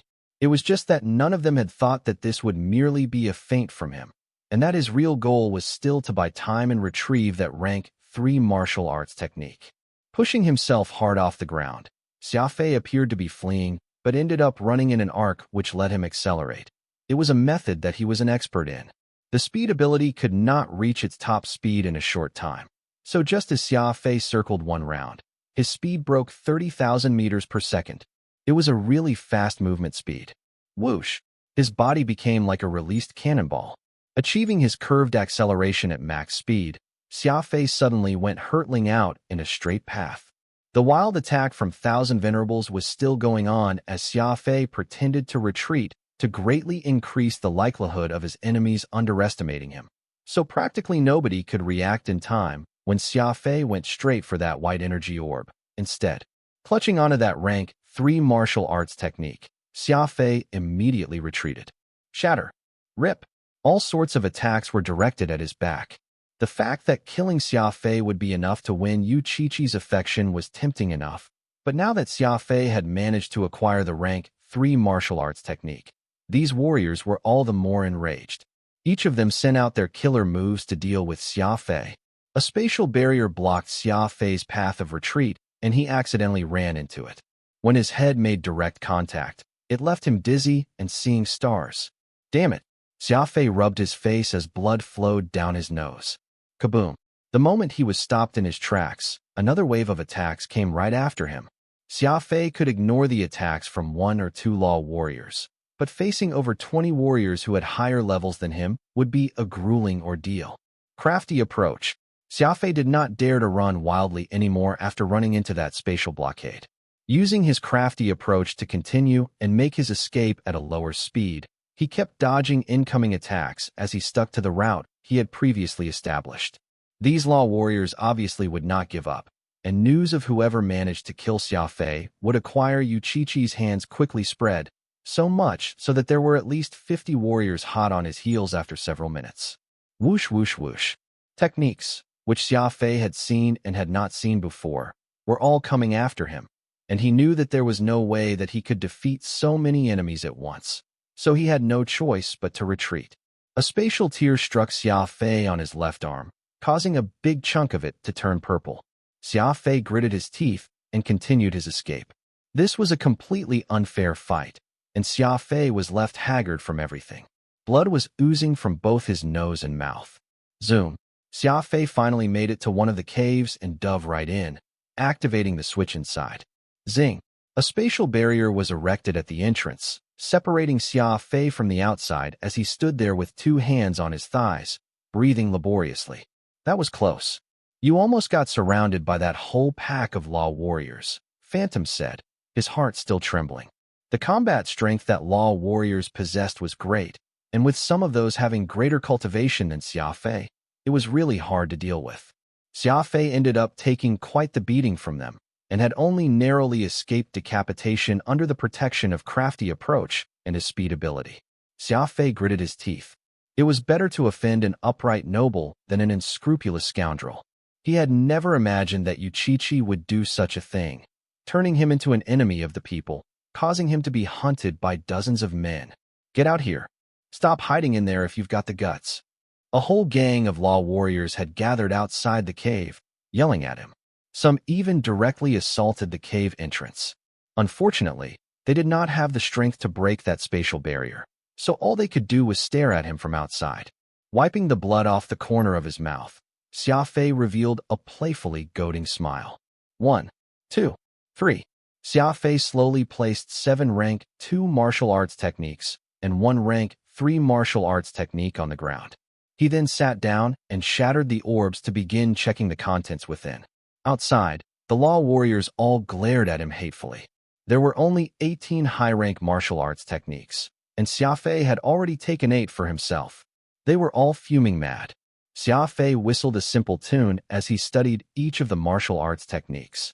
He ignored the eyes filled with jealousy outside, letting them act wildly but remaining where he was, unfazed. Rank 2 martial arts technique, Shock Ripple? Xia Fei was talking to himself out loud. It doesn't seem to be very good. Shaking his head, he took the device and casually tossed it to the ground. Everyone stared with bewildered eyes. So many of them had nearly lost their very lives fighting for the few high-rank techniques. Yet Xia Fei was being picky with what he found. How incredulous was this? Xia Fei had already made it into the safety of a cave, and it was hardly the solution for the whole lot of them to just stay here. Though they very much wanted to kill Xia Fei and obtain the martial arts techniques he had hoarded, winning Yuchichi's heart at the same time, it was evident that there was no way they could achieve this goal now. You too, stand guard.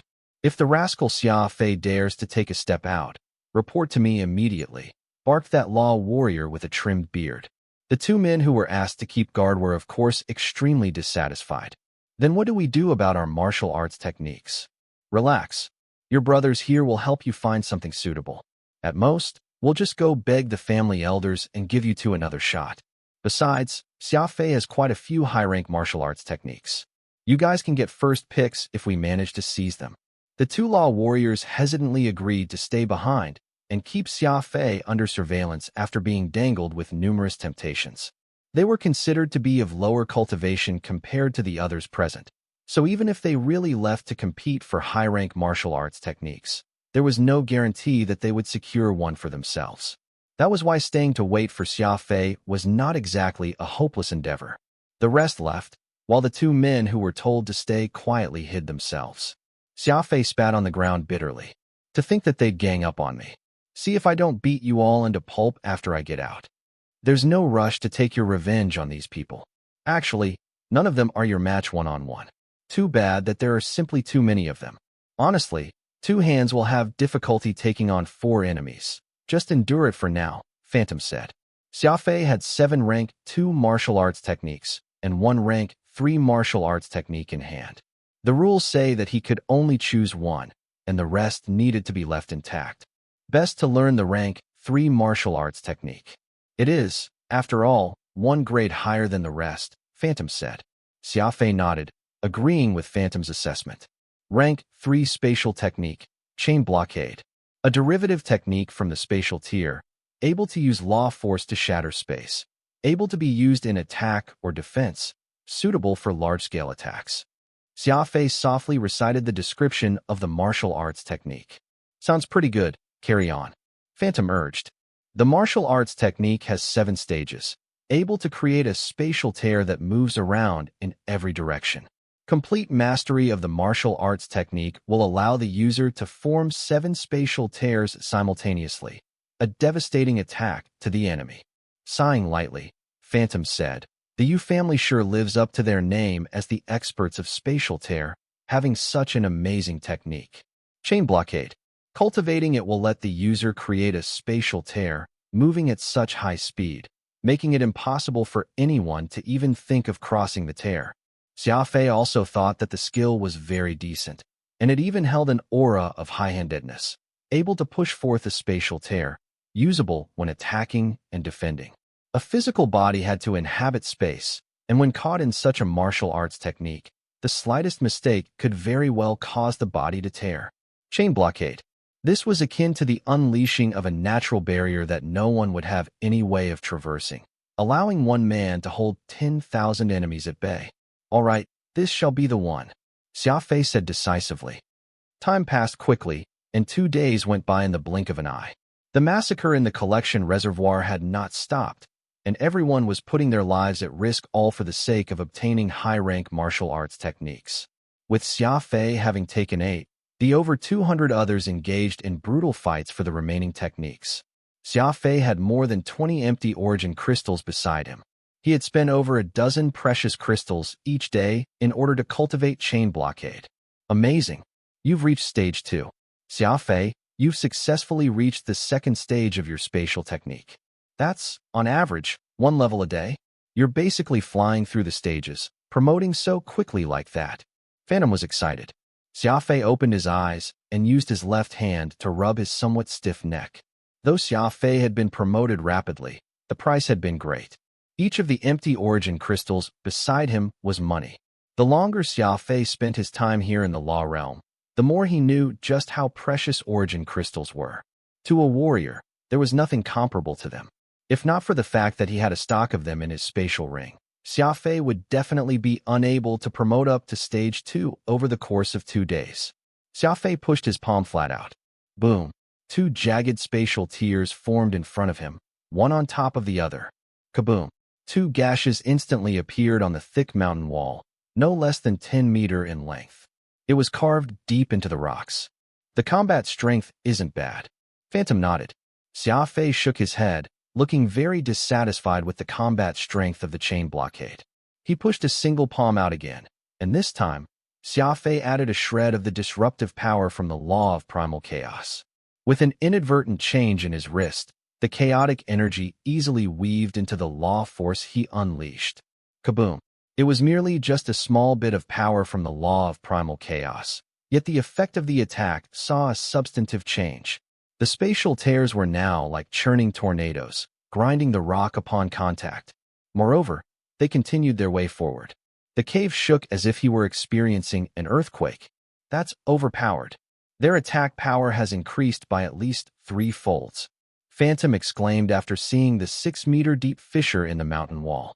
Xia Fei let out a mirthless laugh and used the switch to take down the spatial barrier, stepping out from within the cave. "Where are you off to?" "To settle some debts," Xia Fei said somberly. "What? There's a rank 4 martial arts technique out there." Coincidentally, the moment Xia Fei stepped out from the cave, the 2 law warriors, who had been tasked to keep an eye on him, failed to notice him leave as they discussed something while hiding behind a huge rock. "Yup. Right now, everyone in the collection reservoir has all gathered there, ready to fight one another over it. My cousin told me that through this signal device," said the other warrior. "A rank 4 martial arts technique is extraordinary, and it's been many years since one appeared here in the collection reservoir. Whoever ends up getting hold of it is going to be rich. Of course, even if one can't cultivate it themselves, they can always sell it to higher-level warriors. Even those people looking to promote and become law sovereigns may not have rank 4 martial arts techniques, and there's no guarantee of getting one even if someone pays tens of thousands of grade 2 origin crystals for it." The other man sighed in vexation. "We've been ordered to keep watch over Xia Fei, so I'm afraid that we won't have any chance of getting a crack at it. We can't leave as long as he remains inside, after all. He's got a pile of high-rank martial arts techniques, too, so he can hide in that cave and wait it out till the reservoir closes before safely leaving. Anyone else in his shoes won't leave so easily. The two men blamed Xia Fei incessantly, but in reality, neither of them would be qualified to compete for the rank 4 martial arts technique even if they were given the chance to do so. After all, they were made to stay behind precisely because of their low cultivation. The two of them were no better than fools talking in their sleep. Xia Fei was standing on that huge rock beside them. Due to breath control, neither man discovered that Xia Fei had been listening intently to their conversation. Whoosh! Jumping down, his dragon-scale hecto-slasher appeared in its dual-blade form. He pressed either side against the two warriors' throats. He had closed in on them without making any sound using assassination moves found in crafty approach. What were you guys saying about a rank 4 martial arts technique? Xia Fei asked coldly. The two men were deeply frightened. Both exchanged glances, seemingly transmitting some sort of message between them. Shing! His sharp blade flashed past as Xia Fei took the life of one of the two. Pressing the edge ever closer on the other still alive, he left a light cut across the person's throat. You're next if you don't speak. Xia Fei gave a very simple order. AR rank 4 martial arts technique has appeared in the collection reservoir this time. I have a cousin who's in the fight for it right now, stammered the other remaining warrior as he pulled out a signal device from his bosom, turning it on to display the coordinates. The signal device was a common communication tool in the law realm, the design far simpler than that of the Alliance's microcomputer. It looked like a compass, but was actually a tool that had multiple functions. In fact, you're next even if you speak. With a swipe of his blade, Xia Fei casually slit the man's throat as he took his device. Sprinting off at high speed, Xia Fei headed to the direction the signal was indicating in search of that precious rank 4 martial arts technique. Without a doubt, a high-ranking martial arts technique was extremely valuable, so Xia Fei had decided that he must acquire it. As he got nearer to the sounds of slaughter, he noticed that the battlefield was located in a place that looked very much like a crater, where it was flat and hollow in the middle, and over 100 warriors were in the center of the huge crater. Screams and death filled the surroundings. Xia Fei looked from the outside, but failed to see this rumored yellow energy orb anywhere. It had most likely been kept by someone. Yu Guang, hand over that rank 4 martial arts technique. That's right. Hand it over, and I'll spare your life. The crowd of law warriors was in the middle of forcing a warrior with a trimmed beard to give up the orb. He did not look to be very old, though his beard was well grown for his age. Xia Fei recognized this person. He was the orchestrator of that encirclement to attack Xia Fei 2 days ago. Grinding his teeth, Xia Fei could feel a slight pain on the right side of his mouth. It was an injury he sustained after being surrounded the last time. Xia Fei had never met this Yu Guang before, yet the man took the lead in launching an encirclement on him for no reason, causing him to sustain plenty of injuries. So many, so that he had to flee to the safety of the caves, and only managed to stay alive after much effort. This was an umbrage that Xia Fei could not take lying down. It was evident that the man wanted him dead. As such, Yu Guang was definitely an enemy, and enemies must be eliminated. This was an unchanging belief that Xia Fei held. The bearded Yu Guang was not alone. There were more than a dozen loyal underlings beside him. It was normal for people in the Yu family to party and form cliques, and it was rare to see people surviving by themselves like Xia Fei. Though they were all comrades under the same family, there was ultimately a difference in kinship between people, and resources were limited and precious. The rules of the law realm were cruel and bloody, so in order to compete for precious resources, it was not rare to see people in the family killing one another, and relationships were very fleeting and cheap. Yu Guang burst into laughter and pointed to his spatial ring with one hand. I've got the rank 4 martial arts technique here. Come and snatch it if you've got the guts. I doubt that any of you have the skills to do so anyway. Don't think we're afraid to kill you just because you're a level 5 law warrior. This is already your 3rd time in the collection reservoir by relying on someone else's support. You've already taken all the good stuff, so will my brothers and I be left with nothing? Xia Fei was mildly surprised. That man was actually a level 5 law warrior? That explained how he could give orders to others. Aside from a handful of his most loyal men, the others were no longer listening to him now that their interests were concerned. To visit the collection reservoir 3 times, the backing that Yu Yuanguang had might not be simple. Don't be afraid, everyone. We've got the numbers advantage. Let's kill them all. We can split the spoils evenly after. The crowd yelled in unison as they moved to completely surround Yu Yuanguang and his men. A massacre unfolded. 2 days ago, it was Xia Fei who found himself surrounded by more than 50 other law warriors and nearly lost his life as a result. Now, it was Yu Yuanguang and his men who were facing a force 10 times theirs and were slowly becoming disadvantaged. Yu Yuanguang could tell that the battle was not in his favor, so he suddenly bellowed before leaping out. With a brush of his spatial ring, he took out a strange metal quarterstaff. Lapis killing rain. Yu Yuanguang, you actually dared to bring a spatial weapon here, something the family has expressly forbidden. The elders will surely punish you. These warriors all revealed shocked expressions when they saw it. Yu Yuanguang coldly harumphed. Punished? I'm afraid none of you will see that day pass. Smack.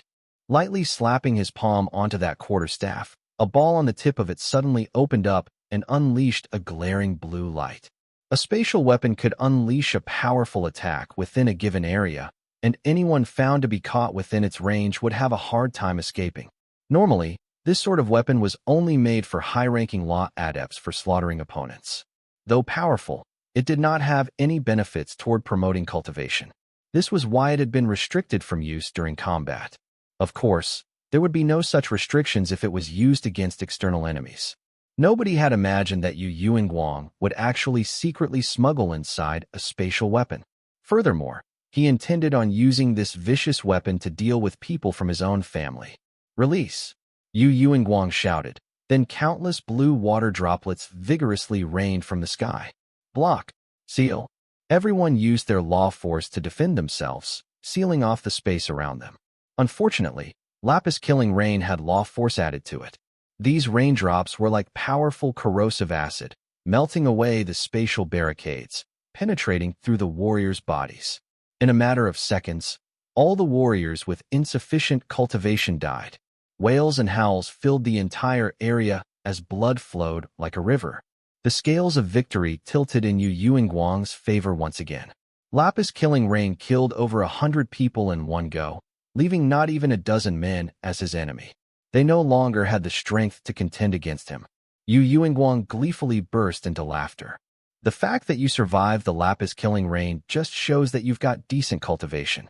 Come and join me if you don't wish to die. Reality was plain for all to see. Though the handful of warriors were very unwilling, they could only stop their assault, for there was no point in them continuing the fight. Xia Fei pursed his lips. He found Yu Yuanguang's gleeful laughter very revolting, similar to when he had incited all the warriors from before to hunt him down. Getting up to his feet, Xia Fei made his way to the edges of the huge crater, staring down at Yu Yuanguang and the 20 or so law warriors from atop. There was no doubt that the elites were the only survivors from the brutal massacre before, but Xia Fei did not seem afraid by the prospects. Huh? Xia Fei? Yu Yuanguang laughed. You're actually presenting yourself to me? Here to hand over all your high-ranking martial arts techniques, perhaps? Otherwise. Otherwise what? Xia Fei retorted. Otherwise, I'll take your life. Yu Yuanguang enunciated each word harshly. The corner of Xia Fei's mouth arched to form a sinister smirk as he casually answered. Sorry, I still wish to hold on to my life.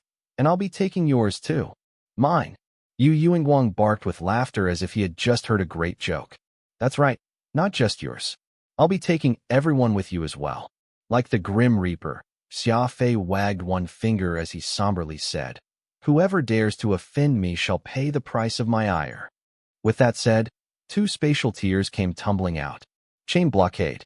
Xia Fei had the power of the law of primal chaos mixed in his spatial tears, so these attacks were like giant tornadoes. That's a high-ranking martial arts technique. Xia Fei actually managed to learn a high-ranking martial arts technique. No one would have thought that Xia Fei would turn from a noob who had no spatial technique to a warrior who was capable of wielding a high-ranking martial arts technique in the course of 2 short days. This sort of shocking transformation was not what anyone had expected. Block. Seal. The speed at which the chain blockade advanced was simply too fast, so these warriors had no other choice but to create spatial barricades of theirs to stop the attack. Break. These men might have been able to defend themselves if it had merely been the force from using the law of space. After all, Xia Fei's chain blockade had only been cultivated to stage 2. However, what no one knew was that attacks enhanced with the power of law of primal chaos were odd and exceedingly violent, increasing the attack power of the technique by at least 3 folds. Kaboom! It was as if the ground had been raked by gigantic dragon claws, leaving gouges that were dozens of meters deep. This visual alone proved just how powerful Xia Fei's attacks had been. More than 10 warriors got torn into 2. Their bloody wounds made it look like they had been torn into halves. Their internal organs and blood were strewn all over. Once more, Xia Fei bellowed, "Whoever made me bleed a drip of blood, yours truly here will ensure that you lose a ton of blood in return." Kaboom! Chain barricade was unleashed again. Xia Fei circled around the huge crater and attacked, not at all going anywhere near his targets, but engaged from range the entire time. Lapis killing rain had a very crucial flaw, and that was that the attack range was too short, and there was no way for him to deal an attack from range. Slap! An empty origin crystal fell. Xia Fei had been replenishing his origin energy even as he attacked. The crater had long become a blender, the terrain morphing as a result of Xia Fei's constant attacks. Beyond the battle, Yu Luxuan and the others watching the fight unfold were all speechless and in shock. Cultivating the extremely difficult rank 3 martial arts technique to stage 2 was an astounding rate of promotion. The head instructor, of course, knew about the existence of a spatial technique like chain blockade, but what he could not make sense of was how Xia Fei had been able to use the rank 3 martial arts technique to produce a rank 4 or even rank 5 martial arts technique's power. The Xia Fei depicted on the screen located Yu Guang from the pile of bodies and retrieved the spatial weapon Lapis killing rain as well as the yellow orb from him. It was an actual rank 4 martial arts technique. Yu Qiqi pouted as she spat in dissatisfaction. This Xia Fei is really like an unkillable cockroach. Not only did he survive all the fighting in the collection reservoir, he even managed to obtain a precious spatial weapon, including a rank 4 martial arts technique. This is so frustrating. This was when a red light flashed above the screen, followed by a loud alarm. A single white dot of light frantically bore its way in, looking like it was about to enter the sealed collection reservoir. Demon Chrysalis. Yu Luxuan was in shock. A demon chrysalis has invaded the collection reservoir. Immediately call in the elite squads. Report this to the Patriarch. Rank 4 martial arts technique, Wildstorm. By maximizing spatial tears formed using the law of space, a steel fist can split the toughest stone. Law force applied on the opponent in such a manner can achieve the effect of turning them into ash. Xia Fei slowly read the introductory description of the technique. So it's a fist technique, which lets one unleash a powerful law force that can strike down enemies, commented Phantom upon hearing everything. A punch that can shatter spatial barriers and deal a fatal blow to the enemy. This fist technique seems a little overpowered. Xia Fei nodded. He had always been on the path of agility thus far, and while he did learn some more confrontational combat styles and techniques, he did not use them much. Meanwhile, the pros and cons of Wildstorm and Chain Blockade were still unclear, so he needed to practice and test them out first to know. Indubitably, Wildstorm was an entire rank above Chain Blockade, and it would surely be even more powerful once he finished cultivating it. Speaking of which, he weighed the lapis killing rain in his hand and realized that it was not particularly light. Aside from the strange patterns, there were also plenty of characters carved on it, stating that a law emperor by the name of Swimming Bamboo had created this spatial weapon. A spatial weapon created by a law emperor. No wonder this thing has such extreme lethality, able to take down 100 lives in seconds. Phantom exclaimed. A law emperor was still a fairly distant existence compared to Xia Fei, and only the old patriarch, Yu Jiang, was only at the tier of a law emperor in the entire Yu family, which clearly depicted the status this position held. Xia Fei retrieved everything valuable from the corpses. Origin crystals had always been a scarcity to Xia Fei, and if he planned to promote quickly, he would have to acquire much more energy. At the moment, He was almost on the brink of poverty, so of course he did not miss out on this chance to earn some money. Besides, there was hardly anything wrong with retrieving trophies and spoils from defeated foes. All of a sudden, the ground shook violently. The entire space experienced intense trembling. It was as if the heavens were about to collapse as the ground buckled. What's going on? Phantom raised his head in puzzlement and looked directly at the sea of stars above. Could this space be collapsing? Xia Fei knitted his eyebrows as he looked around, easily evading the random rocks and debris that flew everywhere. Soon, the space returned to its peaceful state. Was it an earthquake? That's not right. A sealed space shouldn't be having earthquakes, Xia Fei muttered. That was when a demonic cry filled the sky. This scream was piercing, and cracks started appearing across the land. Xia Fei painfully covered his ears. Is it an exotic beast? Xia Fei's first reaction was to think that this was a beast's roar, but he very quickly dismissed such a guess. Xia Fei had seen plenty of exotic beasts, but none had such a roar that could be so frightening. It was as if it was a roar from the devil himself. It's time to leave. His keen senses were warning him of the imminent danger, and Xia Fei did not hesitate to flee at his top speed. Kaboom! The ground was asunder. In the direction where Xia Fei was headed toward, an inky black bug suddenly bore through the ground. As explosive as a volcano erupting, the rocks and dusty debris were thrown dozens of kilometers in the air, blotting out the sky above. The already dimly lit collection reservoir was now shrouded in heavy clouds of dust, and when everything dissipated, he saw a pupae right in front of him, black and huge in size. He could hear wails coming out from the pupae, which looked very much like a silkworm's chrysalis, rounded on both ends as its body shone in phosphorescence. What is this? Could it be an insectoid? Exclaimed Phantom in his shock. Xia Fei shook his head with a heavy look on his face. No, it isn't exuding the aura of an insectoid. It's more like what? A demon. As Xia Fei was devoting 100% of his attention to that black chrysalis about 10 miles away, an arm suddenly dragged him behind cover. Don't act recklessly. That's a demon chrysalis. Yu Luxuan tugged on Xia Fei as he warned him. With him were the first batch of instructors who had timely arrived. Though it was said that there was no way to enter the collection reservoir, that only applied to law warriors. Head instructor Yu Luxuan naturally had grasped the method of entering and leaving as required. Yu Luxuan and the others all wore severe expressions on their faces, and the trepidation that these elites with sovereign tier cultivation were feeling was evident. Demon chrysalis? Yes, it's one of the peculiar beasts that the demon race nurtures in captivity.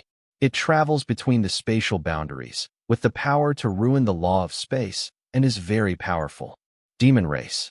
Xia Fei very easily recalled the law of primal chaos he had on him, something the black and white gods had endowed him with. They were called the god race. The law realm is clearly defined in hierarchy. We, the Yu family, are a third-rate clan, and above us are the 9 universal clans. They are 9 powerful law families. Then the highest existences are the god race and the demon race. They've mastered law and are engaged in a bitter fight across eons, where even normal families like us will get implicated. Xia Fei was utterly shocked upon learning this. It turned out that his law of primal chaos originated from the top 2 existences of this realm. No wonder the inclusion of some law of primal chaos to the law of space could achieve such devastating results. After everything, the black and white gods were still considered mighty presences here in the law realm, and he had inadvertently learned a law from these 2 prime races. The demon chrysalis sucked air furiously, swallowing countless energy orbs into its belly before slowly crawling away, infrequently letting out that scary roar. Xia Fei realized that this demon chrysalis had a mouth, though it was located on its belly, which was close to the ground, making it hard to spot. Crap! The demon chrysalis is rapidly eating up all the energy in the collection reservoir. I'm afraid that this space won't hold any longer if this continues. An instructor worryingly fretted. Yu Luxuan responded. The collection reservoir was painstakingly created by our family, with over thousands of important martial arts techniques stored within. If destroyed, there's no hope for our family to restore it given our present strength. We need to stop that demon chrysalis. But what should we do? Perhaps the patriarch will have an idea, but with only us here. Yu Lushuan was deep in thought for a good while before saying, "We don't have time. We'll also die out here the moment the collection reservoir collapses, so we must take our shot. Do our best to delay and wait for the patriarch to arrive." "Yes," cried everyone in unison. Yu Lushuan patted Xia Fei on the shoulder and said, "Don't be afraid. There shouldn't be any danger if we attack at range." Xia Fei nodded. After all, there was no way he could stay alive if the collection reservoir collapsed, so this fight concerned his life or death, too. He had to join in the fight, even if he did not wish to do so. He had no choice. "Follow me," Yu Lushuan yelled, and the group of them went charging at the mountaintop as they began bombarding that huge creature with their various ultimate moves. 5 Thunder Smash, Jade Break. As instructors to warriors, Yu Lushuan and this group were all lost sovereigns, and the combined effort of their assault was nothing to be scoffed at. The explosions that ensued were startling as a series of blasts rang out. Xia Fei held an origin crystal in one hand as he used Chain Blockade's range attack to assault the demon chrysalis. Groar! The demon chrysalis was angered. It was enraged. Everyone's attack not only failed to take this creature down, but also aroused its strong desire for revenge. It was as if the creature had a layer of protection around it, for not one of the attacks actually caused any real damage to it.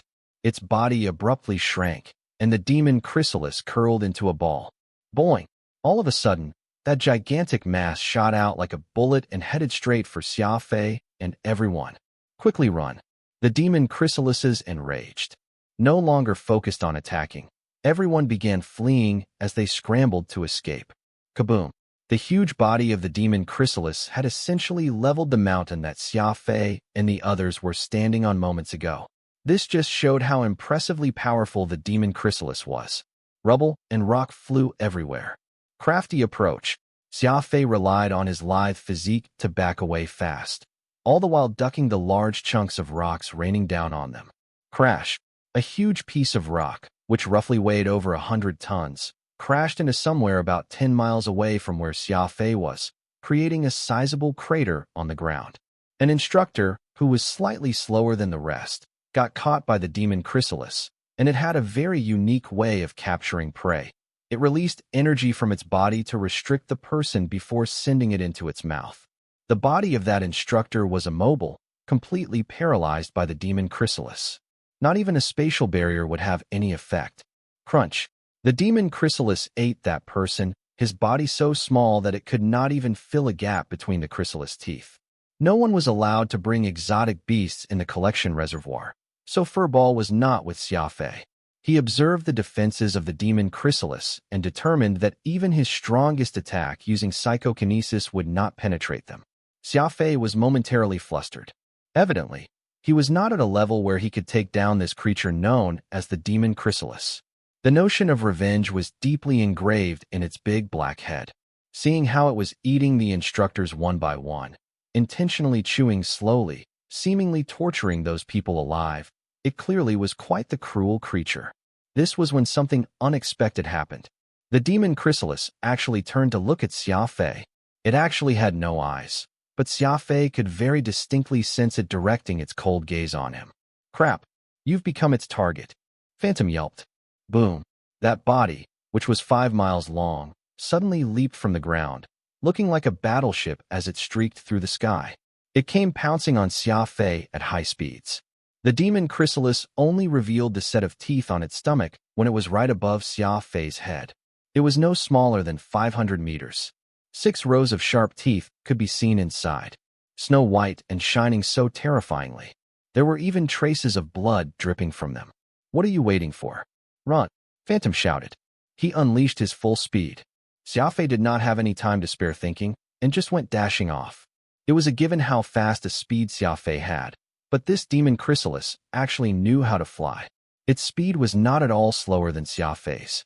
Gritting his teeth, Xia Fei accelerated more, all in an effort to be rid of this terrifying monster. Who knew what was wrong with this demon chrysalis, though? It ignored everyone else and simply focused on chasing after him, its killing intent clear for all to see. Kaboom! A huge explosion rang out. White beams seemingly came from the sky and struck the back of the demon chrysalis. The creature let out a cry of despair and came crashing down from above.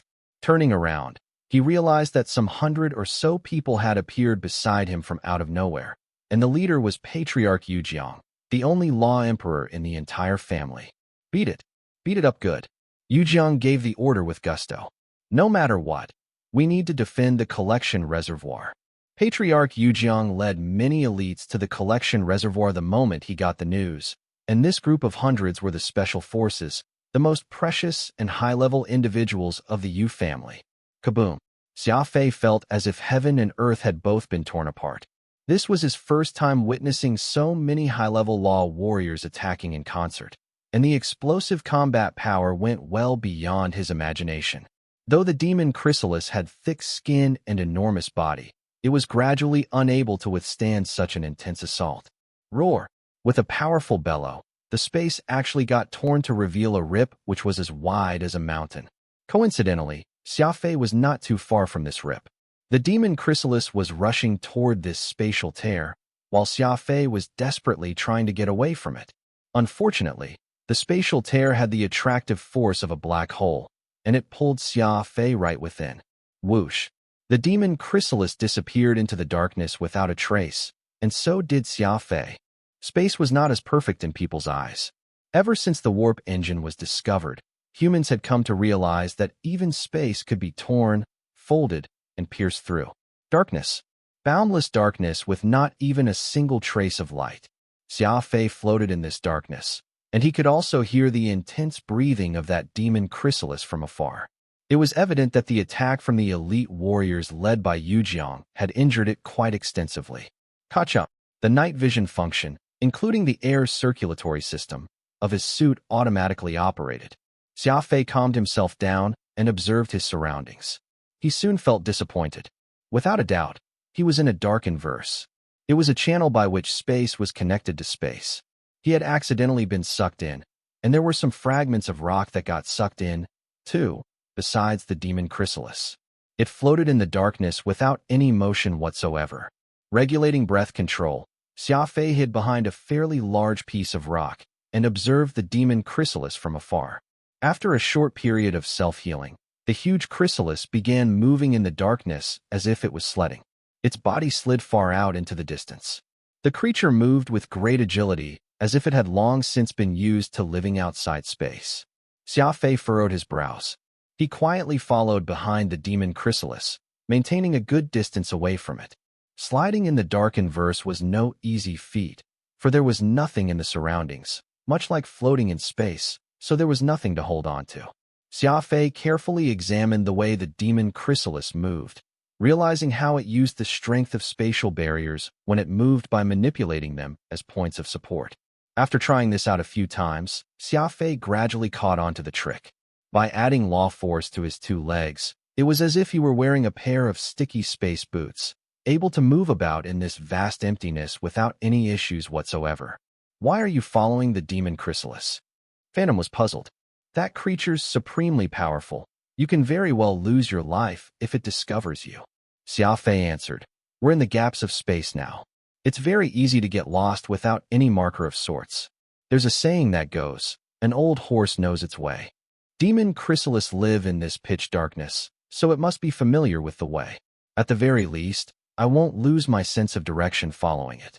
Facing danger's better than forever being trapped here, right? Phantom had nothing to add. Though the demon chrysalis was fearsome, the thought of being lost here in the gaps of space was even more frightening. Seeing the boundless expanse of darkness all around, Xia Fei was akin to a man who had been tossed out in the middle of an ocean with the demon chrysalis his compass. Though following the creature seemed like an insane move, it was actually his only chance at survival. Hoping that the Yu family would find him here in the gaps of space? No, Xia Fei did not wish to place his hope on others. That had always been his personality. Casually picking a piece of fragmented rock nearby, Xia Fei held it in front of him as cover before he slowly followed the demon chrysalis from behind. The deep darkness all around him seemed endless. Xia Fei realized that the gaps in space were not completely emptiness, as he would come across some strange machinery from time to time, floating out in the nothingness, not at all moving or making any sound. Thinking that these must be things that were dragged into the gaps of space like himself, Xia Fei's heart shuddered. The thought of sharing a similar fate with these things, stuck here forever to float through the unending darkness, was definitely unideal.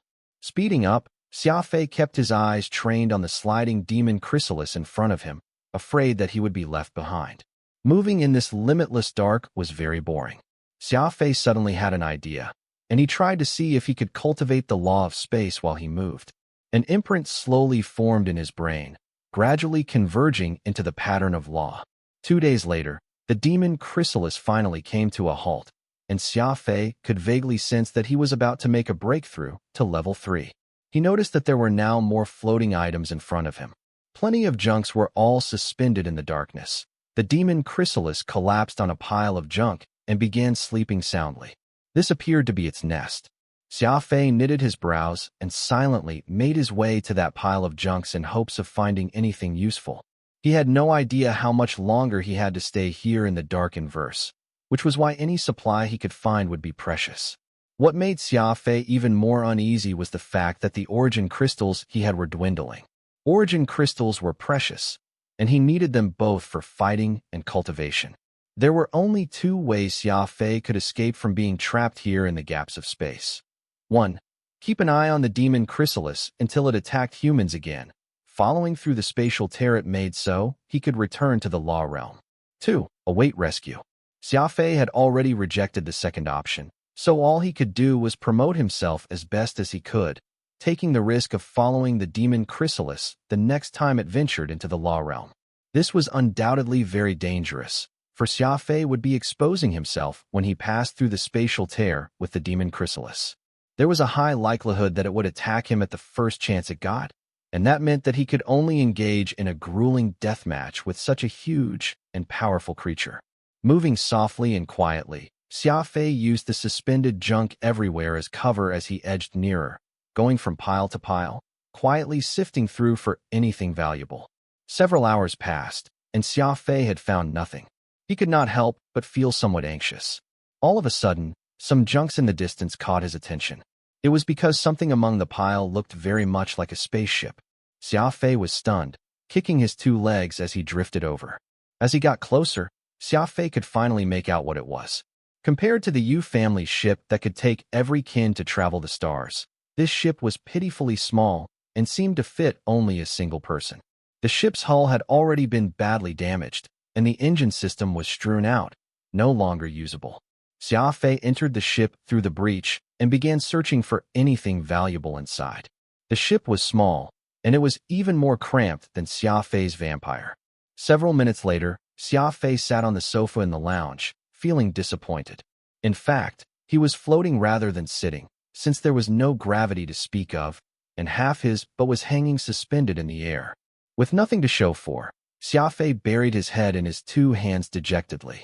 Across the sofa was a towering metal carving, which Xia Fei felt like he had seen someplace else before.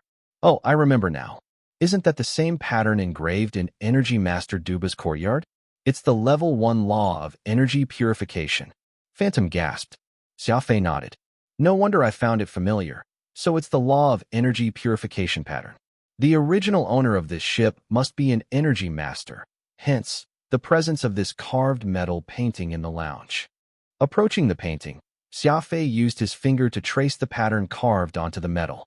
Slightly using force, the pattern actually moved several centimeters to the left. This painting looks to be manipulatable. There seems to be something behind it. Phantom exclaimed. Xia Fei used a bit more strength, and the entire pattern shifted to the right.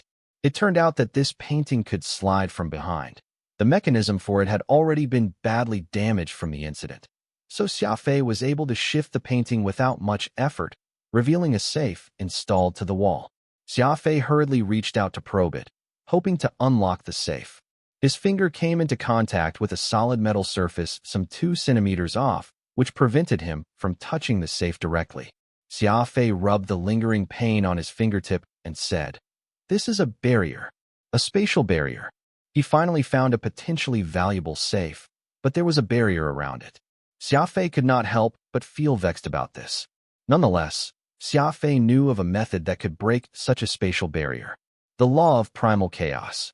Reality had proven, time and again, that the law of primal chaos, originating from the god race, had great disruptive power, and any law that came into contact with it would inadvertently be distorted and twisted before ultimately breaking. Xia Fei leaned close to the wall and pressed that spatial barrier around the safe with a single palm. Breath control could dampen the air and sound around him, so Xia Fei leaned in an effort to include the safe into the coverage of his breath control. With this, even if he caused a loud explosion, it would not propagate. When he mixed the law of space and law of primal chaos and struck the safe, a loud sound did in fact ring about, but it had been muffled by Xia Fei's proximity, so it did not travel out. What a powerful barrier! Xia Fei gritted his teeth. Again, I refuse to believe that I can't shatter it. Half an hour and 6 grade 2 origin crystals later, the barrier finally shattered. Xia Fei first looked through the ship's porthole to see if the demon chrysalis was still asleep, and upon confirmation that its slumber had not been disturbed, he opened the safe and retrieved the 2 items inside. The first was a yellow origin crystal, while the other was an information storage device. A grade 4 origin crystal. That's a great find, said Phantom with bewildered eyes. If a single grade 3 origin crystal is equivalent to 100 grade 2 origin crystals, a yellow grade 4 crystal is then equivalent to 10,000 grade 2 origin crystals. Xia Fei was also stunned as well. Finding something equivalent to 10,000 grade 2 origin crystals was a great windfall. More importantly, he only had 37 grade 2 origin crystals left right now and would soon be used up.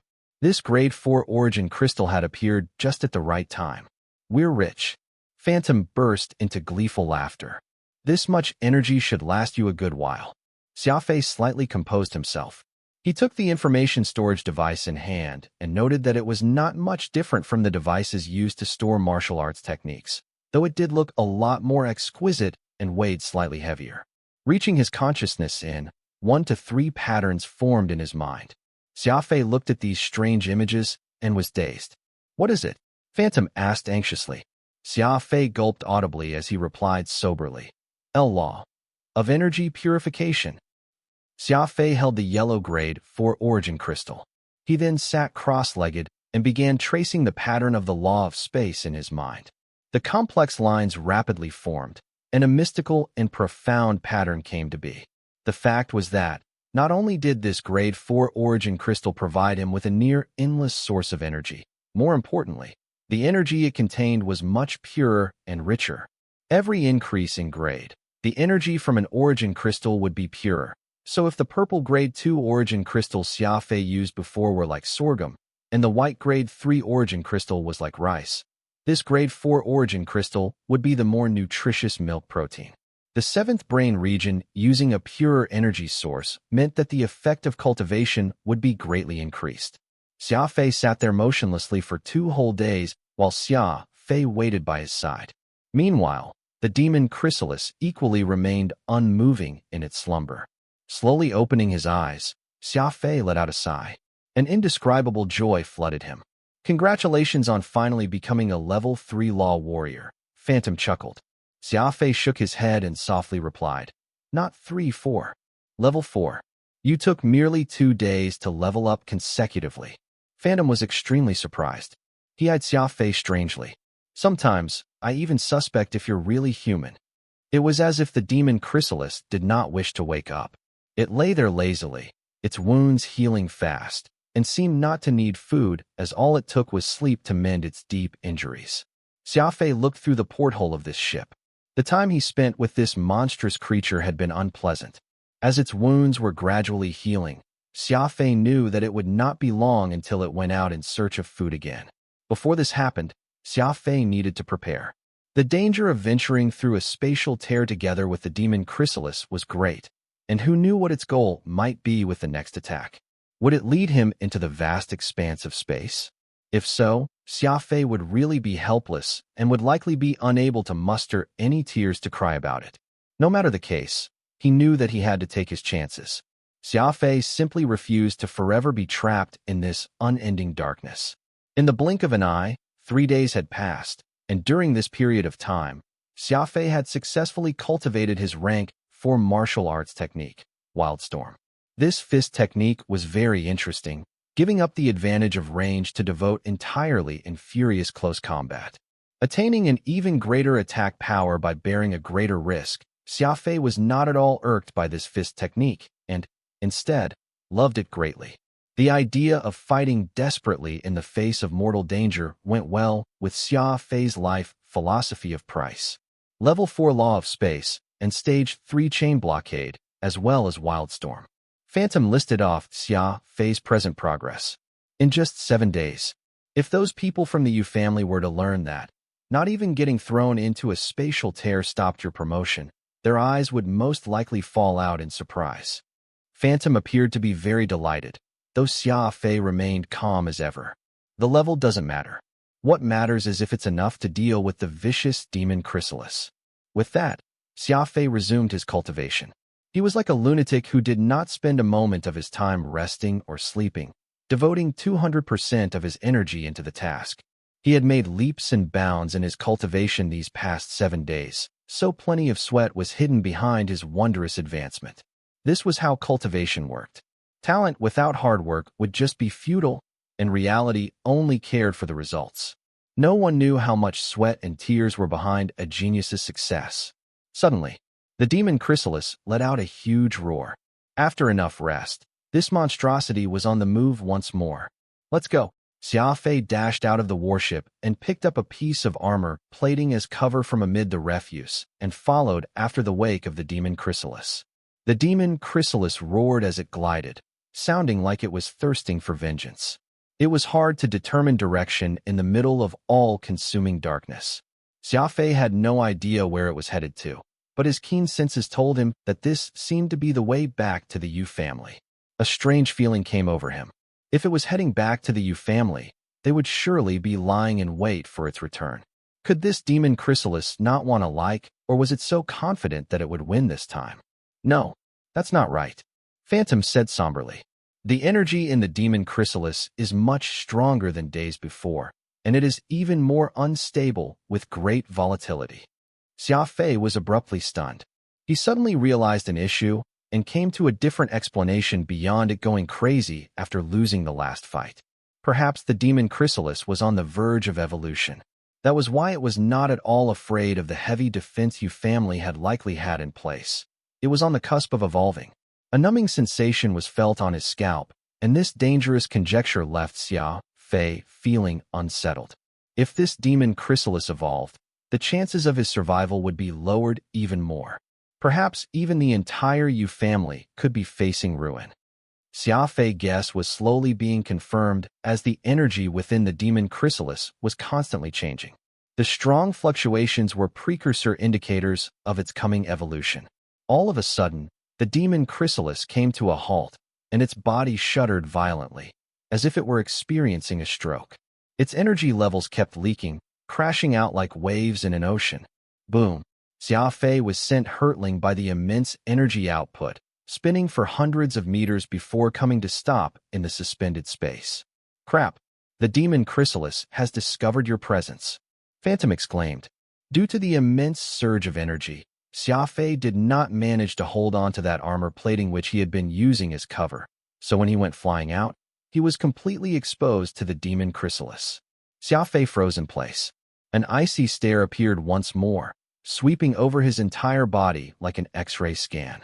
Indubitably, this was the gaze from the demon chrysalis. Not even sparing a moment of thought, Xia Fei began retreating as fast as he could. In this dark emptiness between the gaps of space, Xia Fei could hardly demonstrate the prowess of his speed ability. Even if he devoted 100% of his strength to escape, he could only at best reach about 1/5 of his maximum speed. When the eyes of enemies meet, only an all-consuming rage followed. The demon chrysalis recognized Xia Fei. In its eyes, he was a comrade of Yujiang, the one who had grievously injured it before, making him an enemy as well. Roar! The demon chrysalis let out a crazed bellow. It then shrank its body backward before springing out with its mountain-sized mass, heading right for Xia Fei. Chain blockade. Given how events had transpired, Xia Fei made the decision to go all out against it. 3 tornado-like spatial tears blasted off, looking like they could shred any enemy in their path. Though Xia Fei's chain blockade had only risen by one stage, their might was many times that from before. The reason was very simple. Xia Fei was now a level 4 law warrior. His grasp of law and his comprehension of martial arts techniques had doubled. Boom, boom, boom. The demon chrysalis's body curled. Xia Fei's attack had actually caused it to falter. It let out a mournful wail. It simply could not understand just how a small human, the size of an ant, could actually have such power that made it convulse thusly. It must be said that, several days ago, Xia Fei had actually been made haggard by it chasing him. Had it not been for Yu Jiang's timely intervention, Xia Fei would have lost his life to the demon chrysalis then. Beasts were the most sensitive to the changes in power, and this demon chrysalis realized that Xia Fei already had the strength to fight on par with it. Wildstorm. After unleashing chain blockade, Xia Fei did not even pause and went charging right toward the demon chrysalis like a maniac. His superhuman analytical abilities had led him come to the conclusion that getting out of the demon chrysalis's domain was an insurmountable task.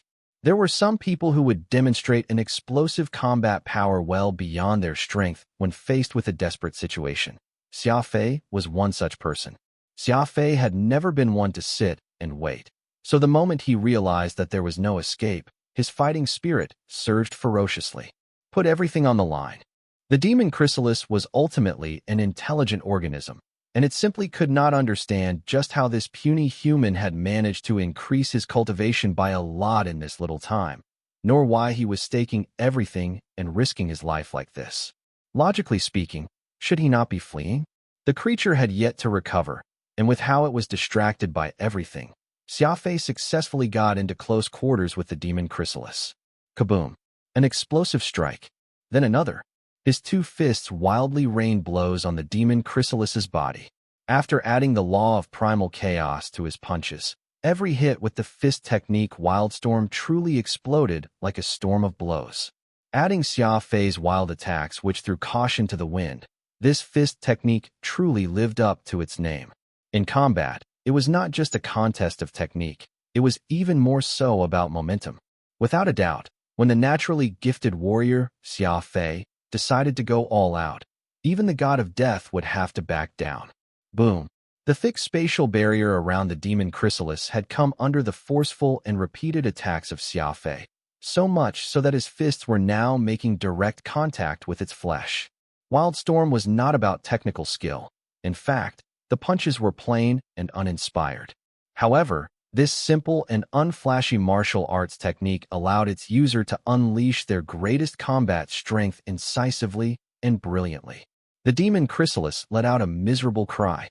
A human smaller than a speck of dust in its eyes had managed to inflict great pain to it, so its pride was severely injured.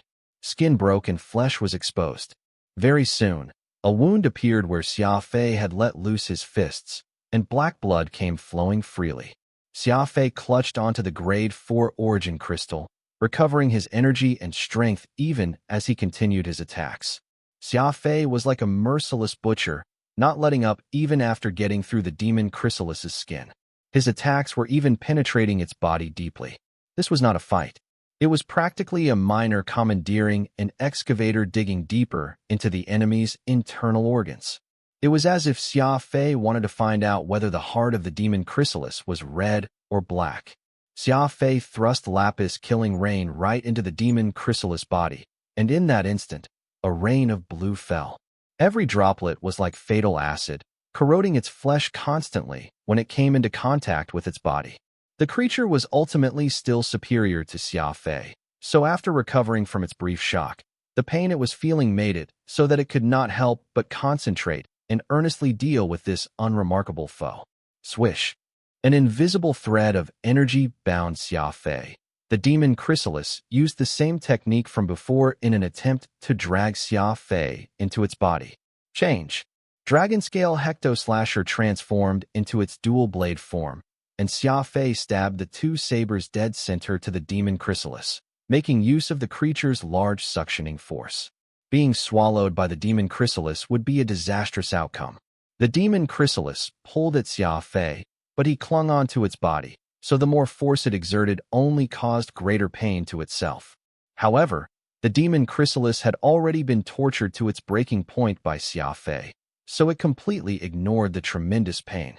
This creature had never in its life been faced with such an embarrassing situation, having been so badly injured by an insignificant life form. It would become a laughingstock if word got out. It was part of the demon race, an existence that sat at the apex of the law realm.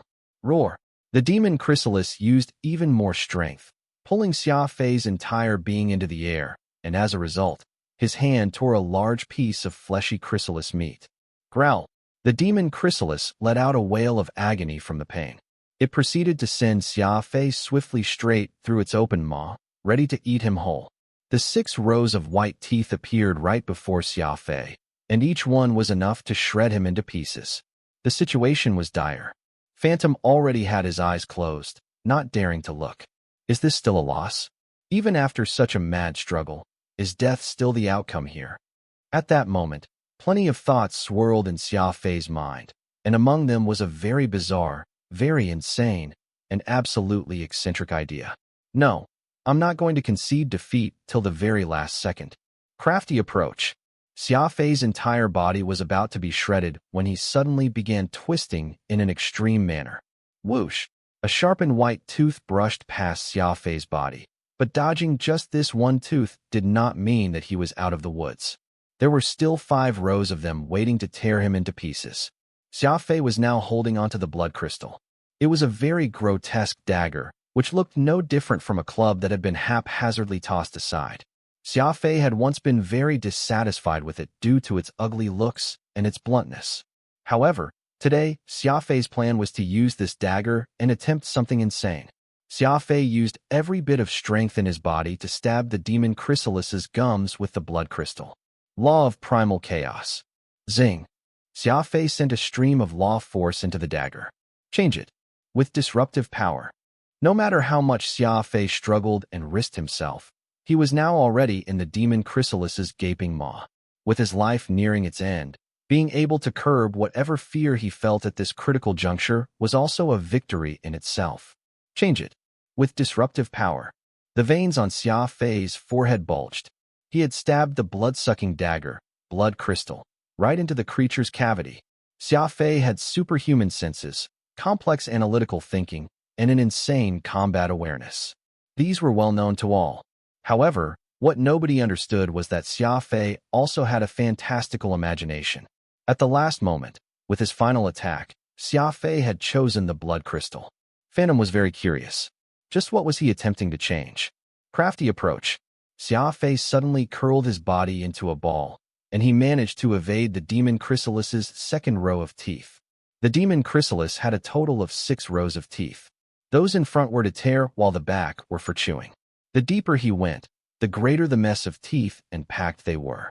Xia Fei knew very well that by the time he reached the small, jagged teeth of that 6th row, not even crafty approach could keep him safe. There were basically mere seconds of life left for him. The yellow origin crystal suddenly turned bright.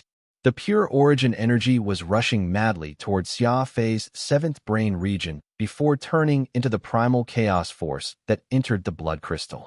His innate control of origin energy surfaced once more and showed its unparalleled advantage. Xia Fei was like a blood-sucking bat, drawing as much energy stored within that origin crystal as he efficiently could. Most people would have fainted from having such a huge surge of energy rushing toward them.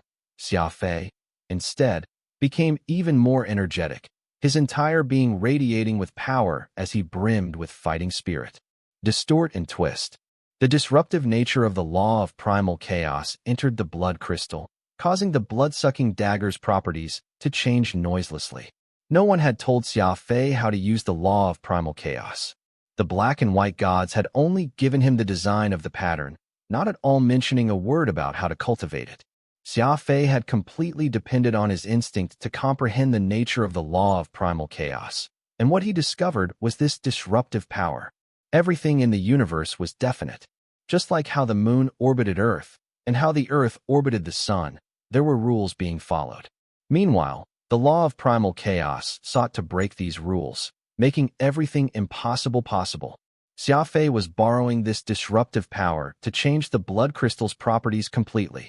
Originally, The blood crystal would only absorb the blood and essence of humans, but Xia Fei was now attempting to make it absorb all blood. Be it the god race or the demon race, it would drain everything dry, using the law of primal chaos to change an object's properties. If such an idea was not considered fantastical, what else could it be called? Xia Fei had always been someone with a very rebellious nature. He strongly believed that nothing could not be changed. Law? To hell with laws. Yours truly want you, the blood crystal which sucks human blood, to drain the blood of a demon. Xia Fei bellowed in his heart. Whoosh. Xia Fei's crafty approach avoided the third row of teeth, and at the same time, the color of blood crystal turned from red to black. The law of primal chaos really worked. It was changing and distorting the very properties of this blood-sucking dagger. His mind was blank.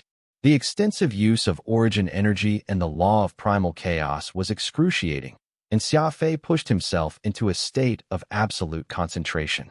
There was just a single thought in his mind. Change it. Change it. A bright glow appeared.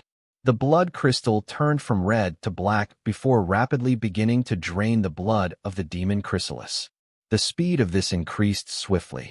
The blood crystal was as wild as its owner, Xia Fei. In fact, it could even be considered insane. How much blood would a pet of the demon race, which grew up to 5 miles long and weighed tens of thousands of tons, have? The answer might be an astronomical number. However, that small dagger in his palm actually intended to drain this sea of blood completely dry. Xia Fei desperately tried to survive, and his struggle actually managed to affect something which he had originally forgotten. That peacock blue on his right arm got restless and began moving. As the most unyielding and with the strongest desire to survive out of the 30 immemorial mystical armaments, Peacock Blue seemed to have sensed that Xia Fei's innermost thoughts and traits aligned with its own. An insignificant being who came from earth and a weed that grew out from crevices. In essence, they were both trivial existences, yet they both equally refused to surrender or give up, just tenaciously working hard to survive in the face of adversity. Could this be the reason why Peacock Blue had chosen Xia Fei as its owner? Whoosh. By this point, Xia Fei had already passed the demon chrysalis's 4th row of teeth. The sharp teeth scratched past Xia Fei's combat suit, and a visible wound opened on his left leg. The situation became even more dire with each passing second. The final 2 rows of teeth was a jagged mess perfect for grinding and chewing whatever the creature ate, and they were the hardest to evade. Perhaps it would be even more accurate to say that no one had managed to survive them. The demon chrysalis let out a pained growl. Its blood essence was being drained rapidly, and it was experiencing a level of pain that it had never felt before. It simply had never not imagined that. What would deal the killing blow to it was not those powerful law adepts, but rather an insignificant young upstart, the newly minted law warrior, Xia Fei.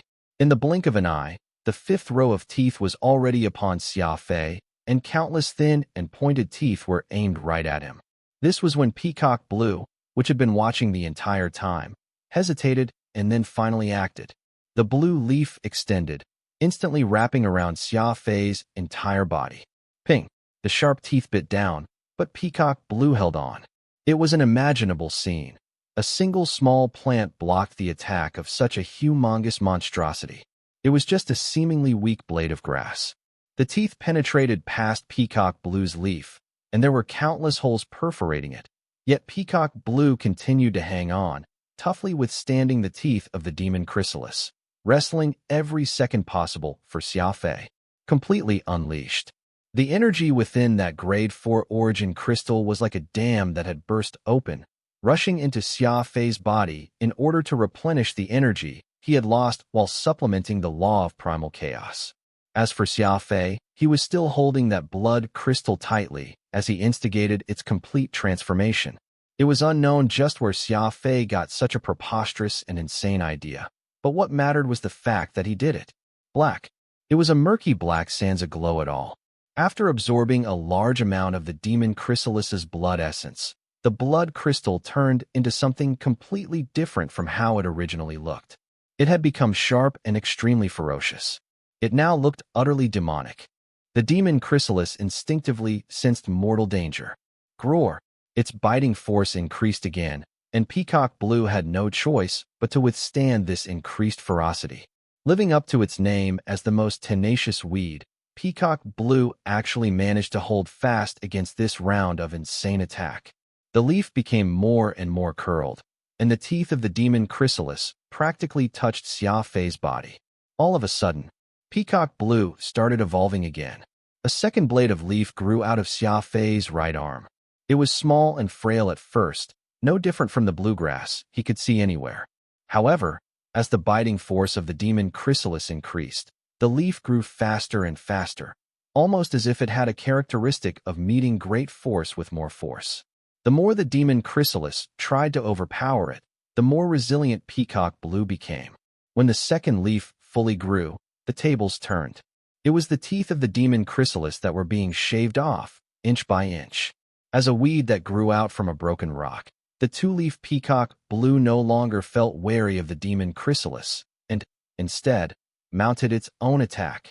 At the same time, the blood crystal, which Xia Fei had been mentally manipulating, had drained much of the creature's blood essence and was way stronger. Roar! It was yet another mournful wail. The demon chrysalis had already lost its viciousness from before. It even suspected that it was about to die. Fear. The demon chrysalis was now feeling abject fear. It realized that this unassuming small human was capable of ending its life. Kaboom! The demon chrysalis wildly thrashed about within the gaps of space. It no longer tried to bite Xia Fei to death, but focused, instead, on escaping to survive. Unfortunately, Xia Fei was not about to let it go. That grade 4 origin crystal slowly dimmed, as the ocean of energy contained within it had all been used up by Xia Fei to distort the blood crystal. And he had really succeeded. He had forced a dagger, which could only initially drain the blood essence of humans, into becoming a demonic dagger which could absorb the blood essence of anything. Boom! Amid the demon chrysalis's panic, it opened a tear in the darkened verse and wriggled out. Drain this monster of everything. Xia Fei held onto the blood crystal tightly, his two eyes turning bloodshot. Boom!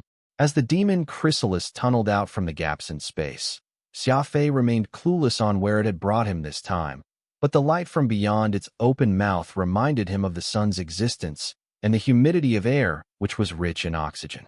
Xia Fei was not tempted, however. The only thought he had in mind was to kill this enemy. Losing plenty of blood, the demon chrysalis struggled like fish which had been tossed onto dry land. It convulsed, racked with pain all over, and twisted around. Blood crystal was still draining its blood, showing no signs of stopping soon. As the body of the demon chrysalis began to dry up, it was no longer consumed with anger. Its thrashing also became feeble over time. After Peacock Blue sensed that the demon chrysalis was on the verge of dying, it retracted a single blade. Following the time it spent fighting the hardest, though Peacock Blue did manage to withstand the creature's attack, it suffered substantial injuries. Its blade had been riddled with holes by the teeth, and that vivid blue color became slightly dull. Thank you. When Peacock Blue retracted its final leaf, Xia Fei very earnestly offered his gratitude. The way he saw it, Peacock Blue was no mere plant or weapon. It lent him a helping hand when he needed it the most, and by that thought alone, it meant that Peacock Blue was sentient and sapient. Peacock Blue did not give any sort of response, and just quietly returned to Xia Fei's arm. It must be mentioned that Peacock Blue was a plant that had a total of 13 grass blades. With its demonstration of such powerful combat capabilities moments ago using just 2 grass blades, he could not imagine how indomitable it would be in its final form. The demon chrysalis was no longer moving, allowing the blood crystal to suck dry what remained of its life. This dagger, which Xia Fei had deemed unsightly, was now a weapon no one could underestimate. Xia Fei was looking forward to seeing just how the blood crystal would become after sucking the demon chrysalis dry. Squelch! Xia Fei pulled out the blood crystal and walked right out from the demon chrysalis's open maw. Sunlight and fresh air had never felt so good before. Lighting a cigarette, Xia Fei sat down on the grass. He looked at that grade 4 origin crystal in his hand. It was now white, indicating that all the energy within had been consumed by Xia Fei. The battle just then left Xia Fei's heart shivering, but it was also a completely brand new experience. Warriors would always grow from the fights they got caught up in, and behind the dangling danger on a thread between life and death was epiphanies. Someone's coming, Phantom said severely. Plenty of men. Whoosh, whoosh, whoosh. Figures appeared all around Xia Fei. This was a group of law adepts whom he was unfamiliar with. Each looked at him with their mouth agape, greatly astonished. Did you kill this demon chrysalis? A voice suddenly broke the silence. Xia Fei calmly nodded. May I ask how we should address you? Their attitude was very respectful. Being able to slay a demon chrysalis single-handedly, the entire group had thought him to be some great figure. Just as he swept his gaze among those gathered, a very familiar figure caught Xia Fei's eyes. He had immaculate features and seemed well-bred, with that same slight smile still plastered across his face. Clean knife. Xia Fei was stunned. This group of unfamiliar law adepts actually had clean knife counted among them. Xia Fei could not help but be perplexed. Logically speaking, this killer, who always had this smile on his face, was Xia Fei's enemy, and his attitude toward enemies was simple: kill. However, clean knife was an exception. He had been his enemy twice and had managed to flee with his life at both times.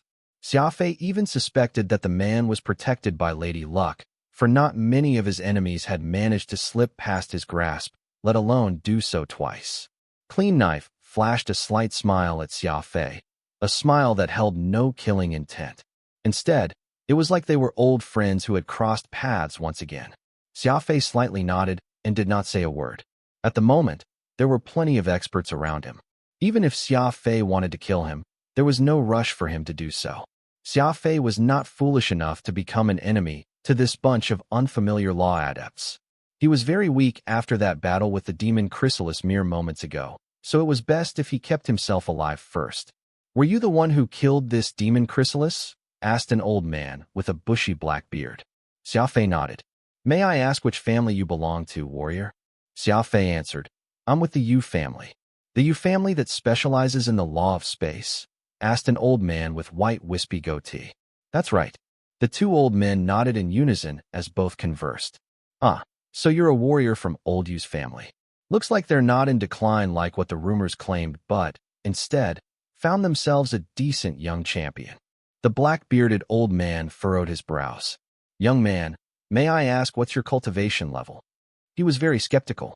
Xia Fei did not look like some expert, and this drained corpse of the demon chrysalis before him was very much a huge eyesore.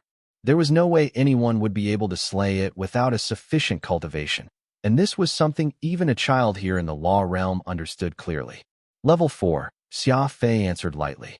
Oh, so you've already been promoted to a law sovereign at such a young age. We're sorry for the disrespect we extended, said the two old men with mild surprise. Xia Fei shrugged and somewhat awkwardly corrected them. You two elders are mistaken. I'm only a level 4 law warrior. Shock. Extreme shock.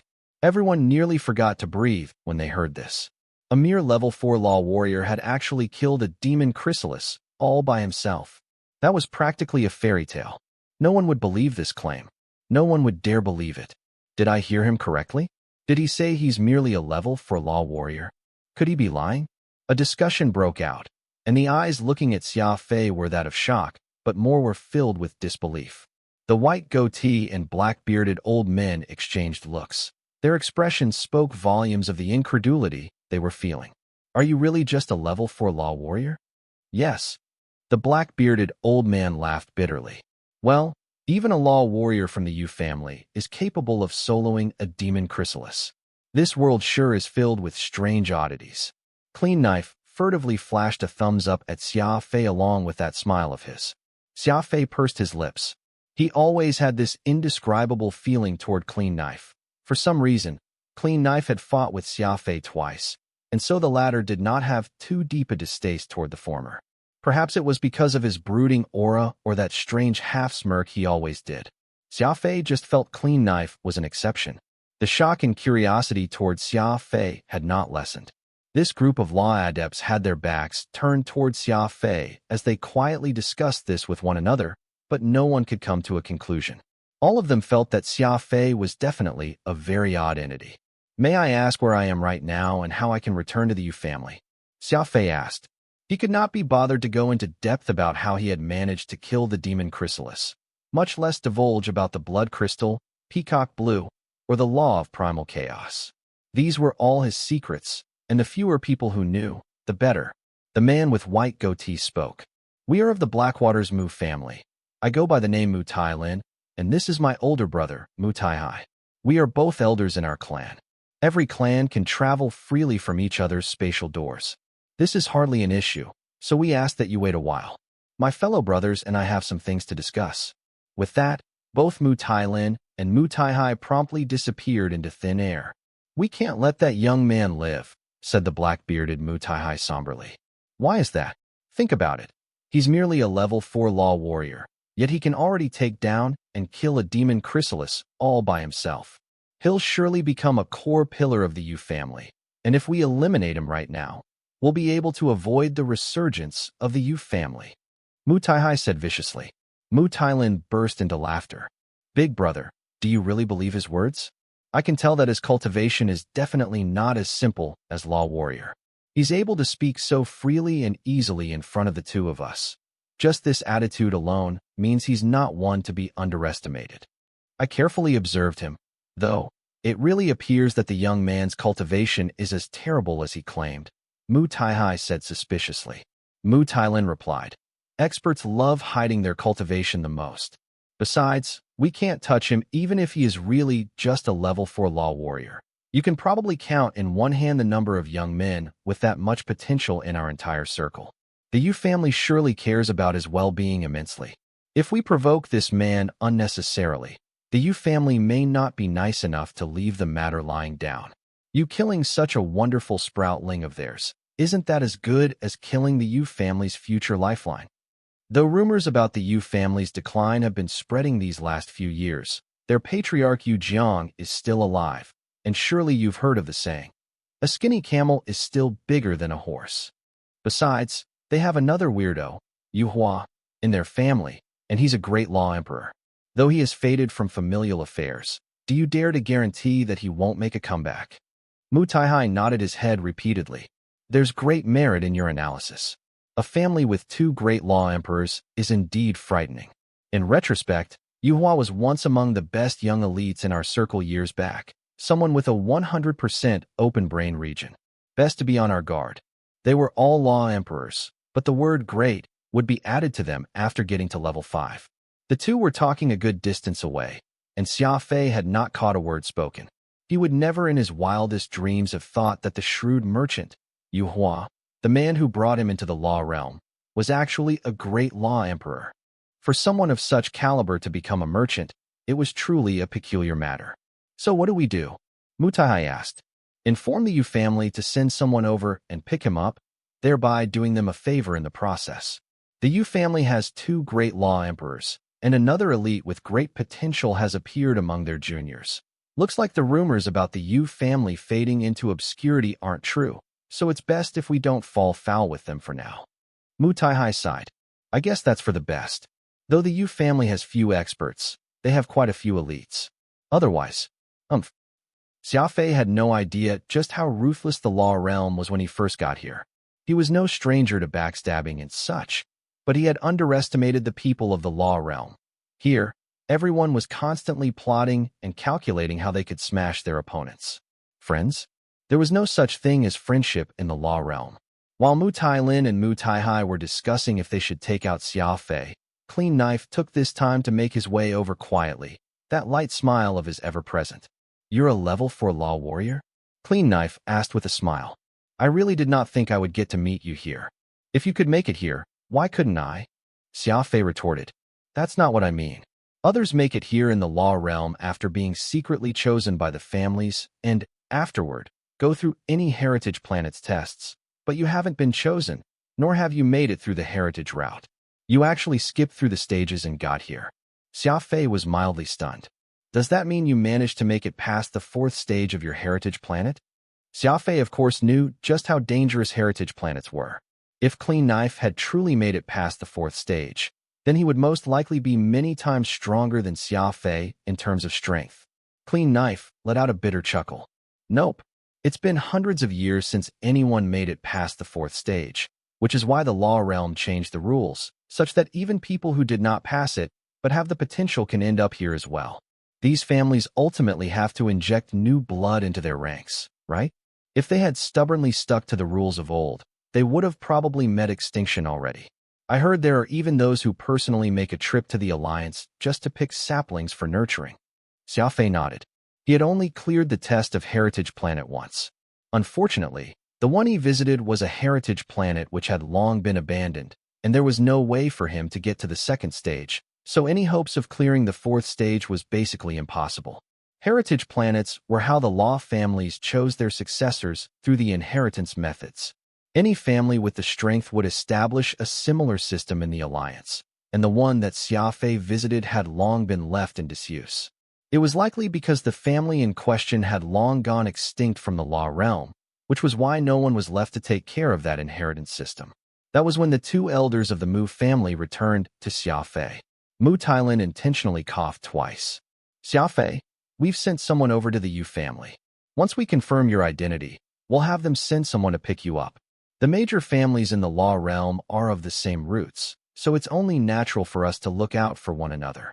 Several minutes ago, the black-bearded and white-goateed men were actually discussing if they should silence Xia Fei. Now, they had had a complete 180 and were acting virtuous and upright. This change in attitude was so quick that anyone would have been left tongue-tied had they witnessed it. I wonder how you plan to deal with the carcass of the demon chrysalis, Mu Taihai suddenly asked. Xia Fei was slightly surprised. Since this issue was raised, it must mean that this carcass had some value. Sell it off, of course, replied Xia Fei casually. Mu Taihai was the impatient sort, which was why he immediately stated, I'll give you 100 grade 3 origin crystals, and you can leave this carcass with us. 100 grade 3 origin crystals would be a huge windfall to Xia Fei. Right now, origin crystals were precisely what he needed the most and lacked. Not only were they useful for his cultivation, they were Furball's food as well. Here in the Law realm, owning origin crystals meant owning everything. However, Xia Fei was clueless about the true value of the carcass, so he had no idea just how much it was worth. Frowning ever so slightly, Xia Fei probed, Isn't that price a little low? Mu Taihai harumphed, seeming somewhat dissatisfied. Beside him, Mu Tailan chuckled. My brother was merely having a laugh. A demon chrysalis's carcass will at least be worth 1,000 grade 3 origin crystals, but your fight with the creature has ruined quite a bit of buildings here in the Mu family, so you should compensate us accordingly for them. Besides, the carcass of this demon chrysalis is very strange and desiccated as if its essence has been drained. That's why 400 grade 3 origin crystals should be a reasonable price. Xia Fei laughed. Don't forget, though this carcass was desiccated, it's also one about to evolve. About to evolve? Mu Taihai suddenly appeared beside the carcass, and after a careful examination, he nodded deeply toward Mu Tailan. He's right. This demon chrysalis was on the verge of evolving when it got killed. Xia Fei had no idea just how much the carcass of a demon chrysalis was worth, and he had only been bargaining in accordance with his business acumen. 400 grade 3 origin crystals were quite a lot, and Xia Fei was actually elated at the offer, but he did not show a trace of his emotions outwardly. He's right. This demon chrysalis was on the verge of evolving when it got killed. A series of gasps could be heard, and the expression on everyone's faces changed greatly. Xia Fei killing a demon chrysalis had been a shocking admission by itself, and it was even more so after it had been revealed that the demon chrysalis had been on the cusp of evolution. Once a demon chrysalis evolved, the 4 wings on its back would promptly shrink, and 6 sharp claws would sprout, increasing its lethality by 3-folds. Xia Fei had struck at the perfect moment. Had he allowed the demon chrysalis to finish its evolution, even if he had plenty of moves under his belt, he would have a tough time emerging victorious. The teeth of the demon chrysalis could be used as material for weapons, and the thick chitin was material to create armor. The value was astronomical. The value of an evolved demon chrysalis was of course even higher. If someone were to pull apart its abdomen, they would be able to retrieve a second form, which had not yet broken through. It must be mentioned that this was a completely intact body. It was very rare to come across something like this regularly, for there were not many of these evil demon chrysalides in the first place. There was only occasionally 1 or 2 that the demon race would lose when they ventured into the wilds. Unfortunately, The blood crystal had already drained the essence of the creature, only leaving behind an intact carcass, so the practical value plummeted as a result. Mu Tailin gave this matter some thought before offering in a deep voice. Since this demon chrysalis was on the cusp of evolving, it can be considered as a valuable material. After measuring its value, we of the Mu family are willing to pay 800 grade 3 origin crystals for it. What do you think? Xia Fei had a difficult expression etched on his face, muttering to himself. Perhaps bringing this carcass back to the Yu family won't be a bad idea, either. The Mu brothers were slightly stunned. The black-bearded Mu Taihai appeared to be quite vexed. 800 grade 3 origin crystals already seemed quite a high price for it. After all, this was a carcass devoid of even a drop of blood essence, and in terms of value, it was no more than a third of what it could have been with it. 1,000. Mu Tailin raised his voice and offered. This is already the best that the Mu family can offer. Xia Fei had been secretly observing the two old men's reaction, so he knew that Mu Tailin was telling the truth, and 1,000 grade 3 origin crystals were already their maximum limit. Done. Xia Fei nodded. Oh heavens! 1,000 grade 3 origin crystals. Phantom's two eyes sparkled. You're rich now. The Mu family appeared to be in no hurry to inform the Yu family about Xia Fei, and they had him stay around for 2 days, instead. This was his first time out in the law realm, and he did not understand much about this part of space where these powerhouses gathered, so being able to move about here was not a bad thing. This was why he stayed around earnestly, following the disciples of the Mu family every day for cultivation and training, while also looking around when he had the free time. The Mu family stayed on a planet. Unlike how the Yu family had everyone aboard a spacecraft, ferrying their million kinsmen through space. It seemed like owning a supersized spacecraft was a privilege that only prominent families had. Though the Yu family was now in decline, they still had their golden days from before, which was why they owned such a huge spacecraft as their base. Unlike the Yu family, the Mu family mainly cultivated the law of matter among the 3 great laws. Xia Fei saw the warriors engage in combat here, and it was a lot more direct and effective compared to the law of space. Even their level 1 law warriors were capable of demonstrating a decent combat power. The Mu family specialized in trap setups, and their law force allowed them to shape their terrain rapidly, burying some contraption amid the undisturbed land, awaiting specifically when their enemies would show up. Such a fighting style was hardly considered direct, but it was very devious. Law warriors familiar with the law of matter would be able to set up hundreds of contraptions and traps in the time it took to raise a hand, one after another, the next tighter than the last. Anyone who was unfamiliar with traps would have an extremely hard time escaping. Clean Knife and Xia Fei had barely spoken ever since that time they met each other again. At most, they would exchange small talks, explaining to Xia Fei the profundity of the law of matter and such. In the 2 to 3 days there, Xia Fei's desire to kill him slowly lessened. It was as if the latter were a completely different person.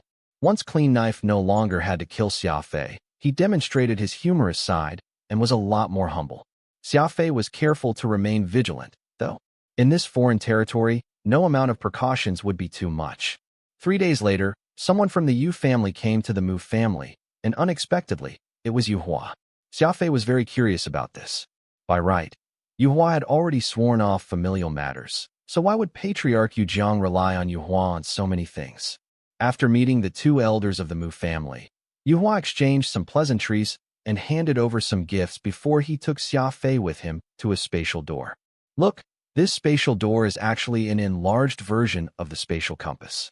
Not only can humans pass through it, plenty of goods can be transported across, too. Practically any family with strength to speak of will build one, just in case they need it from time to time. This time, we won't be using the compass, and I'll be taking you across the spatial gate. Yu Hua pointed to the huge structure in front of him as he spoke. Actually, even if Yu Hua did not use the spatial compass or the spatial gate, he could pass through space, for his cultivation was as high as a level 7 law emperor. He was only second to the family patriarch, Yu Jiang. He had intentionally hidden the truth about his profound cultivation to Xia Fei, though the reason for doing so was still unknown as of now. Xia Fei nodded. There was also a similar semicircular gate in the Yu family. Unfortunately, it cost money to travel through the gate and even required the family's permission. Thus, he had yet the chance to try it. The spatial gate was big, allowing even an entire contingent to pass through. There were strange patterns carved all over it, looking like they were derivations of the law of space. This semicircular gate was a platform entirely made of metal, and Yu Hua stood right on top of it with Xia Fei. "If you please." Smiling, Yu Hua addressed the warrior who was operating the spatial gate to their side. All of a sudden, the patterns on the gate began spinning clockwise. It eventually picked up speed, and after several seconds, a glowing mass of light appeared within the confines of the gate. Something began to take form before Xia Fei, and after the light stabilized, a mirror could be seen.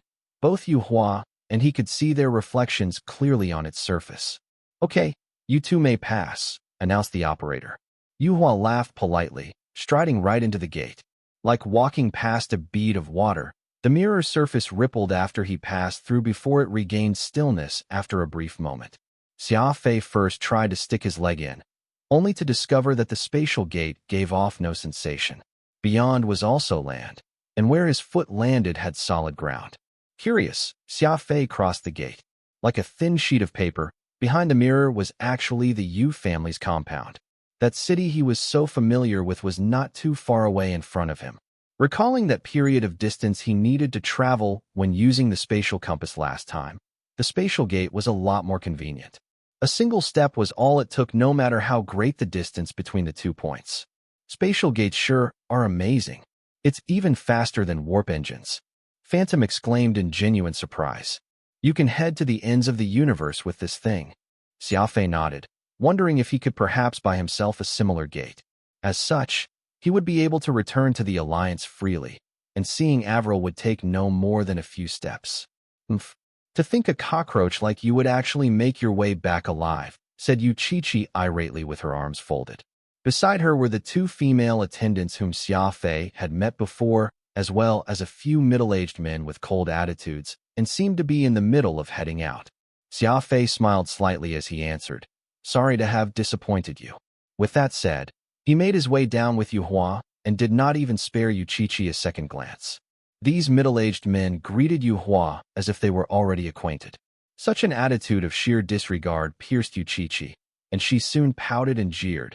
"You're nothing more than a little level 2 law warrior, so what's there to be so smug about?" Xia Fei turned around and extended 4 fingers, softly saying, "Not level 2, though I am a lowly level 4 law warrior." Level 4. Yuchichi and that group of middle-aged men were greatly surprised. It had merely been 10 days since that battle in the collection reservoir. To have promoted 2 whole levels in such time, it was practically Godspeed. Xia Fei walked off without turning his head behind, and that infuriated Miss Yuchichi once again. She had never in her life been treated in such a dismissive manner, always ending up on the losing side of things every time she met Xia Fei. How preposterous was that? Actually, Xia Fei is pretty amazing, and his promotion speed rivals that of brother Xiaobei. One of the female attendants whispered into Yuchichi's ear. "TSK, how can Xia Fei compare to brother Xiaobei? What's the use of promoting so fast anyway? The gap to make it to level 6 isn't easy. The higher he jumps now, the greater his fall," Yuchichi said through clenched teeth. It was still the same pier by the river, and Xia Fei had once more come to meet with the family patriarch, Yujiang. This time, Yujiang's attitude had changed a lot after all that happened, and his eyes were even more eager than before. "Xia Fei, oh Xia Fei, I looked up information in the Alliance about you and learned that you were never out of trouble, yet I never imagined that it would turn out like this." Yujiang chuckled, his tone not at all sounding like he was reprimanding him. As Xia Fei was confused, Yujiang continued, "You killed plenty of descendants in the collection reservoir, and those people all have parents and brothers. Being merciless when you act is a good thing, as this law realm doesn't allow pity. Unfortunately, your foundation is shallow, making it easy for you to become a target to the masses." Xia Fei softly replied, "They're all enemies. Does that mean enemies must all die?" Xia Fei nodded firmly. Yujiang burst out into laughter. "Able to be so decisive when it comes to murder means you'll be a force to be reckoned with. Forget it. I've already suppressed all those who seek to bring you harm, so they won't be causing any problem for now. Still, remember that this is just temporary." The topic then shifted, And Yu Jiang asked with a smile. I heard that you had killed that demon chrysalis? That's right. I'm very intrigued. Even if you do have a level 4 law warrior cultivation, that isn't enough for you to slay a vicious adult demon chrysalis. Just how did you do it? Yu Jiang asked with a twinkle in his eye. Xia Fei had already guessed that he would have to field such a question, which was why he told them the story he had long crafted in his mind to explain what had happened. He claimed that he had met an expert while in the gaps in space, and this person beat the demon chrysalis until it was close to death. So he was coincidentally given an opportunity to benefit off it. The point was that there was no way for anyone to verify what had really happened in the gaps in space, so Xia Fei could make up anything he wanted. Yu Jiang and Yu Hua were of course unconvinced, but they could only laugh. They were helpless if Xia Fei did not wish to share with them what had truly happened. After all, Xia Fei was now no longer a cripple, but rather a talented genius of the family who could be counted in one hand. It was easy to tell that he would be pivotal to the revitalization of the Yu family in the future, so there was no need for them to pry after Xia Fei's affairs unless absolutely necessary. Who in this realm did not have a secret or two of theirs living in the depths of their heart? It would be strange if Xia Fei had told them the truth, plainly as tragedy would only befall anyone who lacked a scheming mind in this realm, which was fraught with danger in every corner. After exchanging a few more words, Yu Jiang sent Xia Fei back, throwing out a line before his departure. Quickly return to your Roaring Tiger Park and take a look. It's gotten very lively there now. Once Xia Fei was gone, Yu Hua took his fishing rod and sat down with Yu Jiang. The Mu family let Xia Fei come back just like that, and they even bought that corpse of the demon chrysalis at such a high price. Do you not find this unusual? Struggles in both the open and in the shadows have always been common in our circle. Rarely will someone give up on a chance to hit someone while they're down, Yu Hua said. Yu Jiang coldly snorted. They're putting on a good face to us because they noticed that the Yu clan isn't in as bad of a state as rumored. In truth, it's a good thing that Xia Fei accidentally intruded into the Mu clan. Regardless of how he managed to kill that demon chrysalis, this is still an incredible matter to them. There's no level 4 law warriors out there that are capable of such a feat. Yu Hua picked up where he left off. So the Muse feels that our family still has some strength, and they bought the demon chrysalis's corpse at a high price because they saw Xia Fei's future potential? Precisely. Xia Fei is very special. Even I can't see through him. Yu Jiang sighed. It's good to have secrets. As long as he serves us, we don't need to ask him too many questions. The truth will come out in the future. Yu Hua nodded. I suppose it's for the best. Yu Jiang said that Roaring Tiger Park was very lively, but Xia Fei did not believe him. The park only had 2 exotic beasts, and each day was spent in idleness. Master! Pod saw Xia Fei and rushed at him. Master, you're finally back. I've missed you these last few days.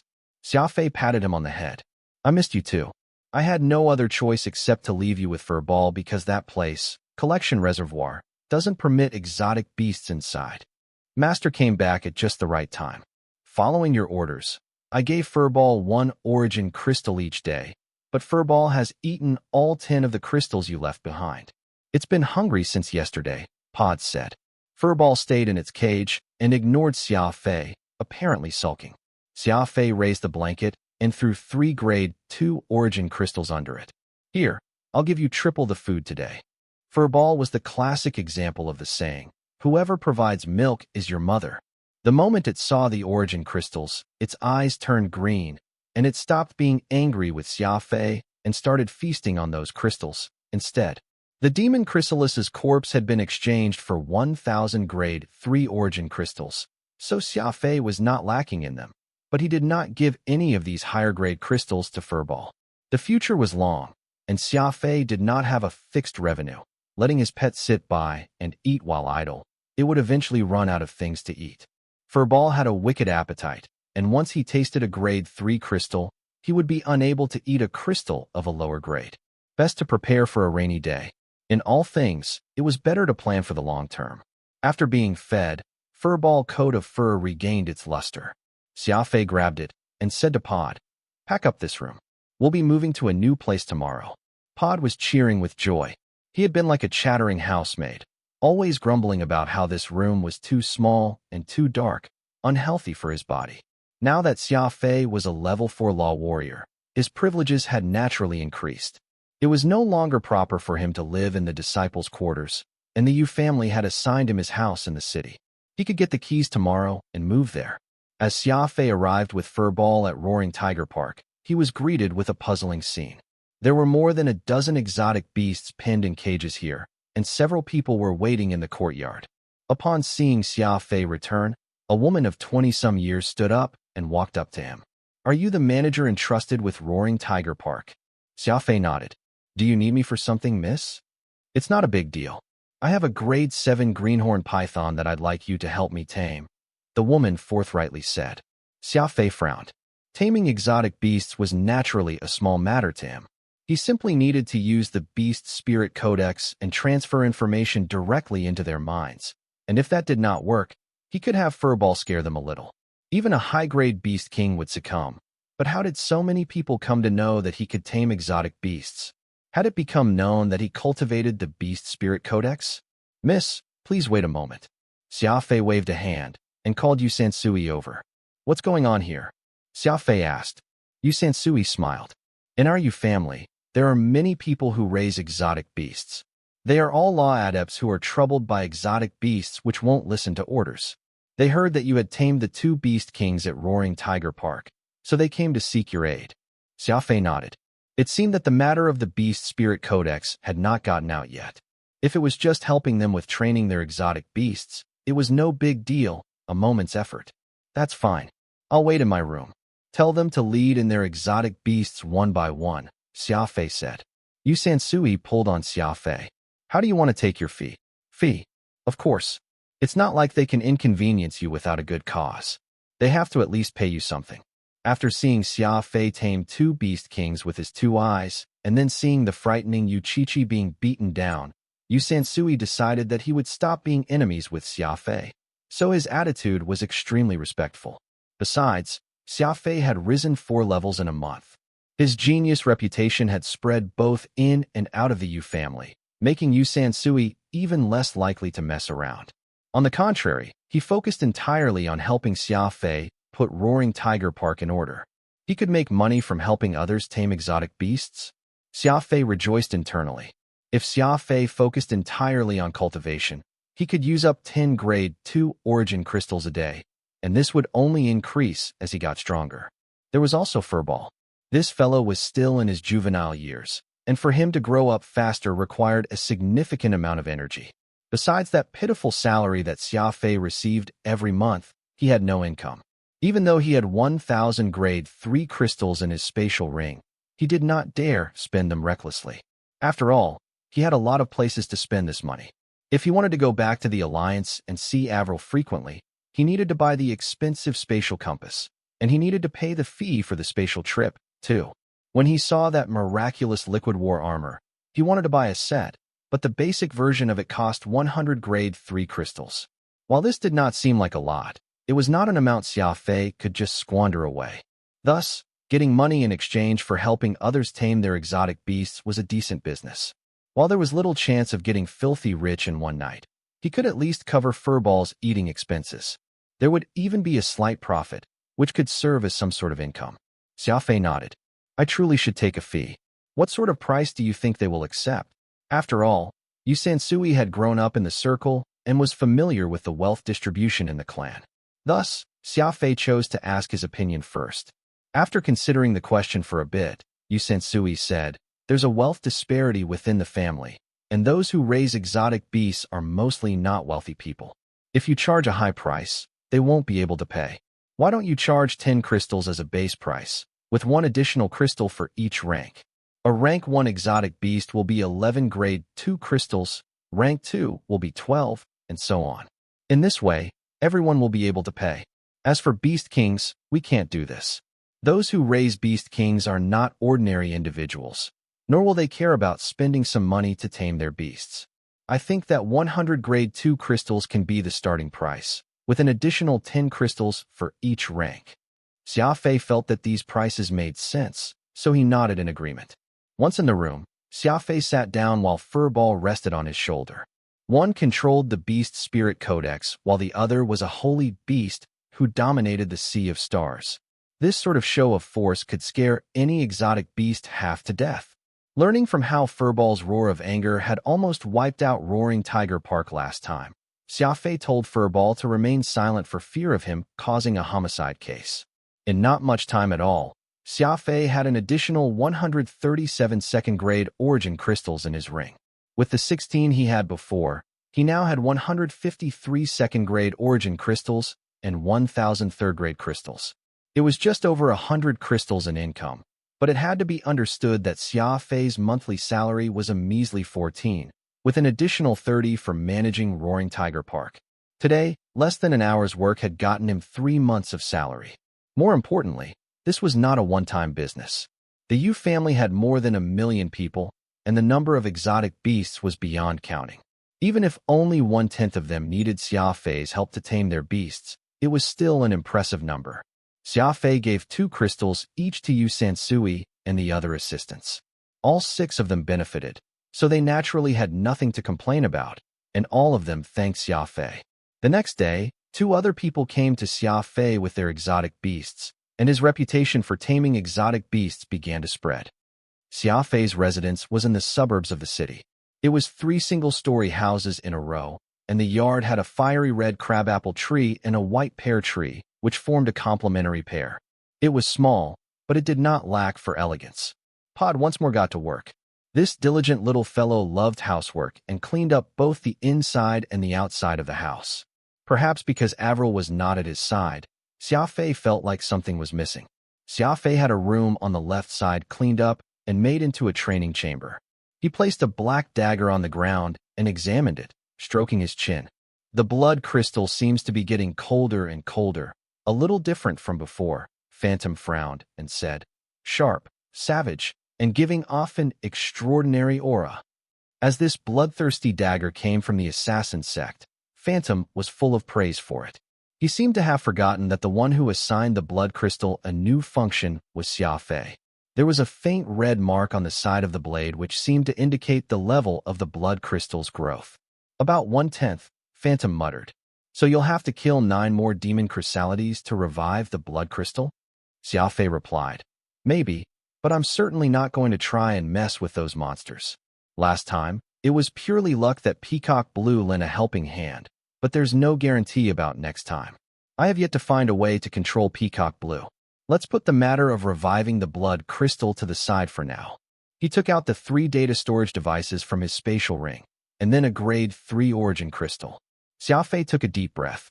These devices contained the law of energy purification. Energy masters were the wealthiest and most brilliant existences in the law realm. With energy in hand, the world is mine. Controlling energy meant a limitless future. After all, anything done here required the support of energy. A mysterious pattern began taking form in his 7th brain region. He had no guidance from anyone, so all he could do was feel his way forward. Xia Fei was preparing for a brand new experience, to challenge himself and become an energy master. Of the more than 1 million people in the Yu family, Duba was the sole energy master. This was proof enough of how difficult it was to become one. I'd love to hear from you. Thanks so much for watching. Did you enjoy this video? If you did, make sure to hit that notification bell so you never miss an update. And don't forget to subscribe and give this video a big thumbs up. Your support means the world to me, and I can't wait to see you in the next one. Thank you.